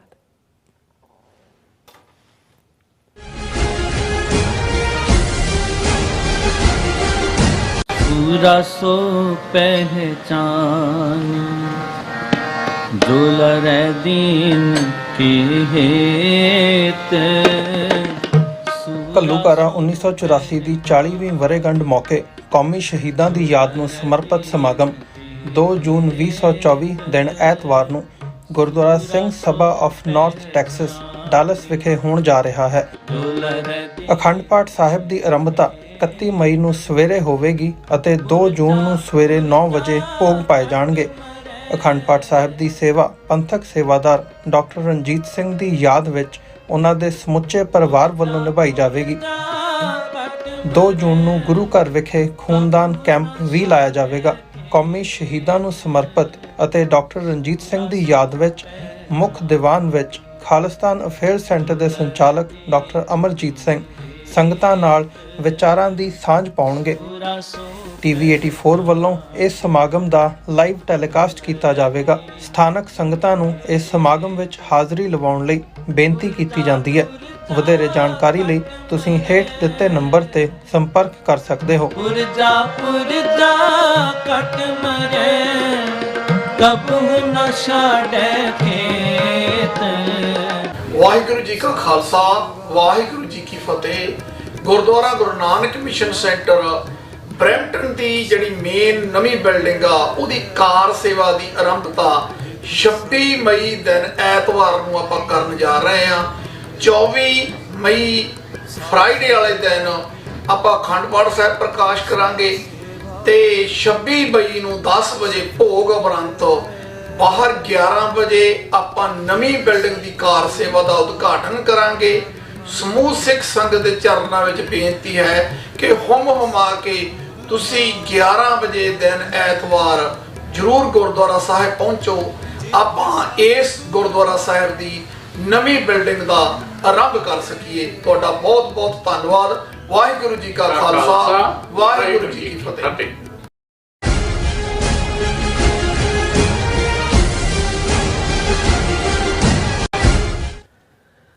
ਦਰਸ਼ਕੋ ਬ੍ਰੇਕ ਤੋਂ ਬਾਅਦ ਤੁਹਾਡਾ ਸਭ ਦਾ ਭਰਪੂਰ ਸਵਾਗਤ ਹੈ। ਸੋ ਵਿਊਅਰਸ ਗੱਲਬਾਤ ਕਰਨ ਜਾ ਰਹੇ ਹਾਂ ਕਿ ਵਿਊਅਰਸ ਇਹ ਗੱਲ ਸਪਸ਼ਟ ਹੈ ਕਿ ਭਾਰਤੀ ਚੋਣ ਸਿਸਟਮ ਚੋਂ ਸਿੱਖਾਂ ਲਈ ਕੁਝ ਵੀ ਜਿਹੜੀਆਂ ਚੋਣਾਂ ਵਿੱਚੋਂ ਸਿੱਖਾਂ ਲਈ ਕੁਝ ਵੀ ਨਿਕਲਣ ਵਾਲਾ ਨਹੀਂ ਹੈ। ਯਾਦ ਰਹੇ 1986 ਤੋਂ ਬਾਅਦ ਪੰਜਾਬ ਵਿੱਚ ਚੋਣਾਂ ਨਹੀਂ ਕਰਵਾਈਆਂ ਗਈਆਂ ਅਤੇ 6 ਸਾਲ ਰਾਸ਼ਟਰਪਤੀ ਰਾਜ ਰਿਹਾ। ਸੋ ਰਾਜੀਵ ਗਾਂਧੀ ਨੇ 21 ਮਈ ਨੂੰ 1991 ਨੂੰ ਆਪਣੇ ਕਤਲ ਵਾਲੇ ਦਿਨ ਇੱਕ ਦਿੱਤੇ ਇੰਟਰਵਿਊ ਵਿੱਚ ਇਹ ਮੰਨਿਆ ਸੀ ਕਿ ਜੇ ਇਸ ਸਮੇਂ ਦੌਰਾਨ ਪੰਜਾਬ ਵਿੱਚ ਚੋਣਾਂ ਕਰਵਾਈਆਂ ਜਾਂਦੀਆਂ ਨੇ ਤਾਂ ਲੋਕਾਂ ਨੇ ਜਿਨ੍ਹਾਂ ਉਮੀਦਵਾਰਾਂ ਨੂੰ ਚੁਣਨਾ ਸੀ ਉਹਨਾਂ ਨੇ ਅਸੈਂਬਲੀ ਵਿੱਚ ਖਾਲਿਸਤਾਨ ਦੇ ਹੱਕ ਵਿੱਚ ਮਤਾ ਪਾਸ ਕਰ ਦੇਣਾ ਸੀ। ਸੋ ਜ਼ਾਹਿਰ ਹੈ ਕਿ ਪੰਜਾਬ ਵਿੱਚ ਉਸ ਕਿਸਮ ਦੇ ਕਚੀਰ ਮਰੀਆਂ ਨੂੰ ਹੀ ਦਰਬਾਰੀ ਜਿਹੜਾ ਬਣਾਇਆ ਜਾਂਦਾ ਹੈ ਜਾਂ ਜਿਤਾਇਆ ਜਾਂਦਾ ਹੈ ਜਿਹੜੇ ਦਿੱਲੀ ਦੇ ਦਰਬਾਰੀ ਬਣਨਾ ਚਾਹੁੰਦੇ ਨੇ। ਸੋ ਇਸ ਬਾਰੇ ਆਪਾਂ ਗੱਲਬਾਤ ਕਰਨ ਜਾ ਰਹੇ ਹਾਂ। ਸੋ ਅਸੀਂ ਚਾਹਾਂਗੇ ਕਿ ਤੁਸੀਂ ਇਸੇ ਤਰ੍ਹਾਂ ਬਣੇ ਰਹਿਣਾ, ਦੇਖਣ ਸੁਣ ਲਈ ਐਨ ਲਿਖਣ ਲਈ ਤੁਹਾਡਾ ਸਭ ਦਾ ਬਹੁਤ ਬਹੁਤ ਧੰਨਵਾਦ ਜੀ। ਡਾਕਟਰ ਸਾਹਿਬ ਕੀ ਵਿਚਾਰਾਂ ਨੇ? ਦੇਖੋ, ਸਿੱਖ ਸਫਾਂ ਦੇ ਵਿੱਚ 1984 ਤੋਂ ਬਾਅਦ ਇਹ ਡਿਬੇਟ ਕਾਫੀ ਤਿੱਖੀ ਰਹੀ ਔਰ ਖਾਸ ਤੌਰ ਤੇ 1985 ਚ ਰਾਜੀਵ ਲੌਂਗੋਵਾਲ ਸਮਝੌਤੇ ਤੋਂ ਬਾਅਦ ਜਿਹੜੀਆਂ ਪਹਿਲੀਆਂ ਪੰਜਾਬ 'ਚ ਅਸੈਂਬਲੀ ਇਲੈਕਸ਼ਨਾਂ ਹੋਈਆਂ ਕਿ ਇਹਨਾਂ 'ਚ ਪਾਰਟਿਸਿਪੇਟ ਕੀਤਾ ਜਾਏ ਕਿ ਨਾ ਕੀਤਾ ਜਾਏ। ਅੱਜ ਵੀ ਸਾਨੂੰ ਇੱਕ ਤਬਕੇ ਦੇ ਰੋਹ ਦਾ ਸ਼ਿਕਾਰ ਹੋਣਾ ਪੈਂਦਾ ਹੈ, ਜਿਹੜੇ ਜੁਝਾਰੂ ਲਹਿਰ ਵਾਲੇ ਜਿਨ੍ਹਾਂ ਦੇ ਨਾਲ ਜਿਹੜਾ ਹੈ ਉਹ ਸਾਰਾ ਦੌਰ ਜੁੜਿਆ ਹੋਇਆ 92 ਦਾ ਬਾਈਕਾਟ ਦਾ। ਉਹ ਅਕਸਰ ਸ਼ਿਕਾਇਤ ਕਰਨਗੇ ਕਿ ਜੀ ਜੇ 1992 ਦੇ ਵਿੱਚ ਜਿਹੜੀਆਂ ਚੋਣਾਂ ਫਰਵਰੀ 1992 ਚ ਹੋਈਆਂ, ਜੁਝਾਰੂ ਧਿਰਾਂ ਪੰਥਕ ਕਮੇਟੀ ਖਾਸ ਤੌਰ ਤੇ ਔਰ 4 ਜੁਝਾਰੂ ਜਥੇਬੰਦੀਆਂ ਜਿਹੜੇ ਉਹਦੀ ਕਮਾਂਡ ਥੱਲੇ ਸੀ, ਜੇ ਉਹ ਬਾਈਕਾਟ ਦੀ ਕਾਲ ਨਾ ਦਿੰਦੀਆਂ ਤੇ ਜਿਹੜਾ ਆਪਣੀ ਸਰਕਾਰ ਬਣਾਉਂਦੇ, ਨਤੀਜਾ ਜਿਹੜਾ ਹੈ ਉਹ ਜ਼ਾਹਰ ਹੈ ਕਿ ਲੋਕ ਨਾਲ ਸੀ ਤੇ ਫਿਰ ਜੋ ਕੁਝ ਵਾਪਰਿਆ 50,000 ਤੋਂ ਜ਼ਿਆਦਾ ਨੌਜਵਾਨਾਂ ਦਾ ਕਤਲ ਜਾਂ ਪੰਜਾਬ 'ਚ ਖਾਲਿਸਤਾਨ ਦੀ ਹਥਿਆਰਬੰਦ ਮੂਵਮੈਂਟ ਦਾ ਭੋਗ ਇਵੇਂ ਨਹੀਂ ਸੀ ਹੋਣਾ। ਇਹ ਅਕਸਰ ਇੱਕ ਦਲੀਲ ਇਸ ਪੱਖੋਂ ਦਿੱਤੀ ਜਾਂਦੀ ਹੈ। ਹੁਣ ਉਹਦੇ 'ਚ ਇਹ ਗੱਲ ਦਾ ਵੀ ਧਿਆਨ ਰਹੇ, ਸ਼ਾਇਦ ਇਸ ਕਿਸਮ ਦੇ ਜਿਹੜੇ ਦਲੀਲ ਵਾਲੇ ਨੇ ਉਹਨਾਂ ਦੀ ਕੋਈ ਭਾਵਨਾ ਮਾੜੀ ਨਹੀਂ ਹੁੰਦੀ, ਉਹਨਾਂ ਨੂੰ ਇਹ ਦੁੱਖ ਹੁੰਦਾ ਹੈ ਕਿ ਵੀ ਪੰਜਾਬ 'ਚ ਜਿੱਥੇ ਇੰਨੀ ਕੁਰਬਾਨੀ ਹੋਈ, ਖਾਲਿਸਤਾਨ ਦੀ ਲਹਿਰ ਇੰਨੀ ਜਲਦੀ ਕਿਵੇਂ ਵਾਈਪ ਆਊਟ ਹੋ ਗਈ ਜਾਂ ਇੰਨਾ ਵੱਡਾ ਨੁਕਸਾਨ ਹੋਇਆ। ਪਰ ਉਹ ਭੁੱਲ ਜਾਂਦੇ ਨੇ ਕਿ ਉਸ ਤੋਂ ਪਹਿਲਾਂ ਈਵਨ ਧਰਮ ਯੁੱਧ ਮੋਰਚੇ ਦੇ ਦੌਰਾਨ ਵੀ, ਜਦੋਂ ਕਿ 1981 ਦੇ ਤੋਂ ਬਾਅਦ ਇਹ ਧਰਮ ਯੁੱਧ ਮੋਰਚਾ 1982 ਸ਼ੁਰੂ ਹੁੰਦਾ ਹੈ, ਇੱਕ ਸਟੇਜ ਦੇ ਉੱਤੇ ਇਹ ਦੇਖਦਿਆਂ ਹੋਇਆਂ ਕਿ ਭਾਈ ਸਰਕਾਰ ਤਾਂ ਕੁਝ ਵੀ ਨਹੀਂ ਕਰ ਰਹੀ ਹੈ, ਇਹ ਹਾਲਾਂ ਗ੍ਰਿਫਤਾਰੀਆਂ ਹੋ ਰਹੀਆਂ ਸੀ ਹਜ਼ਾਰਾਂ ਦੀਆਂ ਰੋਜ਼, ਔਰ ਜੇ ਕੁੱਲ ਮਿਲਾ ਕੇ 2 ਸਾਲ ਚੱਲੇ ਮੋਰਚੇ 'ਚ ਦੇਖੀਏ ਤੇ 2 ਲੱਖ ਤੋਂ ਜ਼ਿਆਦਾ ਗ੍ਰਿਫਤਾਰੀਆਂ ਹੋਈਆਂ ਸੀ। ਅੱਛਾ। ਸੋ ਉਸ ਪੀਰੀਅਡ ਦੇ ਵਿੱਚ ਹੀ ਮੋਰਚੇ ਦੇ ਇੱਕ ਸਟੈਪ ਦੇ ਤੌਰ ਤੇ ਪ੍ਰਕਾਸ਼ ਸਿੰਘ ਬਾਦਲ ਜਿਹੜਾ ਅਕਾਲੀ ਦਲ ਦਾ ਪ੍ਰਧਾਨ ਸੀ, ਉਹਨੇ ਜਿਹੜੀ ਭਾਰਤੀ ਸੰਵਿਧਾਨ ਦੀ ਧਾਰਾ ਆਰਟੀਕਲ 25 ਜਿਹੜਾ ਜ਼ਾਹਰ ਹੈ ਸੰਵਿਧਾਨ ਦਾ ਹਿੱਸਾ ਹੈ, ਉਹਨੂੰ ਸਾੜਿਆ ਸੀ ਕਿ ਸਾਡਾ ਇਹਦੇ 'ਚ ਯਕੀਨ ਨਹੀਂ ਹੈ ਕਿਉਂਕਿ ਤੁਸੀਂ ਤਾਂ ਸਾਨੂੰ ਸੈਪਰੇਟ ਬਣਨ ਨੂੰ ਤਿਆਰ ਨਹੀਂ। ਫਿਰ ਉਸੇ ਧਰਮ ਯੁੱਧ ਮੋਰਚੇ ਦੇ ਦੌਰਾਨ ਪਾਰਟੀ ਨੇ ਫੈਸਲਾ ਲੈ ਕੇ ਜਿਹੜੇ ਉਹਨਾਂ ਦੇ ਸਿਟਿੰਗ MP ਸਨ ਔਰ ਈਵਨ ਰਾਜ ਸਭਾ ਮੈਂਬਰ ਜਿਨ੍ਹਾਂ 'ਚ ਬੀਬੀ ਰਜਿੰਦਰ ਕੌਰ ਮਾਸਟਰ ਤਾਰਾ ਸਿੰਘ ਦੀ ਡਾਟਰ ਵੀ ਸ਼ਾਮਲ ਸੀ, ਉਹਨਾਂ ਨੇ ਵੀ ਰਿਜ਼ਾਈਨ ਕੀਤਾ ਸੀ ਕਿ ਬਈ ਜੇ ਸਾਡੀ ਆਵਾਜ਼ ਹੀ ਨਹੀਂ ਸੁਣਨੀ ਨਾ ਪਾਰਲੀਮੈਂਟ 'ਚ ਨਾ ਰਾਜ ਸਭਾ 'ਚ ਨਾ ਗਰਾਊਂਡ ਦੇ ਉੱਤੇ, ਤੇ ਅਸੀਂ ਤੁਹਾਡੇ ਪਾਰਲੀਮੈਂਟਾਂ ਔਰ ਦੂਜਿਆਂ 'ਚ ਰਹਿ ਕੇ ਕੀ ਲੈਣਾ। ਸੋ ਇਹ ਸਟੈਪ ਇਹ ਨਹੀਂ ਹੈ ਕਿ 84 ਤੋਂ ਬਾਅਦ ਜਦੋਂ ਸਾਡੀਆਂ ਧਿਰਾਂ ਨੇ ਤਾਂ 84 ਤੋਂ ਬਾਅਦ ਇਹ ਲਾਈਨ ਲੈ ਲਈ ਕਿ ਭਾਈ ਹੁਣ ਜੇ ਅਸੀਂ ਇਹ ਰਿਪੀਟ ਕਰਦੇ ਸੀ ਕਿ ਜੀ ਜੇ ਸੰਤ ਪਿੰਡਾਂ ਵਾਲਿਆਂ ਦੇ ਅਲਫਾਜ਼ ਨੇ ਕਿ ਜਿੱਦਣ ਭਾਰਤੀ ਫੌਜ ਦੇ ਪੈਰ ਦਰਬਾਰ ਸਾਹਿਬ ਦੀ ਹਦੂਦ 'ਚ ਪਏ ਖਾਲਿਸਤਾਨ ਦੀ ਨੀਂਹ ਰੱਖੀ ਜਾਏਗੀ, ਕਿ ਬਈ ਹੁਣ ਜਦੋਂ ਹਮਲਾ ਹੋ ਗਿਆ ਟੋਟਲ ਵਾਰ ਸਿੱਖਾਂ ਦੇ ਉੱਤੇ ਉਹਨਾਂ ਨੇ ਥੋਪ ਦਿੱਤੀ, 37 ਗੁਰਦੁਆਰੇ, ਤੁਹਾਡੀ ਹਿਸਟਰੀ, ਤੁਹਾਡਾ ਆਰਕਾਈਵਜ਼, ਹੁਣ ਤਾਂ ਸਾਡੇ ਲਈ ਇੰਡੀਅਨ ਕਨਸਟੀਟਿਊਸ਼ਨ ਇੱਕ ਟਾਇਲਟ ਪੇਪਰ ਤੋਂ ਵੱਧ ਕੇ ਕੋਈ ਅਹਿਮੀਅਤ ਨਹੀਂ ਰੱਖਦਾ। ਇਸ ਲਈ ਅਸੀਂ ਇਸ ਸੰਵਿਧਾਨ ਦੇ ਥੱਲੇ ਹੁਣ ਸਾਡਾ ਕੋਈ ਸਬੰਧ ਨਹੀਂ। ਔਰ ਉਹ ਜਿਨ੍ਹਾਂ ਨੇ ਇਹ ਆਰਮਡ ਸਟਰਗਲ ਲੜੀ, ਜਿਹੜੀ ਸਾਡੀ ਗਲੋਰੀਅਸ ਹਿਸਟਰੀ ਹੈ, ਸੁਨਹਿਰੀ ਦੌਰ ਹੈ, ਉਹਨਾਂ ਨੇ ਇਸ ਲਾਈਨ ਦੇ ਨਾਲ ਸਮਝੌਤਾ ਨਹੀਂ ਕੀਤਾ। ਹਾਲਾਂ ਇਹ ਵੀ ਸਾਡੇ ਵੀਰ ਕਹਿਣਗੇ ਦੇਖੋ ਜੀ 84 ਤੋਂ ਬਾਅਦ 89 ਚ ਸਾਡੇ MP 9 ਜਿੱਤੇ, ਤੁਸੀਂ ਉਸ ਪੀਰੀਅਡ ਦੀਆਂ ਜੁਝਾਰੂ ਜਥੇਬੰਦੀਆਂ ਜਾਂ ਪੰਥਕ ਕਮੇਟੀ ਭਾਵੇਂ ਮਾਨੋ ਚਾਲਦੀ ਸੀ ਉਸ ਪੀਰੀਅਡ ਦੇ ਵਿੱਚ, ਉਹਨਾਂ ਦੇ ਤੁਸੀਂ ਉਹ ਕਢਾ ਕੇ ਦੇਖ ਲਓ ਜਿਹੜਾ ਬਿਆਨ, ਉਹਨਾਂ ਨੇ ਬਾਈਕਾਟ ਦੀ ਕਾਲ ਹੀ ਦਿੱਤੀ ਸੀ। ਫਰਕ ਇੰਨਾ ਸੀ ਕਿ ਉਹਨਾਂ ਨੇ ਉਹਨੂੰ ਇੰਪਲੀਮੈਂਟ ਨਹੀਂ ਸੀ ਕੀਤਾ। ਉਹਨਾਂ ਨੇ ਕਿਹਾ ਵੀ ਕੋਈ ਨਹੀਂ, ਜਿਹੜੇ ਜਾਣਾ ਚਾਹੁੰਦੇ ਨੇ ਉਹ ਦੇਖ ਲੈਣ ਕਿ ਵੀ ਇਹਦੇ ਚੋਂ ਕੀ ਨਿਕਲੇਗਾ। ਬਿਲਕੁਲ। ਔਰ ਅਸੀਂ ਦੇਖਦੇ ਹਾਂ ਵੀ ਇਹੀ ਕਾਰਨ 85 ਦੇ ਵੇਲੇ ਜਦੋਂ ਬਰਨਾਲਾ ਔਰ ਰਾਜੀਵ ਗਾਂਧੀ ਦਾ ਸਮਝੌਤਾ ਹੋਇਆ, ਉਸ ਤੋਂ ਬਾਅਦ ਜਿਹੜੀਆਂ ਚੋਣਾਂ ਹੋਈਆਂ ਉਹਦੀ ਬਾਈਕਾਟ ਦੀ ਕਾਲ ਹੀ ਸੀ, ਔਰ ਬਰਨਾਲਾ ਔਰ ਦੂਜਾ ਬਣੇ, ਉਹਨਾਂ ਨੇ ਉਹੀ ਕੁਝ ਕੀਤਾ ਉਸ ਸਿਸਟਮ 'ਚ। ਜੇ 29 ਅਪ੍ਰੈਲ 1986 ਨੂੰ ਖਾਲਿਸਤਾਨ ਦਾ ਐਲਾਨਨਾਮਾ ਹੋਇਆ, ਬਰਨਾਲਾ ਪੰਜਾਬ ਦਾ ਚੀਫ ਮਿਨਿਸਟਰ ਸੀ, ਦਿੱਲੀ ਨੈਸ਼ਨਲ ਇੰਟੈਗ੍ਰੇਸ਼ਨ ਕੌਂਸਲ ਦੀ ਮੀਟਿੰਗ 'ਚ ਬੈਠਾ ਹੋਇਆ ਸੀ, ਉੱਥੋਂ ਹੀ ਜਹਾਜ਼ ਦੇ ਦਿੱਲੀ ਦੇ ਕਮਾਂਡੋ ਆਏ ਔਰ 30 ਅਪ੍ਰੈਲ ਨੂੰ ਉਹਨਾਂ ਨੇ ਧਾਵਾ ਬੋਲ ਦਿੱਤਾ ਦਰਬਾਰ ਸਾਹਿਬ ਦੇ ਅੰਦਰ ਔਰ ਹਰਮੰਦਰ ਸਾਹਿਬ ਦੇ ਅੰਦਰੋਂ ਗ੍ਰਿਫਤਾਰੀਆਂ, ਜਿਨ੍ਹਾਂ 'ਚ ਭਾਈ ਗੁਰਦੇਵ ਸਿੰਘ ਕੌਂਕੇ ਵੀ, ਔਰ ਕਿੰਨੇ ਅਖੰਡ ਪਾਠ ਖੰਡਿਤ ਹੋਏ, ਔਰ ਕਿੰਨਾ ਉਹ ਪਹਿਲਾ ਹਮਲਾ ਸੀ 84 ਤੋਂ ਬਾਅਦ ਦਰਬਾਰ ਸਾਹਿਬ ਦੇ ਘੱਲੂਘਾਰਾ 84 ਦਾ ਰਿਪੀਟ ਸੀ ਇਨ ਅ ਵੇ, ਕਿਉਂਕਿ ਫੌਜ ਉਵੇਂ ਹੀ ਐਂਟਰ ਕੀਤੀ। ਸੋ ਜ਼ਾਹਰ ਹੈ ਵੀ ਜਾਂ ਤਾਂ ਉਸ ਪੀਰੀਅਡ ਦੇ ਵਿੱਚ ਇਸ ਕਿਸਮ ਦੀ ਕੋਈ ਲਾਈਨ 84 ਦੇ ਪੋਲੀਟੀਕਲੀ ਲਈ ਹੁੰਦੀ ਕਿ ਜੀ ਇੱਕ ਸਾਡਾ ਪੋਲੀਟੀਕਲ ਵਿੰਗ ਹੋਏਗਾ ਜਿਹੜਾ ਚੋਣਾਂ 'ਚ ਜਿਵੇਂ IRA ਜਿਨ੍ਹਾਂ ਨੇ ਆਪਣੀ ਹਥਿਆਰਬੰਦ ਲੜਾਈ ਲੜੀ, ਕਾਫੀ ਸਾਲਾਂ ਬਾਅਦ ਉਹਨਾਂ ਨੇ ਆਪਣਾ ਇੱਕ ਪੋਲੀਟੀਕਲ ਵਿੰਗ ਸ਼ਿਨ ਫੇਨ ਬਣਾਇਆ, ਜਿਨ੍ਹਾਂ ਨੇ ਫਾਈਨਲੀ ਜਿਨ੍ਹਾਂ ਨਾਲ ਸਮਝੌਤਾ ਵੀ ਹੋਇਆ। ਉਹ ਇੱਕ ਵੱਖਰਾ ਟੌਪਿਕ ਹੈ ਡਿਸਕਸ਼ਨ ਦਾ। ਲੇਕਿਨ ਇਹਦੇ 'ਚ ਕੋਈ ਦੋ ਰਾਵਾਂ ਨਹੀਂ ਨੇ ਕਿ ਜਦੋਂ ਇਸ ਗੱਲ ਦਾ 89 ਤੋਂ ਲੈ ਕੇ ਅਸੀਂ ਦੇਖਦੇ ਹਾਂ ਕਿ ਵੀ ਪਾਰਲੀਮੈਂਟ ਦੀਆਂ ਚੋਣਾਂ ਦੇ ਵਿੱਚ 9 ਉਮੀਦਵਾਰ ਜਿੱਤੇ, ਜਿਨ੍ਹਾਂ 'ਚ ਜ਼ਾਹਰ ਹੈ ਸਿਮਰਨਜੀਤ ਸਿੰਘ ਮਾਨ 2-3 ਲੱਖ ਵੋਟਾਂ ਦੇ ਫਰਕ ਨਾਲ ਜਿਹੜਾ ਸੈਕੰਡ ਲਾਰਜੈਸਟ ਮਾਰਜਨ ਸੀ ਜਿੱਤਣ ਦਾ, ਤਰਨਤਾਰਨ ਤੋਂ ਜਿੱਤੇ, ਅਤਿੰਦਰਪਾਲ ਸਿੰਘ ਪਟਿਆਲੇ ਤੋਂ ਜਿੱਤੇ, ਬੀਬੀ ਰਜਿੰਦਰ ਕੌਰ ਬੁਲਾਰਾ ਲੁਧਿਆਣੇ ਤੋਂ ਜਿੱਤੇ, ਸ਼ਹੀਦ ਬੇਅੰਤ ਸਿੰਘ ਉਹਨਾਂ ਦੀ ਸਿੰਘਣੀ ਸਾਹਿਬਾਂ ਜਿਹੜੀ ਹੈ ਉਹ ਰੋਪੜ ਤੋਂ ਜਿੱਤੀ ਰਿਜ਼ਰਵ ਤੋਂ, ਉਹਨਾਂ ਦੇ ਪਿਤਾ ਬਾਬਾ ਸੁੱਚਾ ਸਿੰਘ ਮਲੋਆ ਜਦੋਂ ਬਠਿੰਡਾ ਰਿਜ਼ਰਵ ਸੀਟ ਸੀ ਉੱਥੋਂ ਜਿੱਤੇ। ਲੇਕਿਨ ਤੁਸੀਂ ਅਲਟੀਮੇਟ ਭਾਈ ਧਿਆਨ ਸਿੰਘ ਮੰਡ ਜਿਹੜੇ ਨੇ ਉਹ ਫਿਰੋਜ਼ਪੁਰ ਤੋਂ ਜਿੱਤੇ, ਕਿਰਪਾਲ ਸਿੰਘ ਸੋਸ਼ਲਿਸਟ ਪਾਰਟੀ ਦੇ ਜਿਨ੍ਹਾਂ ਨੂੰ ਹਮਾਇਤ ਸਿੰਘਾਂ ਦੀ ਸੀ ਉਹ ਅੰਮ੍ਰਿਤਸਰ ਤੋਂ ਜਿੱਤੇ, ਔਰ ਭਜਨ ਸਿੰਘ ਲਾਖਾ ਵੀ ਉਸ ਇੱਕ ਰਿਜ਼ਰਵ ਹਲਕੇ 'ਚੋਂ ਜਿੱਤੇ। ਲੇਕਿਨ ਤੁਸੀਂ ਕਾਰਗੁਜ਼ਾਰੀ ਅਲਟੀਮੇਟਲੀ ਵੀ ਮਾਨ ਸਾਹਿਬ ਨੇ ਤਾਂ ਉਹਨਾਂ ਨੂੰ ਇਹ ਐਕਸਪੋਜ਼ ਕੀਤਾ ਹੈ ਕਿ ਵੀ ਜਿਹੜਾ ਤੁਹਾਡਾ ਕਨਸਟੀਟਿਊਸ਼ਨ ਸਾਨੂੰ ਹੱਕ ਦਿੰਦਾ ਹੈ ਟੂ ਵੇਅਰ ਐਂਡ ਬੇਅਰ, ਸ੍ਰੀ ਸਾਹਿਬ ਵੀ ਤੁਸੀਂ ਸਾਨੂੰ ਕਿਰਪਾਨ ਲੈ ਕੇ ਵੀ ਅੰਦਰ ਨਹੀਂ। ਇੱਕ ਵੱਖਰੀ ਡਿਬੇਟ ਹੈ ਜਿਹਦੇ 'ਚ ਉਹਨਾਂ ਨੇ ਮਿਲਾਈਨ ਕਰਨ ਦੀ ਬਹੁਤਿਆਂ ਨੇ ਕੋਸ਼ਿਸ਼ ਕੀਤੀ, ਟੋੜੇ ਵਰਗਿਆਂ ਨੇ ਜਦੋਂ, ਪਰ ਅਸੀਂ ਕੁੱਲ ਮਿਲਾ ਕੇ ਦੇਖਦੇ ਹਾਂ ਵੀ ਉਸ ਸੈਟਅਪ 'ਚੋਂ ਵੀ ਕੁਛ ਨਹੀਂ ਸੀ ਨਿਕਲਿਆ। ਔਰ ਜੁਝਾਰੂ ਧਿਰਾਂ ਨੇ ਜਿਹੜਾ ਇਸ ਸਾਰੇ ਪੀਰੀਅਡ ਦੇ ਵਿੱਚ ਆਪਣੀ ਉਹ ਲਾਈਨ ਬਣਾਈ ਰੱਖੀ ਕਿ ਭਾਈ ਤੁਹਾਡੇ ਸਿਸਟਮ ਦੇ ਵਿੱਚ ਸਾਡਾ ਕੋਈ ਯਕੀਨ ਨਹੀਂ ਹੈ। ਇਹੀ ਕਾਰਨ ਹੈ ਕਿ ਅੱਜ ਜਦੋਂ ਕਿ ਉਸ ਸਿਸਟਮ 'ਚ ਦੁਬਾਰਾ ਜਾਣ ਦੀ ਗੱਲ ਭਾਈ ਅੰਮ੍ਰਿਤਪਾਲ ਸਿੰਘ ਦੇ ਹਵਾਲੇ ਨਾਲ ਜਾਂ ਦੂਸਰੀ ਆਈ ਤੇ ਜਿਹੜੀ ਸਿਧਾਂਤਕ ਪੋਜੀਸ਼ਨ ਹੈ ਜਿਹੜੀ ਉਹ ਤਾਂ ਇਹੀ ਸੀ ਕਿ ਭਾਈ ਉਹਨਾਂ ਨੇ ਵੀ ਇਸ ਸਿਸਟਮ ਨੂੰ ਰਿਜੈਕਟ ਕੀਤਾ ਸੀ। ਲੇਕਿਨ ਇੱਕ ਵੱਖਰੀ ਹੁਣ ਡਿਬੇਟ ਹੈ ਜਿਹਦੇ 'ਚ ਅਸੀਂ ਨਹੀਂ ਜਾਣਾ ਚਾਹੁੰਦੇ ਕਿ ਭਾਈ ਉਹ ਕਿਵੇਂ ਇਸ ਪਿੜ ਦੇ ਵਿੱਚ ਉਤਰੇ। ਹਾਂ ਹੁਣ ਜੇ ਉਤਰੇ ਨੇ ਤਾਂ ਜ਼ਾਹਰ ਹੈ ਹਰ ਪੰਥ ਦਰਦੀ ਦੀ ਹਮਦਰਦੀ ਹੈ ਕਿ ਭਾਈ ਉਸ ਚੋਂ ਜਿਹੜਾ ਸਿੱਟੇ ਉਹ ਕਾਰਗਰ ਨਿਕਲਣ ਜਾਂ ਪੋਜ਼ਿਟਿਵ ਨਿਕਲਣ। ਅੱਛਾ, ਲੇਕਿਨ ਅਸੀਂ ਜਿਹੜਾ ਪਾਰਟ ਇੱਕ ਔਰ ਕੁਦਰਤੀ ਸਾਡੇ ਇੱਕ ਯੰਗ ਨੌਜਵਾਨ ਨੇ ਸਾਨੂੰ ਅੱਜ ਇੱਕ ਆਰਟੀਕਲ ਭੇਜਿਆ ਹੈ ਬਾਰਬਰਾ ਕ੍ਰੌਸੈਟ ਦਾ, ਜਿਹਦਾ ਮੈਂ ਅਕਸਰ ਜ਼ਿਕਰ ਕਰਦਾ ਹਾਂ। ਨਿਊਯਾਰਕ ਟਾਈਮਸ ਦੀ ਬਿਊਰੋ ਚੀਫ ਸੀ, ਨਵੰਬਰ 84 ਦੀ ਸਿੱਖ ਨਸਲ ਕੁਸ਼ੀ ਵੇਲੇ ਜਰਨਲਿਜ਼ਮ ਦੀ ਪ੍ਰੋਫੈਸਰ ਵੀ ਰਹੀ ਚੰਡੀਗੜ੍ਹ ਤੋਂ। ਉਹਦੀ ਕਿਤਾਬ ਇੰਡੀਆ ਇਨ 21st ਸੈਂਚੁਰੀ ਦਾ ਮੈਂ ਹਵਾਲਾ ਦਿੰਦਾ ਅਕਸਰ। ਹੁਣ ਇਹ 33 ਸਾਲ ਪਹਿਲਾਂ ਦਾ ਆਰਟੀਕਲ ਹੈ। ਉਦੋਂ ਅਜੇ ਜਿਹੜਾ ਆਨਲਾਈਨ ਨਿਊਯਾਰਕ ਟਾਈਮਸ ਦਾ ਐਡੀਸ਼ਨ ਨਹੀਂ ਸੀ ਹੁੰਦਾ, ਸੋ ਨਿਊਯਾਰਕ ਟਾਈਮਸ ਦੇ ਆਰਕਾਈਵਸ ਚੋਂ ਹੀ ਇਹ ਆਰਟੀਕਲ ਕੱਢਿਆ ਗਿਆ। ਔਰ ਇਹ ਆਰਟੀਕਲ ਉਸ ਦਿਨ ਨਾਲ ਸੰਬੰਧਿਤ ਹੈ ਜਦੋਂ ਕਿ ਬਾਰਬਰਾ ਕ੍ਰੌਸੈਟ ਔਰ ਉਹਦੇ ਨਾਲ ਇੱਕ ਇੰਡੀਅਨ ਰਿਪੋਰਟਰ ਰਾਜੀਵ ਗਾਂਧੀ ਦੇ ਨਾਲ ਤਮਿਲਨਾਡੂ 'ਚ ਜਿਹਨੂੰ ਮਦਰਾਸ ਕਹਿੰਦੇ ਸੀ ਉਹ ਟਰੈਵਲ ਕਰ ਰਹੀ ਸੀ। ਔਰ 21 ਮਈ 1991 ਨੂੰ ਹੀ ਰਾਜੀਵ ਗਾਂਧੀ ਨੂੰ ਫਿਰ ਧੇਨੂ ਨਾਂ ਦੀ ਇੱਕ ਸ੍ਰੀਲੰਕਨ ਕੁੜੀ ਨੇ ਬੰਬ ਜਿਹਨੇ ਬੰਨੇ ਸੀ ਉਹਨੇ ਉਡਾ ਦਿੱਤਾ। ਔਰ ਉਹਦੇ ਤੋਂ 8-10 ਫੁੱਟ ਦੇ ਡਿਸਟੈਂਸ ਦੇ ਉੱਤੇ ਹੀ ਇਹ ਬਾਰਬਰਾ ਕ੍ਰੌਸੈਟ ਔਰ ਦੂਸਰੀ ਜਿਹਦਾ ਨਾਂ ਹੈ ਇਸ ਆਰਟੀਕਲ 'ਚ ਲੇਡੀ ਰਿਪੋਰਟਰ ਵੀ ਨਾਲ ਸੀਗੀ।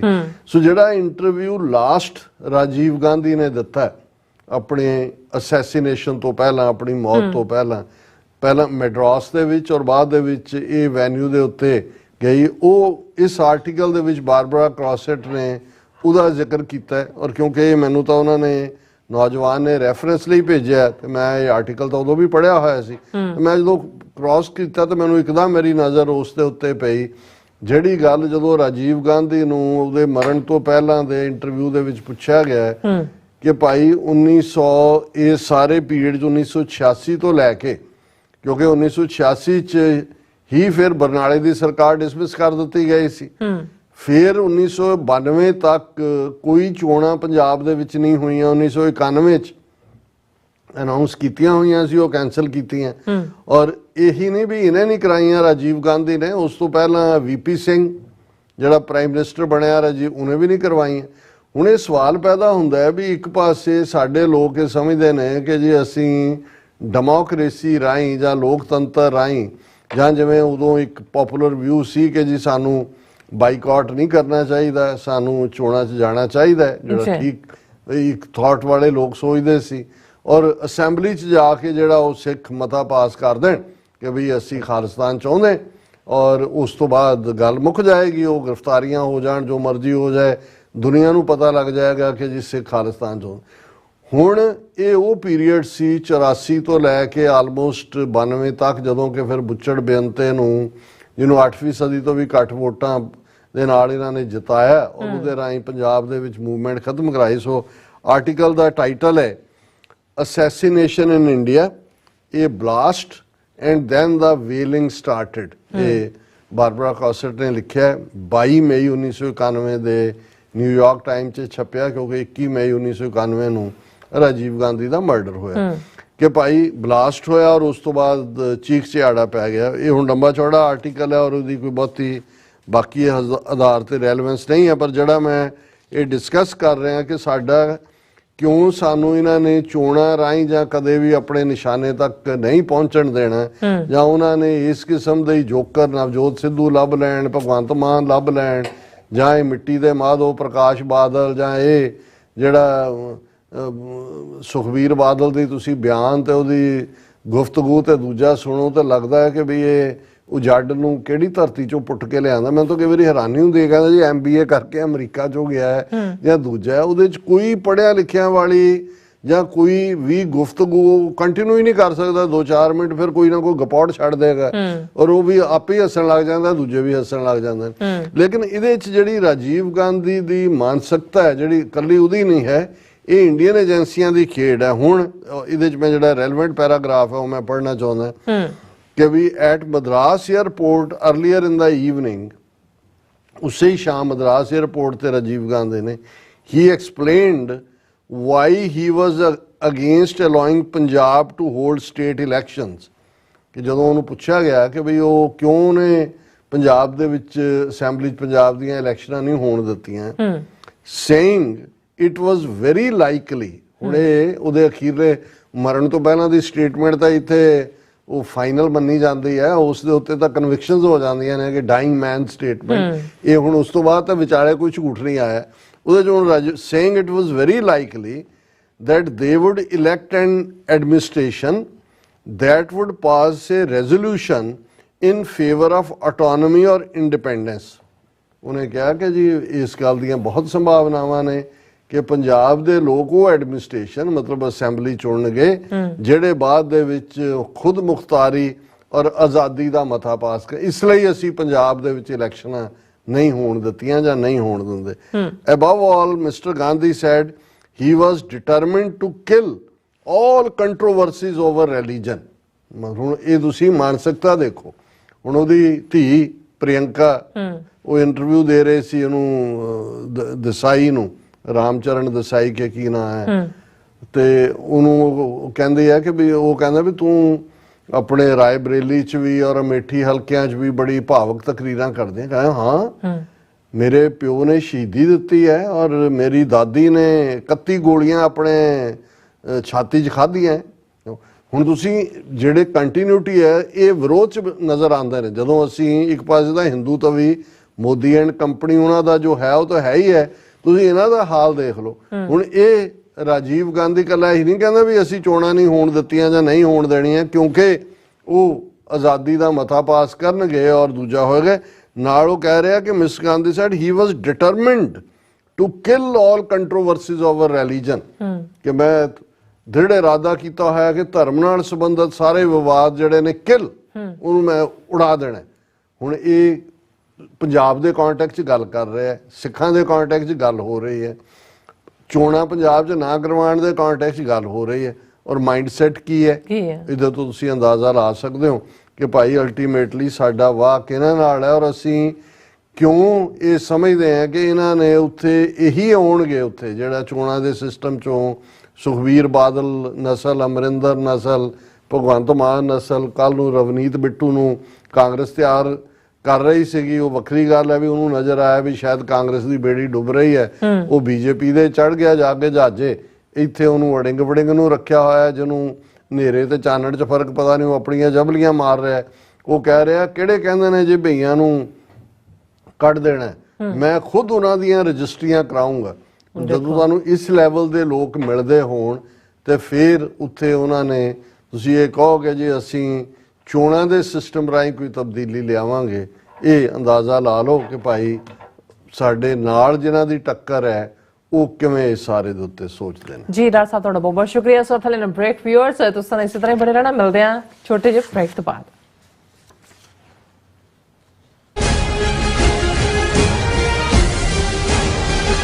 पूरा सो पहचान जो लरे दीन की हेत।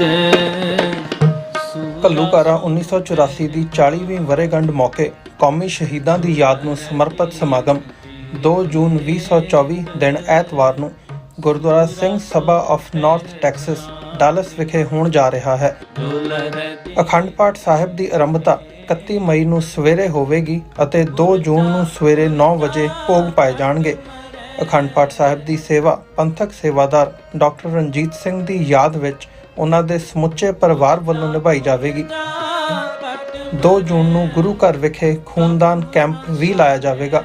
ਕੌਮੀ ਸ਼ਹੀਦਾਂ ਨੂੰ ਸਮਰਪਿਤ ਅਤੇ ਡਾਕਟਰ ਰਣਜੀਤ ਸਿੰਘ ਦੀ ਯਾਦ ਵਿੱਚ ਮੁੱਖ ਦੀਵਾਨ ਵਿੱਚ ਖਾਲਿਸਤਾਨ ਅਫੇਅਰ ਸੈਂਟਰ ਦੇ ਸੰਚਾਲਕ ਡਾਕਟਰ ਅਮਰਜੀਤ ਸਿੰਘ ਸੰਗਤਾਂ ਨਾਲ ਵਿਚਾਰਾਂ ਦੀ ਸਾਂਝ ਪਾਉਣਗੇ। TV 84 ਵੱਲੋਂ ਇਸ ਸਮਾਗਮ ਦਾ ਲਾਈਵ ਟੈਲੀਕਾਸਟ ਕੀਤਾ ਜਾਵੇਗਾ। ਸਥਾਨਕ ਸੰਗਤਾਂ ਨੂੰ ਇਸ ਸਮਾਗਮ ਵਿੱਚ ਹਾਜ਼ਰੀ ਲਵਾਉਣ ਲਈ ਬੇਨਤੀ ਕੀਤੀ ਜਾਂਦੀ ਹੈ। ਵਧੇਰੇ ਜਾਣਕਾਰੀ ਲਈ ਤੁਸੀਂ ਹੇਠ ਦਿੱਤੇ ਨੰਬਰ ਤੇ ਸੰਪਰਕ ਕਰ ਸਕਦੇ ਹੋ। ਪੁਰਜਾ ਕਟ ਮਰੇ ਕਬਹੁ ਨ ਛਾੜੈ ਖੇਤ। ਵਾਹਿਗੁਰੂ ਜੀ ਕਾ ਖਾਲਸਾ ਵਾਹਿਗੁਰੂ ਜੀ ਕੀ ਫਤਿਹ। Gurdwara Guru Nanak mission centre Brampton ਦੀ ਜਿਹੜੀ ਮੇਨ ਨਵੀਂ ਬਿਲਡਿੰਗ ਆ ਉਹਦੀ ਕਾਰ ਸੇਵਾ ਦੀ ਆਰੰਭਤਾ 26 ਮਈ ਦਿਨ ਐਤਵਾਰ ਨੂੰ ਆਪਾਂ ਕਰਨ ਜਾ ਰਹੇ ਹਾਂ। 24 ਮਈ ਫਰਾਈਡੇ ਵਾਲੇ ਦਿਨ ਆਪਾਂ ਅਖੰਡ ਪਾਠ ਸਾਹਿਬ ਪ੍ਰਕਾਸ਼ ਕਰਾਂਗੇ ਤੇ 26 ਮਈ ਨੂੰ 10 ਵਜੇ ਭੋਗ ਉਪਰੰਤ ਬਾਹਰ 11 ਵਜੇ ਆਪਾਂ ਨਵੀਂ ਬਿਲਡਿੰਗ ਦੀ ਕਾਰ ਸੇਵਾ ਦਾ ਉਦਘਾਟਨ ਕਰਾਂਗੇ। ਸਮੂਹ ਸਿੱਖ ਸੰਗਤ ਦੇ ਚਰਨਾਂ ਵਿੱਚ ਬੇਨਤੀ ਹੈ ਕਿ ਹੁਮਾ ਕੇ ਤੁਸੀਂ 11 ਵਜੇ ਦਿਨ ਐਤਵਾਰ ਜ਼ਰੂਰ ਗੁਰਦੁਆਰਾ ਸਾਹਿਬ ਪਹੁੰਚੋ। ਆਪਾਂ ਇਸ ਗੁਰਦੁਆਰਾ ਸਾਹਿਬ ਦੀ ਨਵੀਂ ਬਿਲਡਿੰਗ ਦਾ ਆਰੰਭ ਕਰ ਸਕੀਏ। ਤੁਹਾਡਾ ਬਹੁਤ ਬਹੁਤ ਧੰਨਵਾਦ। ਵਾਹਿਗੁਰੂ ਜੀ ਕਾ ਖਾਲਸਾ ਵਾਹਿਗੁਰੂ ਜੀ ਕੀ ਫਤਿਹ।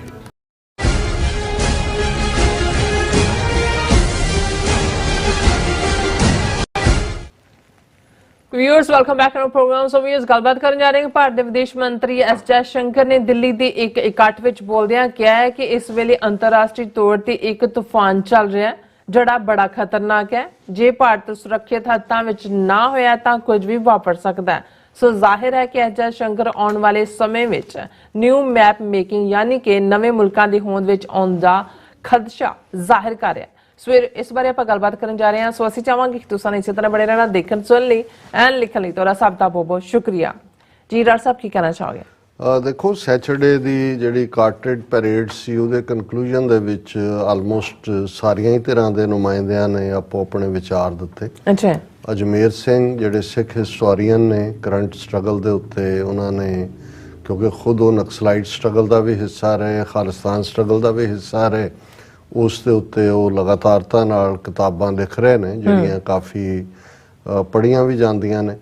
ਔਰ ਉਹਨਾਂ ਨੇ ਆਪਣੀ ਬਰੀਫ ਪ੍ਰੈਜੈਂਟੇਸ਼ਨ ਦੇ ਵਿੱਚ ਇੱਕ ਗੱਲ ਕਹੀ ਔਰ ਉਸ ਦੇ ਉੱਤੇ ਮੈਂ ਵੀ ਫਿਰ ਡਿਵੈਲਪ ਔਨ ਫਰਦਰ ਕੀਤਾ ਕਿ ਇਸ ਵੇਲੇ ਉਹਨਾਂ ਨੇ ਕਿਹਾ ਵੀ ਸਦੀਆਂ 'ਚ ਕਈ ਵਾਰੀ ਐਸੇ ਮੌਕੇ ਹੁੰਦੇ ਨੇ ਜਦੋਂ ਕਿ ਦੁਨੀਆ ਦੇ ਵਿੱਚ ਜੀਓ ਪੋਲੀਟੀਕਲ ਚੇਂਜਸ ਹੁੰਦੀਆਂ ਔਰ ਉਹਦੇ 'ਚ ਜਿਹੜੇ ਸਥਾਪਿਤ ਨਿਜ਼ਾਮ ਨੇ ਉਹ ਟੁੱਟਦੇ ਨੇ, ਨਵੇਂ ਨਿਜ਼ਾਮ ਬਣਦੇ ਨੇ ਔਰ ਉਹਨਾਂ 'ਚ ਨਵੀਂ ਮੈਪ ਮੇਕਿੰਗ ਹੁੰਦੀ ਹੈ ਔਰ ਓਪਰਚੁਨਿਟੀਜ਼ ਹੁੰਦੀਆਂ ਨੇ ਜਿਹੜੀਆਂ ਕੌਮਾਂ ਨੂੰ ਗ੍ਰੈਬ ਕਰਨ ਦੀ ਲੋੜ ਹੁੰਦੀ ਹੈ। ਔਰ ਇਹ ਗੱਲ ਅਸੀਂ ਲਗਾਤਾਰਤਾ ਦੇ ਨਾਲ ਦੇਖ ਵੀ ਰਹੇ ਹਾਂ। ਔਰ ਜਿਹੜੀ 2023 ਵਰੇ ਦੇ ਵਿੱਚ ਵੱਡੀ ਚੇਂਜ 2023 ਜੂਨ ਤੋਂ ਸ਼ੁਰੂ ਹੋ ਕੇ ਹੁਣ ਅਸੀਂ ਅਗੇਨ ਜੂਨ ਦੇ ਵਿੱਚ ਐਂਟਰ ਕਰਨ ਜਾ ਰਹੇ, ਇਹ ਅਸੀਂ ਜੇ ਤਬਦੀਲੀ ਦੇਖੀਏ ਤੇ ਖਾਲਿਸਤਾਨ ਦੇ ਮੁੱਦੇ ਦੇ ਉੱਤੇ ਜਿਵੇਂ ਇੰਡੀਆ ਦਾ ਚਿਹਰਾ ਐਜ਼ ਏ ਰੋਗ ਸਟੇਟ ਐਕਸਪੋਜ਼ ਹੋਇਆ ਹੈ, ਖਾਲਿਸਤਾਨ ਦੇ ਮੁੱਦੇ ਦੇ ਉੱਤੇ western world in general, Five Eyes countries and America, Canada in particular ਉਹਨਾਂ ਦੀ ਦਿਲਚਸਪੀ ਹੋਈ ਹੈ। ਔਰ ਇੰਡੀਆ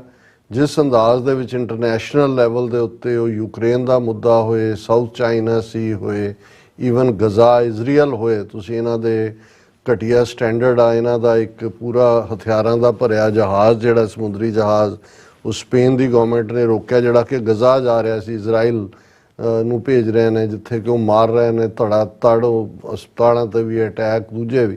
ਸੋ ਕੁੱਲ ਮਿਲਾ ਕੇ ਇਸ ਸਾਰੇ ਦੇ ਚੱਲਦੇ ਆ ਸਿੱਖ ਫੈਕਟਰ ਦੀ ਪ੍ਰੋਮੀਨੈਂਸ। ਫਿਰ ਅਸੀਂ ਕੋਵਿਡ ਦੇ ਹਵਾਲੇ ਨਾਲ ਬਾਰ-ਬਾਰ ਇਸ ਲਈ ਗੱਲ ਕਰਦੇ ਹਾਂ। ਹੁਣ ਵੀ ਕੁਝ ਦਿਨ ਪਹਿਲਾਂ ਆਸਟ੍ਰੇਲੀਆ ਦੇ ਪ੍ਰਾਈਮ ਮਿਨਿਸਟਰ ਮੈਲਬਰਨ 'ਚ ਜਿਹੜੀ ਛਾਉਣੀ ਨਿਹੰਗਾ ਬਾਬਾ ਅਵਤਾਰ ਸਿੰਘ, ਬਾਬਾ ਬਿਧੀ ਚੰਦ ਜੀ ਦੇ ਜਿਹੜੇ ਯਾਦ ਦਾ ਡੇਰਾ ਸੁਰ ਸਿੰਘ ਉਸ ਨੂੰ ਰਿਪਰੈਜ਼ੈਂਟ ਕਰਦੇ ਨੇ, ਉੱਥੇ ਪ੍ਰਾਈਮ ਮਿਨਿਸਟਰ ਐਲਬਨੀ ਆਇਆ ਆਸਟ੍ਰੇਲੀਆ ਦਾ ਔਰ ਉਹਨਾਂ ਨੇ ਸਿੱਖਾਂ ਦੀ ਤਾਰੀਫ ਕੀਤੀ ਕਿ ਭਾਈ ਕੋਵਿਡ-19 ਜਾਂ ਉੱਥੇ ਜਿਹੜੀਆਂ ਫਾਇਰਸ ਔਰ ਦੂਸਰੇ ਕ੍ਰਾਈਸਿਸ ਵੇਲੇ ਸਿੱਖ ਅੱਗੇ ਆਏ ਨੇ। ਔਰ ਇਹ ਸਾਰਾ ਗਲੋਬਲੀ ਸਿੱਖਾਂ ਦੀ ਰੈਕਗਨੀਸ਼ਨ ਇਸ ਸਾਰੇ 'ਚ ਹੋਈ ਹੈ। ਔਰ ਜਿਵੇਂ ਸਿੱਖ ਟਰਾਂਸਨੈਸ਼ਨਲ ਰਿਪਰੈਸ਼ਨ ਕ੍ਰਾਈਮ ਦਾ ਸ਼ਿਕਾਰ ਹੋਏ ਨੇ, ਉਹਦੇ ਥੱਲੇ ਇਹਨਾਂ ਮੁਲਕਾਂ ਦੀਆਂ ਹਕੂਮਤਾਂ, ਉਹਨਾਂ ਦੀ ਹੋਮ ਮਿਨਿਸਟਰੀ, ਫੋਰਨ ਅਫੇਅਰਸ, ਉਹਨਾਂ ਦੀ ਜਿਹੜੀ ਡੋਮੈਸਟਿਕ ਲਿਆਜ਼ਨ, ਕਮਿਊਨਿਟੀ ਲਿਆਜ਼ਨ ਨਾਲ ਸੰਬੰਧਿਤ ਮਹਿਕਮੇ ਨੇ, ਉਹ ਧੜਾ ਧੜ ਮੀਟਿੰਗਾਂ ਕਰ ਰਹੇ ਨੇ, ਕੁਛ ਔਨ ਕੈਮਰਾ ਨੇ, ਕੁਛ ਆਫ ਕੈਮਰਾ ਨੇ। ਸੋ ਇਹਦੇ 'ਚ ਕੋਈ ਦੋ ਰਾਵਾਂ ਨਹੀਂ ਨੇ ਕਿ ਇਹ ਜਿਹੜਾ ਇਸ ਵੇਲੇ ਸਾਡੇ ਖਿੱਤੇ ਦੇ ਵਿੱਚ ਔਰ ਖਾਸ ਤੌਰ 'ਤੇ ਚਾਈਨਾ ਦਾ ਇੱਕ super economical and military power ਦੇ ਤੌਰ 'ਤੇ ਐਮਰਜੈਂਸ, ਅਮਰੀਕਾ ਦੇ ਨਾਲ ਭਾਵੇਂ ਉਹ ਟਕਰਾਅ ਦੀ ਲਾਈਨ ਵੀ ਹੈ ਪਰ ਮੇਲ ਮਿਲਾਪ ਦੀ ਲਾਈਨ ਵੀ ਹੈ ਕਿਉਂਕਿ 140 ਤੋਂ ਜ਼ਿਆਦਾ ਮੁਲਕ one belt one road initiative ਦਾ ਹਿੱਸਾ ਬਣ ਚੁੱਕੇ ਨੇ। ਫਿਰ ਸਾਡੇ ਗੁਆਂਢ 'ਚ ਜੋ ਕੁਛ ਚੱਲ ਰਿਹਾ ਈਰਾਨ ਦੇ ਵਿੱਚ, ਉਹ ਜਿਹੜਾ ਕਿਉਂਕਿ ਇਹਨਾਂ ਦਿਨਾਂ ਦੇ ਵਿੱਚ ਹੀ ਜਿਹੜਾ ਹਾਦਸਾ ਵਾਪਰਿਆ, ਹਾਦਸਾ ਹੈ ਜਾਂ ਕੰਸਪੀਰੇਸੀ ਹੈ, ਇਹਦੇ ਤੇ ਤਾਂ ਅਜੇ ਡਿਬੇਟ ਹੋਏਗੀ ਅੱਛਾ ਕਿ ਇੱਕ ਹਵਾਈ ਹੈਲੀਕਾਪਟਰ ਹਾਦਸੇ ਦੇ ਵਿੱਚ ਹਾਲਾਂ 3 ਹੈਲੀਕਾਪਟਰ ਉਡਾਨ ਭਰ ਰਹੇ ਸੀ। ਅਜ਼ਰਬਾਈਜਾਨ ਔਰ ਈਰਾਨ ਜਿਹੜੇ ਗਵਾਂਢੀ ਮੁਲਕ ਨੇ, ਔਰ ਈਰਾਨ ਦੇ ਪ੍ਰੈਜ਼ੀਡੈਂਟ ਜਿਹੜੇ ਕਿ ਇੱਕ ਬੰਨ ਦਾ ਉਦਘਾਟਨ ਕਰਕੇ ਮੁੜ ਰਹੇ ਸੀ, 2 ਹੈਲੀਕਾਪਟਰ ਵੀ ਨਾਲ ਸੀ। ਔਰ ਕਿਹਾ ਜਾਂਦਾ ਹੈ ਮੌਸਮ ਖਰਾਬੀ ਕਰਕੇ ਉਹਨਾਂ ਦਾ ਹੈਲੀਕਾਪਟਰ, ਜਿਹਦੇ 'ਚ ਉਹਨਾਂ ਦੇ ਨਾਲ ਉਹਨਾਂ ਦਾ ਫੋਰਨ ਮਿਨਿਸਟਰ ਵੀ ਸੀ, ਉਹਨਾਂ ਦੇ ਹੋਰ ਟੋਟਲ 9 ਬੰਦੇ ਸੀ। ਔਰ ਉਸ ਜਹਾਜ਼ ਜਿਹੜਾ ਅਮਰੀਕਨ ਕੰਪਨੀ ਦਾ ਬਣਿਆ ਹੋਇਆ, ਉਹ ਪਹਿਲਾਂ ਲੱਭਿਆ ਨਹੀਂ, 8-10 ਘੰਟੇ ਬਾਅਦ ਹੋਇਆ ਵੀ ਹਾਦਸਾਗ੍ਰਸਤ ਸਾਰੇ ਮਾਰੇ ਗਏ। ਔਰ ਉਹ ਜਿਹੜਾ ਉਹਨਾਂ ਦਾ ਨੈਸ਼ਨਲ ਮੋਰਨਿੰਗ ਪਾਕਿਸਤਾਨ ਨੇ ਵੀ ਰੱਖੀ ਹੈ, ਇੰਡੀਆ ਨੇ ਵੀ ਰੱਖੀ ਹੈ, ਈਰਾਨ ਨੇ 5 ਦਿਨ ਦੀ ਰੱਖੀ ਹੈ। ਅਮਰੀਕਾ ਨੇ ਕਿਹਾ ਕਿ ਜੀ ਸਾਡਾ ਇਹਦੇ 'ਚ ਕੋਈ ਇਹ ਲਾਗਾ ਦੇਗਾ ਨਹੀਂ ਹੈ, ਕਿਉਂਕਿ ਇੱਕ ਇਮੀਡੀਏਟ ਤਾਂ ਇਹ ਆਇਆ ਕਿ ਬਈ ਈਰਾਨ ਨੇ ਅਜੇ ਕੁਝ ਦਿਨ ਪਹਿਲਾਂ ਹੀ ਇਜ਼ਰਾਈਲ ਨੂੰ ਘੇਰਿਆ ਸੀ 4 ਚੁਫੇਰਿਓਂ ਕਿ ਵੀ ਇਹ ਤਾਂ ਇਹਨਾਂ ਨੇ ਹਾਦਸਾ ਕਰਵਾ ਦਿੱਤਾ ਹੈ। ਲੇਕਿਨ ਅਜੇ ਤੱਕ ਈਰਾਨ ਨੇ ਕੋਈ ਸਿੱਧੇ ਤੌਰ ਤੇ ਇਲਜ਼ਾਮ ਨਹੀਂ ਲਾਇਆ ਆਉਣ ਵਾਲੇ ਪੀਰੀਅਡ 'ਚ ਇਹ ਕੁਝ। ਸੋ ਇਹ ਸਾਡੇ ਸਾਰੇ ਗੁਆਂਢ ਦੇ ਵਿੱਚ ਹੀ ਹੋ ਰਿਹਾ ਇਹ ਤਬਦੀਲੀ, ਕਿਉਂਕਿ ਜੇ ਈਰਾਨ ਦੇ ਉੱਤੇ ਸੈਂਕਸ਼ਨਸ ਦੀ ਗੱਲ ਹੈ, ਔਰ ਜੇ even within America change of guard ਵੀ ਹੁੰਦਾ ਹੈ, ਬਾਈਡਨ ਦੀ ਥਾਂ ਟਰੰਪ ਆਉਂਦਾ ਹੈ। ਸੋ ਖਿੱਤਾ ਸਾਡਾ ਉਹ ਚਾਈਨਾ ਦੇ ਹਵਾਲੇ ਨਾਲ, ਮਿਡਲ ਈਸਟ ਦੇ ਹਵਾਲੇ ਨਾਲ, ਈਰਾਨ ਦੇ ਹਵਾਲੇ ਨਾਲ, ਔਰ ਇਸ ਸਾਰੇ ਦੇ ਤਿੰਨੋਂ nuclear powers India, China, Pakistan, ਇਹਨਾਂ ਦੇ ਟਕਰਾਅ ਦੇ ਹਵਾਲੇ ਨਾਲ। ਔਰ ਅਸੀਂ 600 ਕਿਲੋਮੀਟਰ ਦੇ ਲਗਭਗ ਇੰਟਰਨੈਸ਼ਨਲ ਬਾਰਡਰ ਤੇ ਬੈਠੇ ਹਾਂ, ਇੰਟਰਨੈਸ਼ਨਲ ਐਂਟੀਟੀ ਵੀ ਸਾਡੀ ਬਣੀ ਹੈ। ਸੋ ਮੈਂ ਆਪਣੀ ਪ੍ਰੈਜੈਂਟੇਸ਼ਨ 'ਚ ਵੀ ਡਿਵੈਲਪ ਔਨ ਕੀਤਾ ਸੀ ਕਿ ਬਿਲਕੁਲ ਠੀਕ ਹੈ ਕਿ ਇਸ ਵੇਲੇ ਓਪਰਚੁਨਿਟੀ ਇੱਕ ਨੌਕ ਕਰ ਰਹੀ। ਔਰ ਮੈਂ ਅੱਜ ਜਦੋਂ ਇੱਕ ਸਟੇਟਮੈਂਟ ਇਹਦੀ ਐਸ ਜੈ ਸ਼ੰਕਰ ਦੀ, ਹਾਲਾਂਕਿ ਇਹ ਦਿੱਲੀ ਦੇ ਵਿੱਚ ਦਿੱਲੀ ਟਮਲ ਐਜੂਕੇਸ਼ਨ ਐਸੋਸੀਏਸ਼ਨ ਹੈ, ਉਸ ਦੇ ਇੱਕ ਇਕੱਠ ਨੂੰ ਸੰਬੋਧਨ ਕਰ ਰਿਹਾ, ਪਰ ਜੋ ਉਹਨੇ ਕਿਹਾ ਉਹ ਉਹੀ ਗੱਲ ਹੈ ਜੇ ਅਸੀਂ ਇੱਕ ਹੋਰ ਅੰਦਾਜ਼ 'ਚ ਕਹਿੰਦੇ ਹਾਂ, ਕਿਉਂਕਿ ਸਾਨੂੰ ਤਾਂ ਨਜ਼ਰ ਆ ਰਿਹਾ ਵੀ ਇਹਦੇ 'ਚ ਕੀ ਹੈ। ਉਹ ਇੱਕ ਖੌਫ ਪੈਦਾ ਕਰਨ ਦੇ ਅੰਦਾਜ਼ ਦੇ ਨਾਲ ਕਹਿ ਰਿਹਾ ਕਿ ਜੇ ਮੋਦੀ ਦੇ ਹੱਥ 'ਚ ਪਾਵਰ ਨਾ ਦਿੱਤੀ ਤੁਸੀਂ, ਜੇ ਵਾਪਸ ਨਾ ਆਇਆ ਤੇ ਫਿਰ ਕੰਮ ਗਿਆ। ਔਰ ਇਹਦੀ ਹੈਡਲਾਈਨ ਹੈ ਸਟਾਰਮ ਬਰਿਊਇੰਗ, ਕਿ ਤੂਫਾਨ ਆ ਰਿਹਾ। ਬਰਿਊ ਹੁੰਦਾ ਕਿ ਵੀ ਜਿਵੇਂ ਤੁਸੀਂ ਕਾਫੀ ਬਰੂ ਕਰਦੇ ਹੋ, ਕਿ ਵੀ storm brewing, vital to have safe pair of hands to take India through. ਕਿ ਜਿਸ ਤੂਫਾਨ ਦੇ ਵਿੱਚ ਜਿਹੜਾ ਬਰੂ ਹੋ ਰਿਹਾ, ਭਾਰਤ ਨੇ ਉੱਡਣਾ ਉਸ ਤੂਫਾਨ 'ਚ, ਦੇ ਟੁਕੜੇ ਹੋਣੇ ਨੇ। ਜੇ ਤੁਸੀਂ ਸੁਰੱਖਿਅਤ ਹੱਥਾਂ 'ਚ ਨਾ ਦਿੱਤਾ ਤੇ ਭਾਰਤ ਮਾਤਾ ਦਿਲ ਕੀ ਉਹ ਕਹਿੰਦੇ ਹੁੰਦੇ ਸੀ ਕਿ ਦਿਲ ਕੇ ਟੁਕੜੇ ਹਜ਼ਾਰ ਹੋਏ, ਕੋਈ ਯਹਾਂ ਗਿਰਾ ਕੋਈ ਵਹਾਂ। ਇੱਥੇ ਤਾਂ ਭਾਰਤ ਮਾਤਾ ਦੀ ਸਾੜੀ ਦੇ ਟੁਕੜੇ ਹੀ ਹੋਣੇ ਨੇ, ਬਾਕੀ ਤਾਂ ਦਿਲ ਦੁਲ ਤਾਂ ਪਹਿਲਾਂ ਹੀ ਨਹੀਂ ਹੈ ਇਹਨਾਂ 'ਚ, ਕਿ ਵੀ ਉਹ ਬੰਨਿਆ ਹੀ ਹੋਇਆ ਨਾ ਸਾੜੀ ਦੇ ਨਾਲ। ਬ੍ਰਿਟਿਸ਼ ਐਡਮਿਨਿਸਟ੍ਰੇਟਿਵ ਯੂਨਿਟ ਜਾਣ ਲੱਗੇ ਇਹਨਾਂ ਨੂੰ ਵੱਜਿਆ ਬਜਾਈ ਗੰਢ ਦੇ ਗਿਆ, ਉਹ ਸਾਰੀ ਖੁੱਲ ਜਾਣੀ। ਹੁਣ ਉਹਦੇ 'ਚ ਉਹਨੇ ਜਿਹੜੀ ਖਾਸ ਤੌਰ ਤੇ ਜਿਹੜੇ ਫੈਕਟਰ ਕਹੇ, ਕਿਉਂਕਿ ਇੰਡੀਆ ਦਾ ਰੋਲ ਉਹ ਯੂਕਰੇਨ ਦਾ ਮੁੱਦਾ ਹੋਈ, ਇਵਨ ਈਰਾਨ ਦਾ ਵੀ। ਹੁਣ ਈਰਾਨ ਬਾਰੇ ਵੀ ਜਦੋਂ ਹੀ ਇਹਨਾਂ ਨੇ ਚਾਹ ਬਾਹਰ, ਔਰ ਦਿਲਚਸਪ ਗੱਲ ਇਹ ਹੈ ਕਿ ਇਰਾਨੀਅਨ ਪ੍ਰੈਜ਼ੀਡੈਂਟ ਦੇ ਇਸ ਐਂਡ ਤੋਂ ਪਹਿਲਾਂ ਉਹਨੇ ਪਾਕਿਸਤਾਨ ਦਾ ਦੌਰਾ ਵੀ ਕੀਤਾ, ਪਾਈਪਲਾਈਨ ਸਮਝੌਤਾ, ਔਰ ਪਾਕਿਸਤਾਨ ਤੇ ਤਾਂ ਇਹਨਾਂ ਨੇ ਦਾਬਾ ਲਾਤਾ ਵੀ ਅਸੀਂ ਸੈਂਕਸ਼ਨਸ ਲਾ ਦੇਵਾਂਗੇ। ਪਾਕਿਸਤਾਨ ਨੇ ਬੜਾ ਸਬਡਿਊ ਜਿਹਾ ਹੀ ਕੰਮ ਰੱਖਿਆ। ਇੰਡੀਆ ਜਿਹੜਾ ਫੋਰਨ ਮਿਨਿਸਟਰ ਵੀ ਉੱਥੇ ਗਿਆ, ਔਰ ਇਹਨੇ ਜਦੋਂ ਅਮਰੀਕਾ ਨੇ ਕਿਹਾ ਕਿ ਵੀ ਇਹ ਚਾਹ ਬਹਾਰ ਵਾਲਾ ਕੰਮ ਹੈ, ਉਹ 2018 ਵਾਲੀ ਤੁਹਾਨੂੰ ਐਗਜ਼ੈਂਪਸ਼ਨ ਨਹੀਂ ਹੈ ਜਿਹੜੀ ਟਰੰਪ ਨੇ ਦਿੱਤੀ ਸੀ। ਤੇ ਐਸ ਜੈ ਸ਼ੰਕਰ ਨੇ ਕਿਹਾ ਜੀ ਇਹ ਵੱਡੇ ਲੋਕ ਛੋਟੀਆਂ ਗੱਲਾਂ ਕਿਉਂ ਕਰਦੇ ਨੇ, ਇਹਨਾਂ ਨੂੰ ਛੋਟੇ ਨਹੀਂ ਕਰਨ ਦੇ, ਇਹ ਤਾਂ ਕਰਨ। ਸੋ ਮਤਲਬ ਇਹ ਹੈ ਵੀ ਇੰਡੀਆ ਨੇ ਜਦੋਂ ਸਟਾਰਮ ਬਰਿਊਇੰਗ ਕਹਿ ਰਿਹਾ, ਉਹਨੂੰ ਪਤਾ ਹੈ ਕਿ ਇੰਡੀਆ ਦੇ ਹੁਣ ਇੰਡੀਆ ਦਾ ਵਾਈਸ ਪ੍ਰੈਜ਼ੀਡੈਂਟ ਜਾ ਰਿਹਾ ਉੱਥੇ, ਉਹਦੇ ਅਖੀਰਲੇ ਰਸਮਾਂ ਦੇ ਵੇਲੇ ਪ੍ਰੈਜ਼ੀਡੈਂਟ ਰਿਆਸੀ ਦੇ ਇੱਕ ਦਿਨ ਦੇ ਝੰਡੇ ਨੀਵੇਂ ਕੀਤੇ ਹੋਏ ਨੇ। ਹੁਣ ਇਹ ਨਹੀਂ ਹੈ ਵੀ ਇਹ ਅਮਰੀਕਾ ਨੂੰ ਨਜ਼ਰ ਨਹੀਂ ਆ ਰਿਹਾ ਕਿ ਵੀ ਇੰਡੀਆ ਨੇ ਈਰਾਨ ਦੇ ਮਾਮਲੇ ਤੇ ਵੀ ਅਮਰੀਕਾ ਨੂੰ ਡਬਲ ਕ੍ਰਾਸ ਕੀਤਾ, ਯੂਕਰੇਨ ਦੇ ਮੁੱਦੇ ਤੇ ਤਾਂ ਕਰ ਹੀ ਰਿਹਾ ਲਗਾਤਾਰਤਾ ਨਾਲ। ਔਰ ਐਸ ਜੈ ਸ਼ੰਕਰ ਨੂੰ ਵੀ ਪਤਾ ਹੈ ਵੀ ਇਹਨਾਂ ਦੀ ਜਿਹੜੀ ਫਰਾਡ ਗੇਮ ਹੈ ਉਹਦਾ ਐਂਡ ਆਉਣ ਵਾਲਾ ਹੈ, ਇਸ ਲਈ ਉਹ ਸਟਾਰਮ ਬਰਿਊਇੰਗ ਕਹਿ ਰਿਹਾ। ਔਰ ਇਹਦੇ 'ਚ ਐਗਜ਼ੈਕਟ ਲਫ਼ਜ਼ ਉਹਨਾਂ ਨੇ ਕਿਹਾ ਕਿ ਭਾਈ ਇਹ ਹੈ ਬਿਫੋਰ ਜਿਹੜਾ ਉਹਨੇ ਜੈ ਸ਼ੰਕਰ ਦਾ world is looking very difficult today, ਇਹ ਉਹਨਾਂ ਦੀ ਇਕੱਠ ਨੂੰ ਕਹਿ ਰਿਹਾ, world is looking very difficult today as there is a war going on in Ukraine, कि दुनिया च बहुत difficulty है, इसलिए यूक्रेन दी जंग चल रही है। There are issues with Israel Gaza, Israel Iran, and India has border issues with China in the north, and with Pakistan there is a cross border terrorism issue। ਹੁਣ ਇਹੀ ਗੱਲਾਂ ਮੈਂ ਕਹੀਆਂ ਨੇ ਜਿਹੜੀਆਂ ਉਹ ਕਹਿ ਰਿਹਾ ਕਿ ਸਟਾਰਮ ਬਰਿਊ ਹੈ, ਆ ਹੋ ਰਿਹਾ। in Asia there is tension in the South China Sea, and as a result of all of this the economic situation of the world is very difficult. भी आर्थिक हालत भी किधर ਨੂੰ ਜਾ ਰਹੀ है. It is very important that when we look at the future that we think of how to take India safely through the storm. Already storm brew है. ਇਹ ਦੇਖਣਾ ਵੀ ਇਸ ਤੂਫਾਨ ਚੋਂ ਅਸੀਂ ਭਾਰਤ ਨੂੰ ਕਿਵੇਂ ਕੱਢ ਸਕਾਂਗੇ. There is a storm around us. ਸਾਡੇ ਚਾਰ ਚੁਫੇਰੇ ਤੂਫਾਨ ਮਚਿਆ ਹੋਇਆ ਹੈ. The storm is building. It's going to get worse. Already storm built ਹੋ ਰਿਹਾ ਹੈ.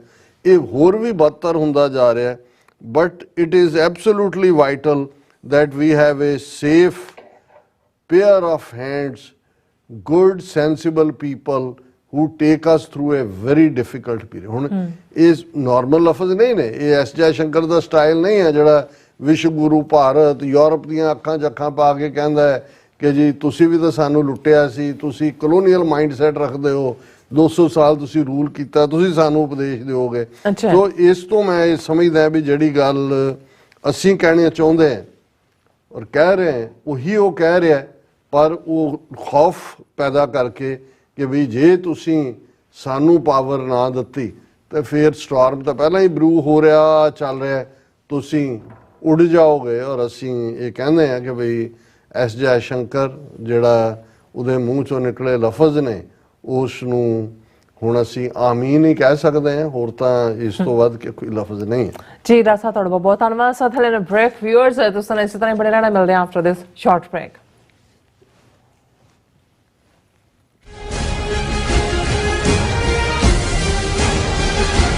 पूरा सो पहचान जो लरै दीन की हेत. ਘੱਲੂਘਾਰਾ 1984 ਦੀ 40ਵੀਂ ਵਰ੍ਹੇਗੰਢ ਮੌਕੇ ਕੌਮੀ ਸ਼ਹੀਦਾਂ ਦੀ ਯਾਦ ਨੂੰ ਸਮਰਪਿਤ ਸਮਾਗਮ 2 ਜੂਨ 2024 ਦਿਨ ਐਤਵਾਰ ਨੂੰ Gurdwara Singh Sabha of north Texas dolls ਵਿਖੇ ਹੋਣ ਜਾ ਰਿਹਾ ਹੈ. ਅਖੰਡ ਪਾਠ ਸਾਹਿਬ ਦੀ ਆਰੰਭਤਾ 31 ਮਈ ਨੂੰ ਸਵੇਰੇ ਹੋਵੇਗੀ ਅਤੇ 2 ਜੂਨ ਨੂੰ ਸਵੇਰੇ 9 ਵਜੇ ਭੋਗ ਪਾਏ ਜਾਣਗੇ. ਅਖੰਡ ਪਾਠ ਸਾਹਿਬ ਦੀ ਸੇਵਾ ਪੰਥਕ ਸੇਵਾਦਾਰ ਡਾਕਟਰ ਰਣਜੀਤ ਸਿੰਘ ਦੀ ਯਾਦ ਵਿੱਚ ਉਹਨਾਂ ਦੇ ਸਮੁੱਚੇ ਪਰਿਵਾਰ ਵੱਲੋਂ ਨਿਭਾਈ ਜਾਵੇਗੀ. 2 ਜੂਨ ਨੂੰ ਗੁਰੂ ਘਰ ਵਿਖੇ ਖੂਨਦਾਨ ਕੈਂਪ ਵੀ ਲਾਇਆ ਜਾਵੇਗਾ. ਕੌਮੀ ਸ਼ਹੀਦਾਂ ਨੂੰ ਸਮਰਪਿਤ ਅਤੇ ਡਾਕਟਰ ਰਣਜੀਤ ਸਿੰਘ ਦੀ ਯਾਦ ਵਿੱਚ ਮੁੱਖ ਦੀਵਾਨ ਵਿੱਚ ਖਾਲਿਸਤਾਨ ਅਫੇਅਰ ਸੈਂਟਰ ਦੇ ਸੰਚਾਲਕ ਡਾਕਟਰ ਅਮਰਜੀਤ ਸਿੰਘ ਸੰਗਤਾਂ ਨਾਲ ਵਿਚਾਰਾਂ ਦੀ ਸਾਂਝ ਪਾਉਣਗੇ. TV 84 ਵੱਲੋਂ ਇਸ ਸਮਾਗਮ ਦਾ ਲਾਈਵ ਟੈਲੀਕਾਸਟ ਕੀਤਾ ਜਾਵੇਗਾ. ਸਥਾਨਕ ਸੰਗਤਾਂ ਨੂੰ ਇਸ ਸਮਾਗਮ ਵਿੱਚ ਹਾਜ਼ਰੀ ਲਵਾਉਣ ਲਈ ਬੇਨਤੀ ਕੀਤੀ ਜਾਂਦੀ ਹੈ. ਵਧੇਰੇ ਜਾਣਕਾਰੀ ਲਈ ਤੁਸੀਂ ਹੇਠ ਦਿੱਤੇ ਨੰਬਰ ਤੇ ਸੰਪਰਕ ਕਰ ਸਕਦੇ ਹੋ. ਪੁਰਜਾ ਕਟ ਮਰੇ ਕਬੂ ਨਾ ਛਾੜੈ ਖੇਤ. ਵਾਹਿਗੁਰੂ ਜੀ ਕਾ ਖਾਲਸਾ ਵਾਹਿਗੁਰੂ ਜੀ ਕੀ ਫਤਿਹ. Gurdwara Guru Nanak mission centre Brampton ਦੀ ਜਿਹੜੀ ਮੇਨ ਨਵੀਂ ਬਿਲਡਿੰਗ ਆ ਉਹਦੀ ਕਾਰ ਸੇਵਾ ਦੀ ਆਰੰਭਤਾ 26 ਮਈ ਦਿਨ ਐਤਵਾਰ ਨੂੰ ਆਪਾਂ ਕਰਨ ਜਾ ਰਹੇ ਹਾਂ. 24 ਮਈ ਫਰਾਈਡੇ ਵਾਲੇ ਦਿਨ ਆਪਾਂ ਅਖੰਡ ਪਾਠ ਸਾਹਿਬ ਪ੍ਰਕਾਸ਼ ਕਰਾਂਗੇ ਤੇ 26 ਮਈ ਨੂੰ 10 ਵਜੇ ਭੋਗ ਉਪਰੰਤ ਬਾਹਰ 11 ਵਜੇ ਆਪਾਂ ਨਵੀਂ ਬਿਲਡਿੰਗ ਦੀ ਕਾਰ ਸੇਵਾ ਦਾ ਉਦਘਾਟਨ ਕਰਾਂਗੇ. ਸਮੂਹ ਸਿੱਖ ਸੰਗਤ ਦੇ ਚਰਨਾਂ ਵਿੱਚ ਬੇਨਤੀ ਹੈ ਕਿ ਹੁਮ ਹੁਮਾ ਕੇ ਤੁਸੀਂ 11 ਵਜੇ ਦਿਨ ਐਤਵਾਰ ਜ਼ਰੂਰ ਗੁਰਦੁਆਰਾ ਸਾਹਿਬ ਪਹੁੰਚੋ. ਆਪਾਂ ਇਸ ਗੁਰਦੁਆਰਾ ਸਾਹਿਬ ਦੀ ਨਵੀਂ ਬਿਲਡਿੰਗ ਦਾ ਆਰੰਭ ਕਰ ਸਕੀਏ. ਤੁਹਾਡਾ ਬਹੁਤ ਬਹੁਤ ਧੰਨਵਾਦ. ਵਾਹਿਗੁਰੂ ਜੀ ਕਾ ਖਾਲਸਾ ਵਾਹਿਗੁਰੂ ਜੀ ਕੀ ਫਤਿਹ.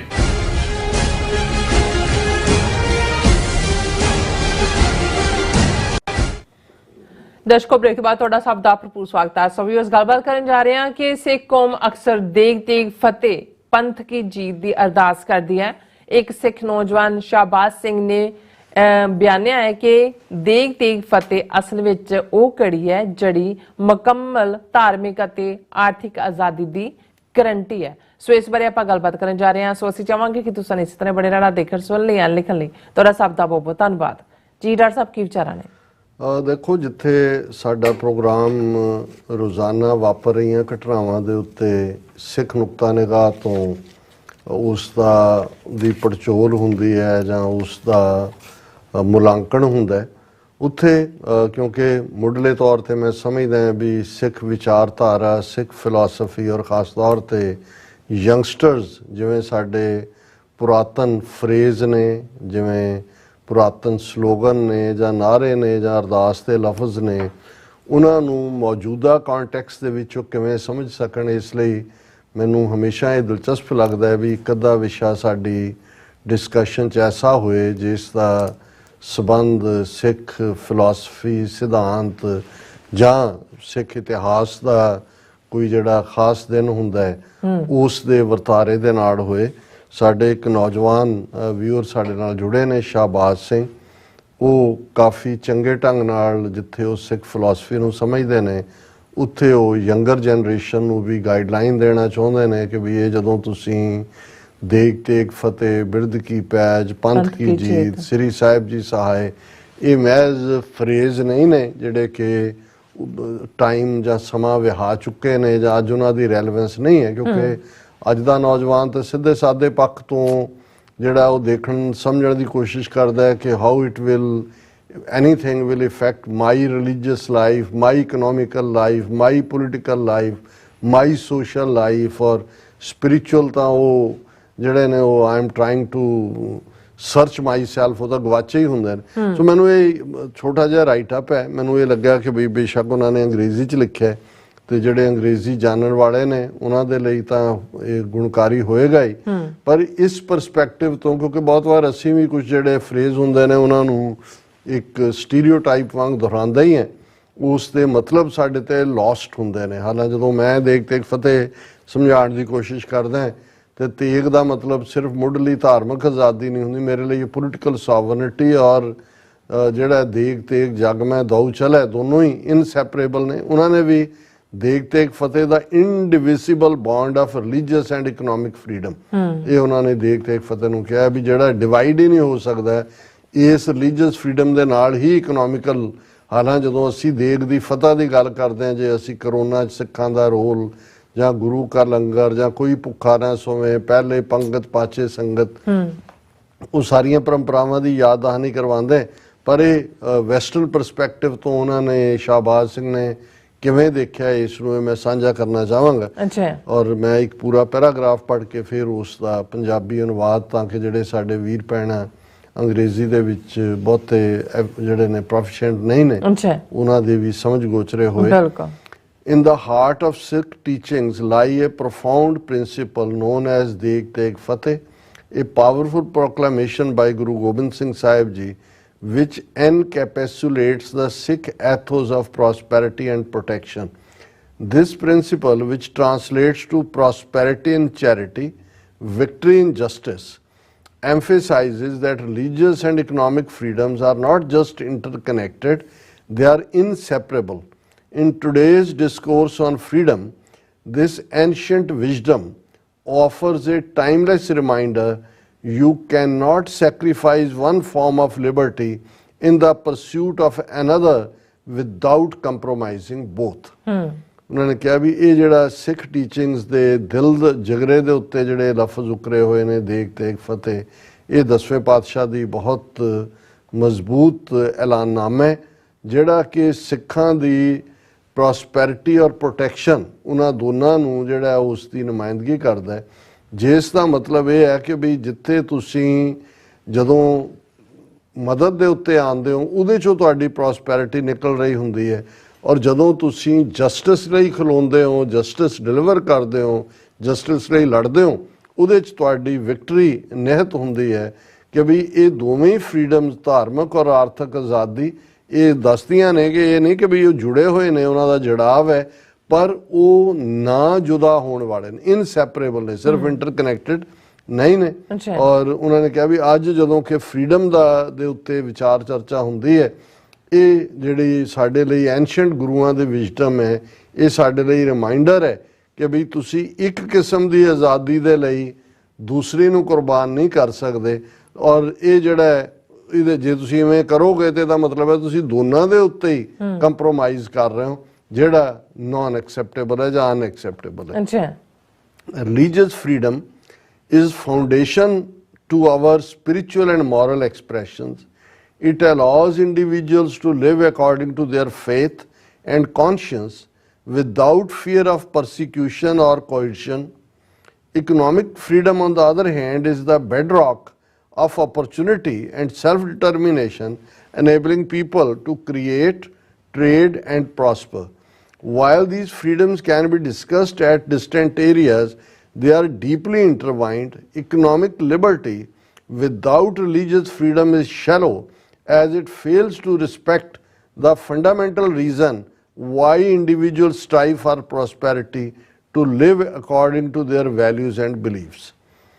ਉਹਨਾਂ ਨੇ ਇਹ ਕਿਹਾ ਕਿ ਜਿਹੜੀ ਧਾਰਮਿਕ ਆਜ਼ਾਦੀ ਹੈ ਇਹ ਸਾਡੀ ਰੂਹਾਨੀ ਔਰ ਇਖਲਾਕੀ ਜਿਹੜੀਆਂ ਵੈਲਿਊਜ਼ ਨੇ ਉਹਨਾਂ ਦੀ ਨੀਂਹ ਹੈ, ਉਹਨਾਂ ਦੀ ਬੁਨਿਆਦ ਹੈ। ਉਸ ਤੋਂ ਬਿਨਾਂ ਸਾਡੀਆਂ ਰੂਹਾਨੀ ਔਰ ਇਖਲਾਕੀ ਕੋਈ ਕਦਰਾਂ ਕੀਮਤਾਂ ਦਾ ਮਾਇਨੇ ਨਹੀਂ ਹੈ। ਇਹ ਹਰ ਉਸ ਵਿਅਕਤੀ ਨੂੰ ਅਲਾਉ ਕਰਦੀ ਹੈ ਕਿ ਉਹ ਆਪਣੇ ਫੇਥ, ਆਪਣੇ ਮਜ਼ਹਬ ਦੇ ਮੁਤਾਬਕ ਜੀਏ, ਆਪਣੀ ਜ਼ਮੀਰ ਦੀ ਸੱਚਾਈ ਨੂੰ ਕਾਇਮ ਰੱਖਦੇ हैं ਔਰ ਬਿਨਾਂ ਕਿਸੇ ਪਰਸੀਕਿਊਸ਼ਨ ਜਾਂ ਜ਼ੁਲਮ ਦੇ ਡਰ ਪੈ ਦੇ। ਦੂਸਰੇ ਪਾਸੇ ਜਿਹੜੀ ਆਰਥਿਕ ਆਜ਼ਾਦੀ ਹੈ ਇਹ ਮੌਕਾ, ਤੁਹਾਨੂੰ ਅਪਰਚੁਨਿਟੀ ਮਿਲਣਾ ਉਸ ਦਾ ਆਧਾਰ ਹੈ ਔਰ ਇਹ ਤੁਹਾਨੂੰ ਸੈਲਫ ਡਿਟਰਮੀਨੇਸ਼ਨ ਵੀ ਔਰ ਤੁਹਾਨੂੰ ਉਹ ਮੌਕੇ ਪ੍ਰੋਵਾਈਡ ਕਰਨਾ ਹੈ ਜਿੱਥੇ ਕਿ ਤੁਸੀਂ ਕ੍ਰੀਏਟਿਵ ਕੰਮ ਕਰੋ, ਬਿਜ਼ਨਸ ਕਰੋ, ਪ੍ਰੋਸਪਰ ਕਰੋ, ਖੁਸ਼ਹਾਲ ਹੋ। ਔਰ ਇਹ ਜਿਹੜੀਆਂ ਨੇ ਇਹਨਾਂ ਦੇ ਭਾਵੇਂ ਡਿਸਟਿੰਕਟ ਏਰੀਆ ਲੱਗਦੇ ਨੇ ਦੋਨਾਂ ਦੇ, ਇਕਨੋਮਿਕਲ ਔਰ ਰਿਲੀਜੀਅਸ ਦੇ, ਪਰ ਇਹ ਇੱਕ ਦੂਜੇ ਨਾਲ ਬੱਝੇ ਹੋਏ ਨੇ। ਇਕਨੋਮਿਕ ਲਿਬਰਟੀ, ਤੁਸੀਂ ਕਹੋ ਜੀ ਅਸੀਂ ਆਰਥਿਕ ਬਹੁਤ ਸੁਧਾਰ ਕਰ ਦਿੱਤੇ ਨੇ ਔਰ ਦੂਜੇ ਨੇ, ਪਰ ਜੇ ਰਿਲੀਜੀਅਸ ਫਰੀडम ਨਹੀਂ ਹੈ ਤੇ ਇਹ ਸਭ ਬੜੇ ਸ਼ੈਲੋ ਨੇ, ਹੌਲੋ ਨੇ, ਇਹਦਾ ਕੋਈ ਮਤਲਬ ਨਹੀਂ ਹੈ। ਕਿਉਂਕਿ ਇਹਦਾ ਮਤਲਬ ਇਹ ਹੈ ਕਿ ਟ੍ਰੇਡ ਦੇ ਵਿੱਚ ਤੁਸੀਂ ਫਸ ਕੇ ਜਿਹੜੇ ਫੰਡਾਮੈਂਟਲ ਰੀਜ਼ਨ ਨੇ ਇੰਡੀਵਿਜੂਅਲ ਦੀ ਹੋਂਦ ਦੇ, ਉਸ ਦੇ ਨਾਲ ਤੁਸੀਂ ਕੰਪਰੋਮਾਈਜ਼ ਕਰਦੇ ਹੋ ਉਹਨਾਂ ਵੈਲਿਊਜ਼ ਔਰ ਬਿਲੀਫ ਸਿਸਟਮ ਦੇ ਨਾਲ। ਦਾ ਪ੍ਰਿੰਸੀਪਲ ਦੇਖ ਤੇਗ ਫਤਿਹ beautifully illustrates how religious liberty underpins economic endeavors in Sikh communities. For example, the common practice of langar, a free community kitchen, shows how economic resources are utilized to reinforce religious standards of equality and compassion. Here, economic means support a spiritual end, providing a clear example of how intertwined these freedoms are. Without economic resources, such religious practices would struggle to sustain. Conversely, without the religious impulses, the economic means might lack direction and purpose. ਹੁਣ ਅਸੀਂ ਅਰਦਾਸ ਕਰਦੇ ਹਾਂ ਸਰਬੱਤ ਦਾ ਭਲਾ। ਜੇ ਤੁਹਾਡੇ ਆਪਣੇ ਖਾਣ ਨੂੰ ਰੋਟੀ ਨਹੀਂ ਹੈ, ਤੁਹਾਡੇ ਇਕਨੋਮਿਕਲ ਸੋਰਸ ਖੋਲੇ ਗਏ ਨੇ, ਤੁਸੀਂ ਤਾਂ ਆਪਣਾ ਭਲਾ ਹੀ ਨਹੀਂ ਕਰ ਸਕਦੇ, ਸਰਬੱਤ ਦਾ ਕਿੱਥੋਂ ਕਰੋਗੇ? ਸੋ ਜਦੋਂ ਅਸੀਂ ਇਹ, ਔਰ ਇਹਦੇ 'ਚ ਬੜੀ ਖੂਬਸੂਰਤੀ ਨਾਲ ਇਸ 'ਚ ਡਿਸਕਸ ਕੀਤਾ ਗਿਆ ਕਿ ਬਈ ਇਹ ਜਿਹੜੀ ਹੈ ਇਹ ਦੱਸਦੀ ਹੈ ਕਿ ਕਿਵੇਂ ਜਿਹੜੀ ਰਿਲੀਜੀਅਸ ਲਿਬਰਟੀ ਹੈ ਉਹ ਬੈਡਰੌਕ ਹੈ ਇਕਨੋਮਿਕਲ ਪ੍ਰੋਸਪੈਰਿਟੀ ਦਾ। ਜੇ ਜਿਵੇਂ ਸਿੱਖ ਕਮਿਊਨਿਟੀਜ਼ ਨੇ ਲੰਗਰ ਹੈ, ਫ੍ਰੀ ਕਮਿਊਨਿਟੀ ਕਿਚਨ, ਇਹ ਦੱਸਦਾ ਕਿ ਵੀ ਜੇ ਤੁਹਾਡੇ ਕੋਲ ਆਰਥਿਕ ਸਾਧਨ ਨੇ ਉਹਨੂੰ ਤੁਸੀਂ ਕਿਵੇਂ ਧਾਰਮਿਕ ਦਾਇਰਾਕਾਰ 'ਚ ਲਿਆ ਕੇ ਬਰਾਬਰੀ ਔਰ ਦਇਆ, ਕੰਪੈਸ਼ਨ ਦੇ ਲਈ, ਦੂਸਰਿਆਂ ਦੀ ਮਦਦ ਲਈ ਉਤਰਦੇ ਹੋ। ਇੱਥੇ ਜਿਹੜੇ ਤੁਹਾਡੇ ਆਰਥਿਕ ਮੀਨ ਨੇ ਉਹ ਸਪਿਰਿਚੁਅਲ ਐਂਡ ਤੱਕ ਤੁਹਾਨੂੰ ਲੈ ਕੇ ਜਾਂਦੇ ਨੇ। ਔਰ ਇਹ ਇੱਕ ਬੜੀ ਕਲੀਅਰ ਐਗਜ਼ਾਮਪਲ ਹੈ ਕਿ ਕਿਵੇਂ ਇਕਨੋਮਿਕਲ ਫਰੀडम्स ਐਂਡ ਰਿਲੀਜੀਅਸ ਫਰੀडम्स ਉਹ ਇੰਟਰਵਾਈਨਡ ਨੇ, ਇੱਕ ਦੂਜੇ ਨਾਲ ਜੁੜੀਆਂ ਹੋਈਆਂ। ਕਿਉਂਕਿ ਜੇ ਤੁਹਾਡੇ ਕੋਲ ਇਕਨੋਮਿਕਲ ਰਿਸੋਰਸ ਨਹੀਂ ਨੇ, ਤੁਸੀਂ ਕਹੀ ਜਾਓ ਕਿ ਜੀ ਸਾਡੀ ਪਰੰਪਰਾ ਲੰਗਰ ਦੀ ਹੈ ਹੀ ਨਹੀਂ, ਤੁਹਾਡੇ ਪੱਲੇ ਖਵਾਓਗੇ ਕੀ ਕਿਸੇ ਨੂੰ, ਇਹ ਤੁਹਾਨੂੰ ਜਿਹੜੀਆਂ ਨੇ ਉਹ ਰੁਕਾਵਟ ਬਣ ਗਈਆਂ ਔਰ ਤੁਸੀਂ ਸਸਟੇਨ ਕਰਨ ਲਈ ਵੀ ਜਿਹੜਾ ਉਹ ਸਟਰਗਲ ਕਰੋਗੇ। ਇਸ ਲਈ ਦੋਨੋਂ ਹੀ ਤਰੀਕੇ ਜਿਹੜੇ ਨੇ ਉਹ ਫਿਰ ਤੁਹਾਨੂੰ ਡਾਇਰੈਕਸ਼ਨਲੈਸ ਕਰ ਦੇਣਗੇ। Meanwhile societies that uphold religious freedom tend to foster better economic outcomes. This correlation is not coincidental but causal, not casual, but causal. When individuals are free to practice their faith openly, they contribute more fully to the economy. Businesses thrive in environments where cultural and religious diversity is respected and where the rule of law protects all aspects of identity, including faith. Economic growth in such societies is often more robust and sustainable because it is inclusive, drawing on the talents and contributions of a diverse population। ਕਿ ਵੀ ਜਿੱਥੇ religious ਫਰੀडम्स ਨੇ ਉੱਥੇ economic ਜਿਹੜੇ economic prospect ਹੈ ਉਹ better ਹੋਏਗਾ, ਉਹਦੀ better outcome ਹੋਏਗੀ, ਕਿਉਂਕਿ ਇਹ ਜਿਹੜਾ ਇੱਕ ਦੂਜੇ ਨਾਲ ਜੁੜੇ ਹੋਏ ਨੇ। ਜਿੱਥੇ ਇੰਡੀਵਿਜੂਅਲਸ ਜਿਹੜੇ ਸ਼ਖਸ ਨੇ ਉਹਨਾਂ ਨੂੰ ਫਰੀडम ਹੈ ਕਿ ਉਹ ਆਪਣਾ ਮਜ਼ਹਬ ਫਰੀडम ਦੇ ਨਾਲ ਪ੍ਰੈਕਟਿਸ ਕਰ ਸਕਦੇ ਨੇ, ਉਹ ਫਿਰ ਬੇਡਰ ਹੋ ਕੇ ਇਕਨੋਮੀ 'ਚ ਵੀ ਕੰਟਰੀਬਿਊਟ ਕਰਦੇ ਨੇ, ਬਿਜ਼ਨੈਸਿਸ ਵੀ ਉਸ ਮਾਹੌਲ ਦੇ ਵਿੱਚ ਜਿੱਥੇ ਕਲਚਰ ਔਰ ਰਿਲੀਜੀਅਸ ਡਾਈਵਰਸਿਟੀ ਹੈ ਉਹ ਬਿਜ਼ਨਸ ਵੀ ਉੱਥੇ ਪ੍ਰੋਸਪਰ ਕਰਦੀ ਹੈ। ਇਕਨੋਮਿਕ ਗਰੋਥ ਜਦੋਂ ਸੁਸਾਇਟੀ 'ਚ ਹੁੰਦੀ ਹੈ ਉਹ ਜ਼ਿਆਦਾ ਰੋਬਸਟ ਹੁੰਦੀ ਹੈ, ਸਸਟੇਨ ਵੀ ਕਰਦੀ ਹੈ, ਕਿਉਂਕਿ ਉਹ ਇਨਕਲੂਸਿਵ ਹੁੰਦੀ ਹੈ, ਉਹਦੇ 'ਚ ਸਾਰੇ ਐਲੀਮੈਂਟ ਇੱਕ ਦੂਜੇ ਜੁੜੇ ਹੁੰਦੇ ਨੇ ਔਰ ਇਸ ਤਰੀਕੇ ਨਾਲ ਤੁਸੀਂ ਡਾਈਵਰਸ ਪੋਪੂਲੇਸ਼ਨ ਦੇ ਪਰਪਸ ਨੂੰ ਸਰਵ ਕਰ ਰਹੇ ਹੁੰਦੇ ਹੋ। ਕਨਵਰਸਲੀ ਹੁਣ ਇਹ ਤੇ ਹੈ ਜਿੱਥੇ ਰਿਲੀਜੀਅਸ ਫਰੀडम्स ਨੇ ਉਹਦੇ 'ਚ ਕਿਵੇਂ ਇਕਨੋਮਿਕਲ ਪ੍ਰੋਸਪੈਰਿਟੀ ਔਰ ਗਿਵ ਬੈਕ, ਪਰ ਇਹਦੇ ਉਲਟ when religious freedoms are suppressed economic freedoms often wane ਉੜ ਜਾਂਦੀਆਂ ਨੇ। ਜਿੱਥੇ ਤੁਸੀਂ ਧਾਰਮਿਕ ਆਜ਼ਾਦੀਆਂ ਨੂੰ ਕੁਚਲਦੇ ਹੋ, centralized control which limits religious expression typically extends into economic sphere leading to inefficiencies and corruption। ਜਦੋਂ ਸੈਂਟਰਲਾਈਜ਼ਡ ਕੰਟਰੋਲ ਹੁੰਦਾ ਹੈ, ਤੁਹਾਡੀ ਰਿਲੀਜੀਅਸ ਐਕਸਪ੍ਰੈਸ਼ਨ ਦੇ ਉੱਤੇ ਪਾਬੰਦੀ ਹੈ, ਉਹ ਤੁਹਾਨੂੰ ਇਕਨੋਮਿਕਲੀ ਵੀ ਦੱਬ ਦਿੰਦਾ ਹੈ ਔਰ ਇਸ ਦੇ ਨਾਲ ਨਾਲ ਜਿਹੜੀ ਹੈ ਕਰਪਸ਼ਨ ਔਰ ਇਨਐਫੀਸ਼ੀਐਂਸੀ ਜਿਹਦੇ 'ਚ ਤੁਸੀਂ ਨਾਕਾਬਲ ਲੋਕ ਅੱਗੇ ਆਉਂਦੇ ਨੇ। The stifling of innovation and creativity in such regimes is a testament to the decay that sets in when freedoms are curtailed. ਕਿ ਜਿੱਥੇ ਆਜ਼ਾਦੀਆਂ ਦਾ ਗਲਾ ਘੁੱਟਿਆ, ਰੂਸ ਸਾਹਮਣੇ ਐਗਜ਼ਾਮਪਲ ਹੈ, ਇੰਡੀਆ ਦਾ ਅਸੀਂ ਹਾਲ ਦੇਖ ਸਕਦੇ ਹਾਂ ਕਿ ਨਾਰਥ ਕੋਰੀਆ ਦਾ ਦੇਖ ਸਕਦੇ ਹਾਂ ਕਿ ਵੀ ਜਿੱਥੇ ਤੁਸੀਂ ਰਿਲੀਜੀਅਸ ਫਰੀडम्स ਨੂੰ ਸਟਿਫਲ ਕਰੋਗੇ, ਕ੍ਰੀਏਟੀਵਿਟੀ ਵੀ ਜਾਏਗੀ ਨਾਲ ਔਰ ਉੱਥੇ ਫਰੀडम ਕਰਟੇਲ ਹੋਏਗੀ। Countries that enforce religious conformity frequently witness not just spiritual decline but an economic stagnation। India Hindutva Hindi Hindustan ਇਹ ਸਟੈਂਗੂਲੇਟ ਵੀ ਕਰ ਰਹੇ ਨੇ ਫਰੀडम ਰਿਲੀਜੀਅਸ ਨੂੰ, ਇਕਨੋਮਿਕਸ ਵੀ ਇਕਨੋਮਿਕਲੀ ਵੀ ਦੇਖੋ ਇਹ ਐਵੇਂ ਕਹਿਣ ਨੂੰ ਡੇਟਾ ਡੂਟਾ ਜੋ ਮਰਜ਼ੀ ਦਿਖਾਇਆ ਜਾਣ, ਅੰਦਰੋਂ ਇਹਨਾਂ ਦਾ ਹਾਲ ਉਵੇਂ ਹੀ ਖੋਖਲਾ ਹੋ ਰਿਹਾ ਹੈ ਜਿਵੇਂ ਸੋਵੀਅਤ ਯੂਨੀਅਨ ਦਾ ਹੋਇਆ। In the context of modern challenges where global and domestic issues often seem tangled in complex socio-economic webs, the lessons from Deg Teg Fateh remains relevant। As advocates of conservative values, we must champion policies that protect religious and economic freedoms alike. Our advocacy should be directed towards creating a framework where both freedoms can thrive together, recognizing that the health of one is directly linked to the vitality of the other। ਜਿਹੜੇ ਅੱਜ ਸਾਡੇ ਸਾਹਮਣੇ challenge ਨੇ ਉਹ global ਹੋਣ ਜਾਂ domestic ਹੋਣ, ਅਸੀਂ ਦੇਖਦੇ ਹਾਂ ਕਿ ਉਹ ਸੋਸ਼ੋ ਇਕਨੋਮਿਕ ਸਮਾਜਿਕ ਔਰ ਆਰਥਿਕ ਵੈਬ ਦੇ ਵਿੱਚ ਫਸੇ ਹੁੰਦੇ ਨੇ।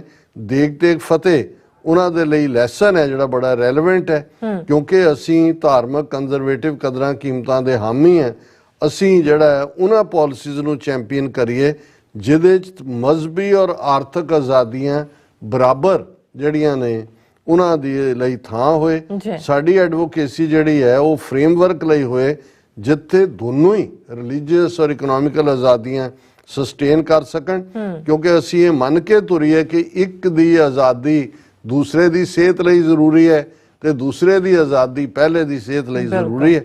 ਔਰ ਕਨਕਲੂਜਨ ਵੱਲ ਅਸੀਂ ਜਾ ਰਹੇ ਹਾਂ। It is imperative for policymakers and leaders to understand and embrace this intrinsic link. Legislation that protects religious freedom is not just about safeguarding spiritual rights, it's about setting the stage for economic prosperity. Similarly, economic policies aimed at increasing liberty must consider the religious dimensions that might affect or enhance their impact। ਕਿ ਭਾਈ ਇਹ ਜਿਹੜੇ ਨੀਤੀ ਕਾੜੇ ਨੇ ਉਹਨਾਂ ਲਈ ਜ਼ਰੂਰੀ ਹੈ ਕਿ ਇਸ ਇੰਟ੍ਰਿੰਸਿਕ ਲਿੰਕ ਨੂੰ ਸਮਝਣ। ਜਿਹੜੇ ਕਾਨੂੰਨ ਬਣਦੇ ਨੇ ਰਿਲੀਜੀਅਸ ਫਰੀडम ਲਈ, ਇਹ ਸਿਰਫ ਸਪਿਰਿਚੁਅਲ ਰਾਈਟਸ ਦੀ ਫਰੀडम ਦੀ ਗੱਲ ਨਹੀਂ ਹੈ, ਇਹ ਤੁਸੀਂ ਈਵਨ ਆਰਥਿਕ ਖੁਸ਼ਹਾਲੀ ਦੇ ਰਾਹ ਪੱਧਰਾ ਕਰਨ ਦਾ ਰੋਡ ਮੈਪ ਵੀ ਵਿਛਾ ਰਹੇ ਹੁੰਦੇ ਹੋ। ਇਸੇ ਤਰ੍ਹਾਂ ਜਦੋਂ ਤੁਸੀਂ ਲਿਬਰਲ ਇਕਨੋਮਿਕ ਪਾਲਿਸੀਜ਼ ਦੀ ਗੱਲ ਕਰਦੇ ਹੋ ਉਹਦੇ ਨਾਲ ਤੁਸੀਂ ਰਿਲੀਜੀਅਸ ਡਾਇਮੈਂਸ਼ਨਸ ਨੂੰ ਵੀ ਜਿਹੜਾ ਇੱਕ ਪ੍ਰੋਪਰ ਥਾਂ ਦੇ ਰਹੇ ਹੁੰਦੇ ਹੋ। ਲਾਸਟ ਪੈਰਾਗ੍ਰਾਫ ਹੈ, ਦੇਗ ਤੇਗ ਫਤਿਹ is not just a call to arms for Sikhs, but a universal principle. ਇਹਦਾ ਮਤਲਬ ਸਿਰਫ ਇਹ ਨਹੀਂ ਹੈ ਕਿ ਵੀ ਤੇਗਾਂ ਚੁੱਕ ਲਓ, ਇਸ ਤੱਕ ਇਹ ਮਹਿਦੂਦ ਨਹੀਂ ਹੈ, but a universal principle that underscores the essential unity of religious and economic freedoms. ਇਹ ਦੇਖ ਤੇ ਫਤਿਹ ਧਾਰਮਿਕ ਔਰ ਆਰਥਿਕ ਆਜ਼ਾਦੀਆਂ ਦੀ ਉਸ ਸਾਂਝ ਦੀ ਪ੍ਰਤੀਕ ਹੈ। ਅੱਛਾ, As we navigate the challenges of 21st century, let us draw on this wisdom. ਜਦੋਂ ਅਸੀਂ 21ਵੀਂ ਸਦੀ ਦੇ ਚੈਲੰਜਸ ਤੋਂ ਪਾਰ ਜਾਣ ਦੀ ਕੋਸ਼ਿਸ਼ ਕਰ ਰਹੇ ਹਾਂ, ਇਸ ਸਿਆਣਪ ਨੂੰ ਜਿਹੜੀ ਗੁਰੂ ਸਾਹਿਬਾਨ ਨੇ ਸਾਨੂੰ ਬਖਸ਼ੀ ਹੈ, ਇਸ ਦਾ ਇਸਤੇਮਾਲ ਕਰੀਏ by ensuring that our policies and practices respect and reinforce the bond between these freedoms. We pave the way for a society that is not only prosperous but just and harmonious. ਕਿ ਜੇ ਅਸੀਂ ਇਸ ਸਿਧਾਂਤ ਦੇ ਨਾਲ stick ਕਰਾਂਗੇ, ਅਸੀਂ ਇਸ ਗੱਲ ਨੂੰ ਯਕੀਨੀ ਬਣਾਵਾਂਗੇ ਕਿ ਜਿਹੜੀ ਸੁਸਾਇਟੀ ਸਾਰੇ ਚੋਂ ਅਮਰਜ ਹੋਏਗੀ ਉਹ ਸਿਰਫ ਖੁਸ਼ਹਾਲ ਹੀ ਨਹੀਂ ਹੋਏਗੀ, ਉਹਦੇ 'ਚ ਇਨਸਾਫ ਵੀ ਹੋਏਗਾ ਔਰ ਹਾਰਮਨੀ, ਉਹਦੇ 'ਚ ਸਦਭਾਵਨਾ ਵੀ ਹੋਏਗੀ। In true conservative spirit, let us strive for a world where every individual can enjoy the fruits of both religious and economic liberty as indivisible and inseparable rights. ਉਹਨਾਂ ਨੇ ਕਿਹਾ ਵੀ ਆਓ ਅਸੀਂ ਜਿੱਥੇ ਅਸੀਂ ਉਸ ਸੰਸਾਰ ਦੀ ਕਾਮਨਾ ਕਰ ਰਹੇ ਹਾਂ ਜਿੱਥੇ ਹਰ ਸ਼ਖਸ ਜਿਹੜਾ ਹੈ ਉਹ ਰਿਲੀਜੀਅਸ ਔਰ ਇਕਨੋਮਿਕ ਲਿਬਰਟੀ ਦੇ ਫਲ ਦਾ ਆਨੰਦ ਮਾਣ ਸਕੇ, ਕਿਉਂਕਿ ਇਹ ਦੋਵੇਂ ਆਪਸ 'ਚ ਨਾ ਵੰਡੀਆਂ ਜਾ ਸਕਦੀਆਂ ਨੇ, ਨਾ ਇਹਨਾਂ ਨੂੰ ਸੈਪਰੇਟ ਕੀਤਾ ਜਾ ਸਕਦਾ। So nice. ਇਹ ਫੂਡ ਫਾਰ ਥਾਟ ਹੈ। ਅਸੀਂ ਚਾਹਾਂਗੇ ਕਿ ਇਸ ਕਿਸਮ ਦੀ ਲਿਖਤ ਜਿਹੜੀ ਹੈ ਸਾਨੂੰ, ਜੇ ਹੋਰ ਵੀ ਜਿਹੜੇ ਸਾਡੇ ਅਕਸਰ ਯੂਜ਼ ਕੀਤੇ ਜਾਂਦੇ ਫਰੇਜ਼ ਨੇ ਜਾਂ ਕਨਸੈਪਟ ਨੇ, ਉਹਨਾਂ ਬਾਰੇ ਸਾਡੇ ਯੰਗਸਟਰਸ ਲਿਖਣ ਤੇ ਉਹਨਾਂ ਨੂੰ ਅਸੀਂ ਜ਼ਰੂਰ ਥਾਂ ਦੇਵਾਂਗੇ। ਬਿਲਕੁਲ ਜੀ, ਰਾਜ ਸਾਹਿਬ ਤੁਹਾਡਾ ਬਹੁਤ ਬਹੁਤ ਸ਼ੁਕਰੀਆ। ਸੋ ਥਲੇ ਨੇ ਬ੍ਰੇਕ ਫਿਊਅਰਸ, ਤੁਸੀਂ ਕਿਤੇ ਨਹੀਂ ਜਾਣਾ, ਮਿਲਦੇ ਹਾਂ after this short break.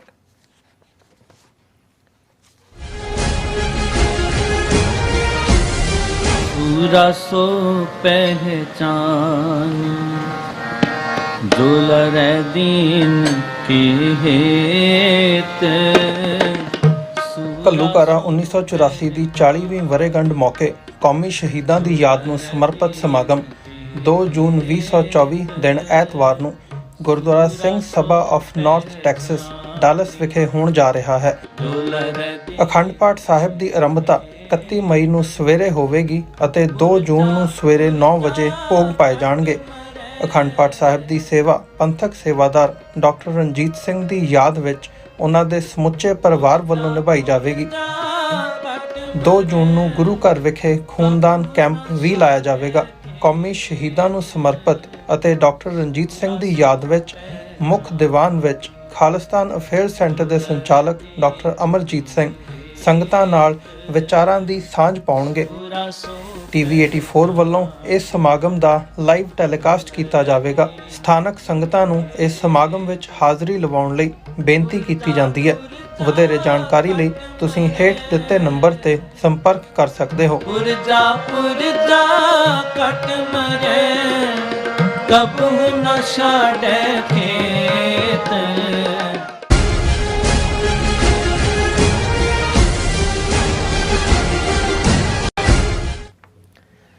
Viewers welcome back to program. So ਵੀ ਇਸ ਗੱਲਬਾਤ ਕਰਨ ਜਾ ਰਹੇ ਹਾਂ ਕਿ ਜੰਮੂ ਕਸ਼ਮੀਰ ਦੇ ਲੋਕਾਂ ਲਈ ਹੁਣ ਇਨਸਾਫ ਦੇ ਸਾਰੇ ਦਰਵਾਜ਼ੇ ਬੰਦ ਹੋ ਗਏ ਨੇ। ਭਾਰਤੀ ਸੁਪਰੀਮ ਕੋਰਟ ਦੇ 5 ਜੱਜਾਂ ਦੇ ਪੈਨਲ ਨੇ ਆਰਟੀਕਲ 370 ਖਤਮ ਕਰਕੇ ਜਿਹੜੇ ਖਤਮ ਕਰਨ ਦੇ ਮਾਮਲੇ ਸੰਬੰਧੀ ਦਿੱਤੇ ਗਏ ਫੈਸਲੇ ਤੇ ਮੁੜ ਵਿਚਾਰ ਕਰਨ ਤੋਂ ਨਾ ਕਰ ਦਿੱਤੀ ਹੈ।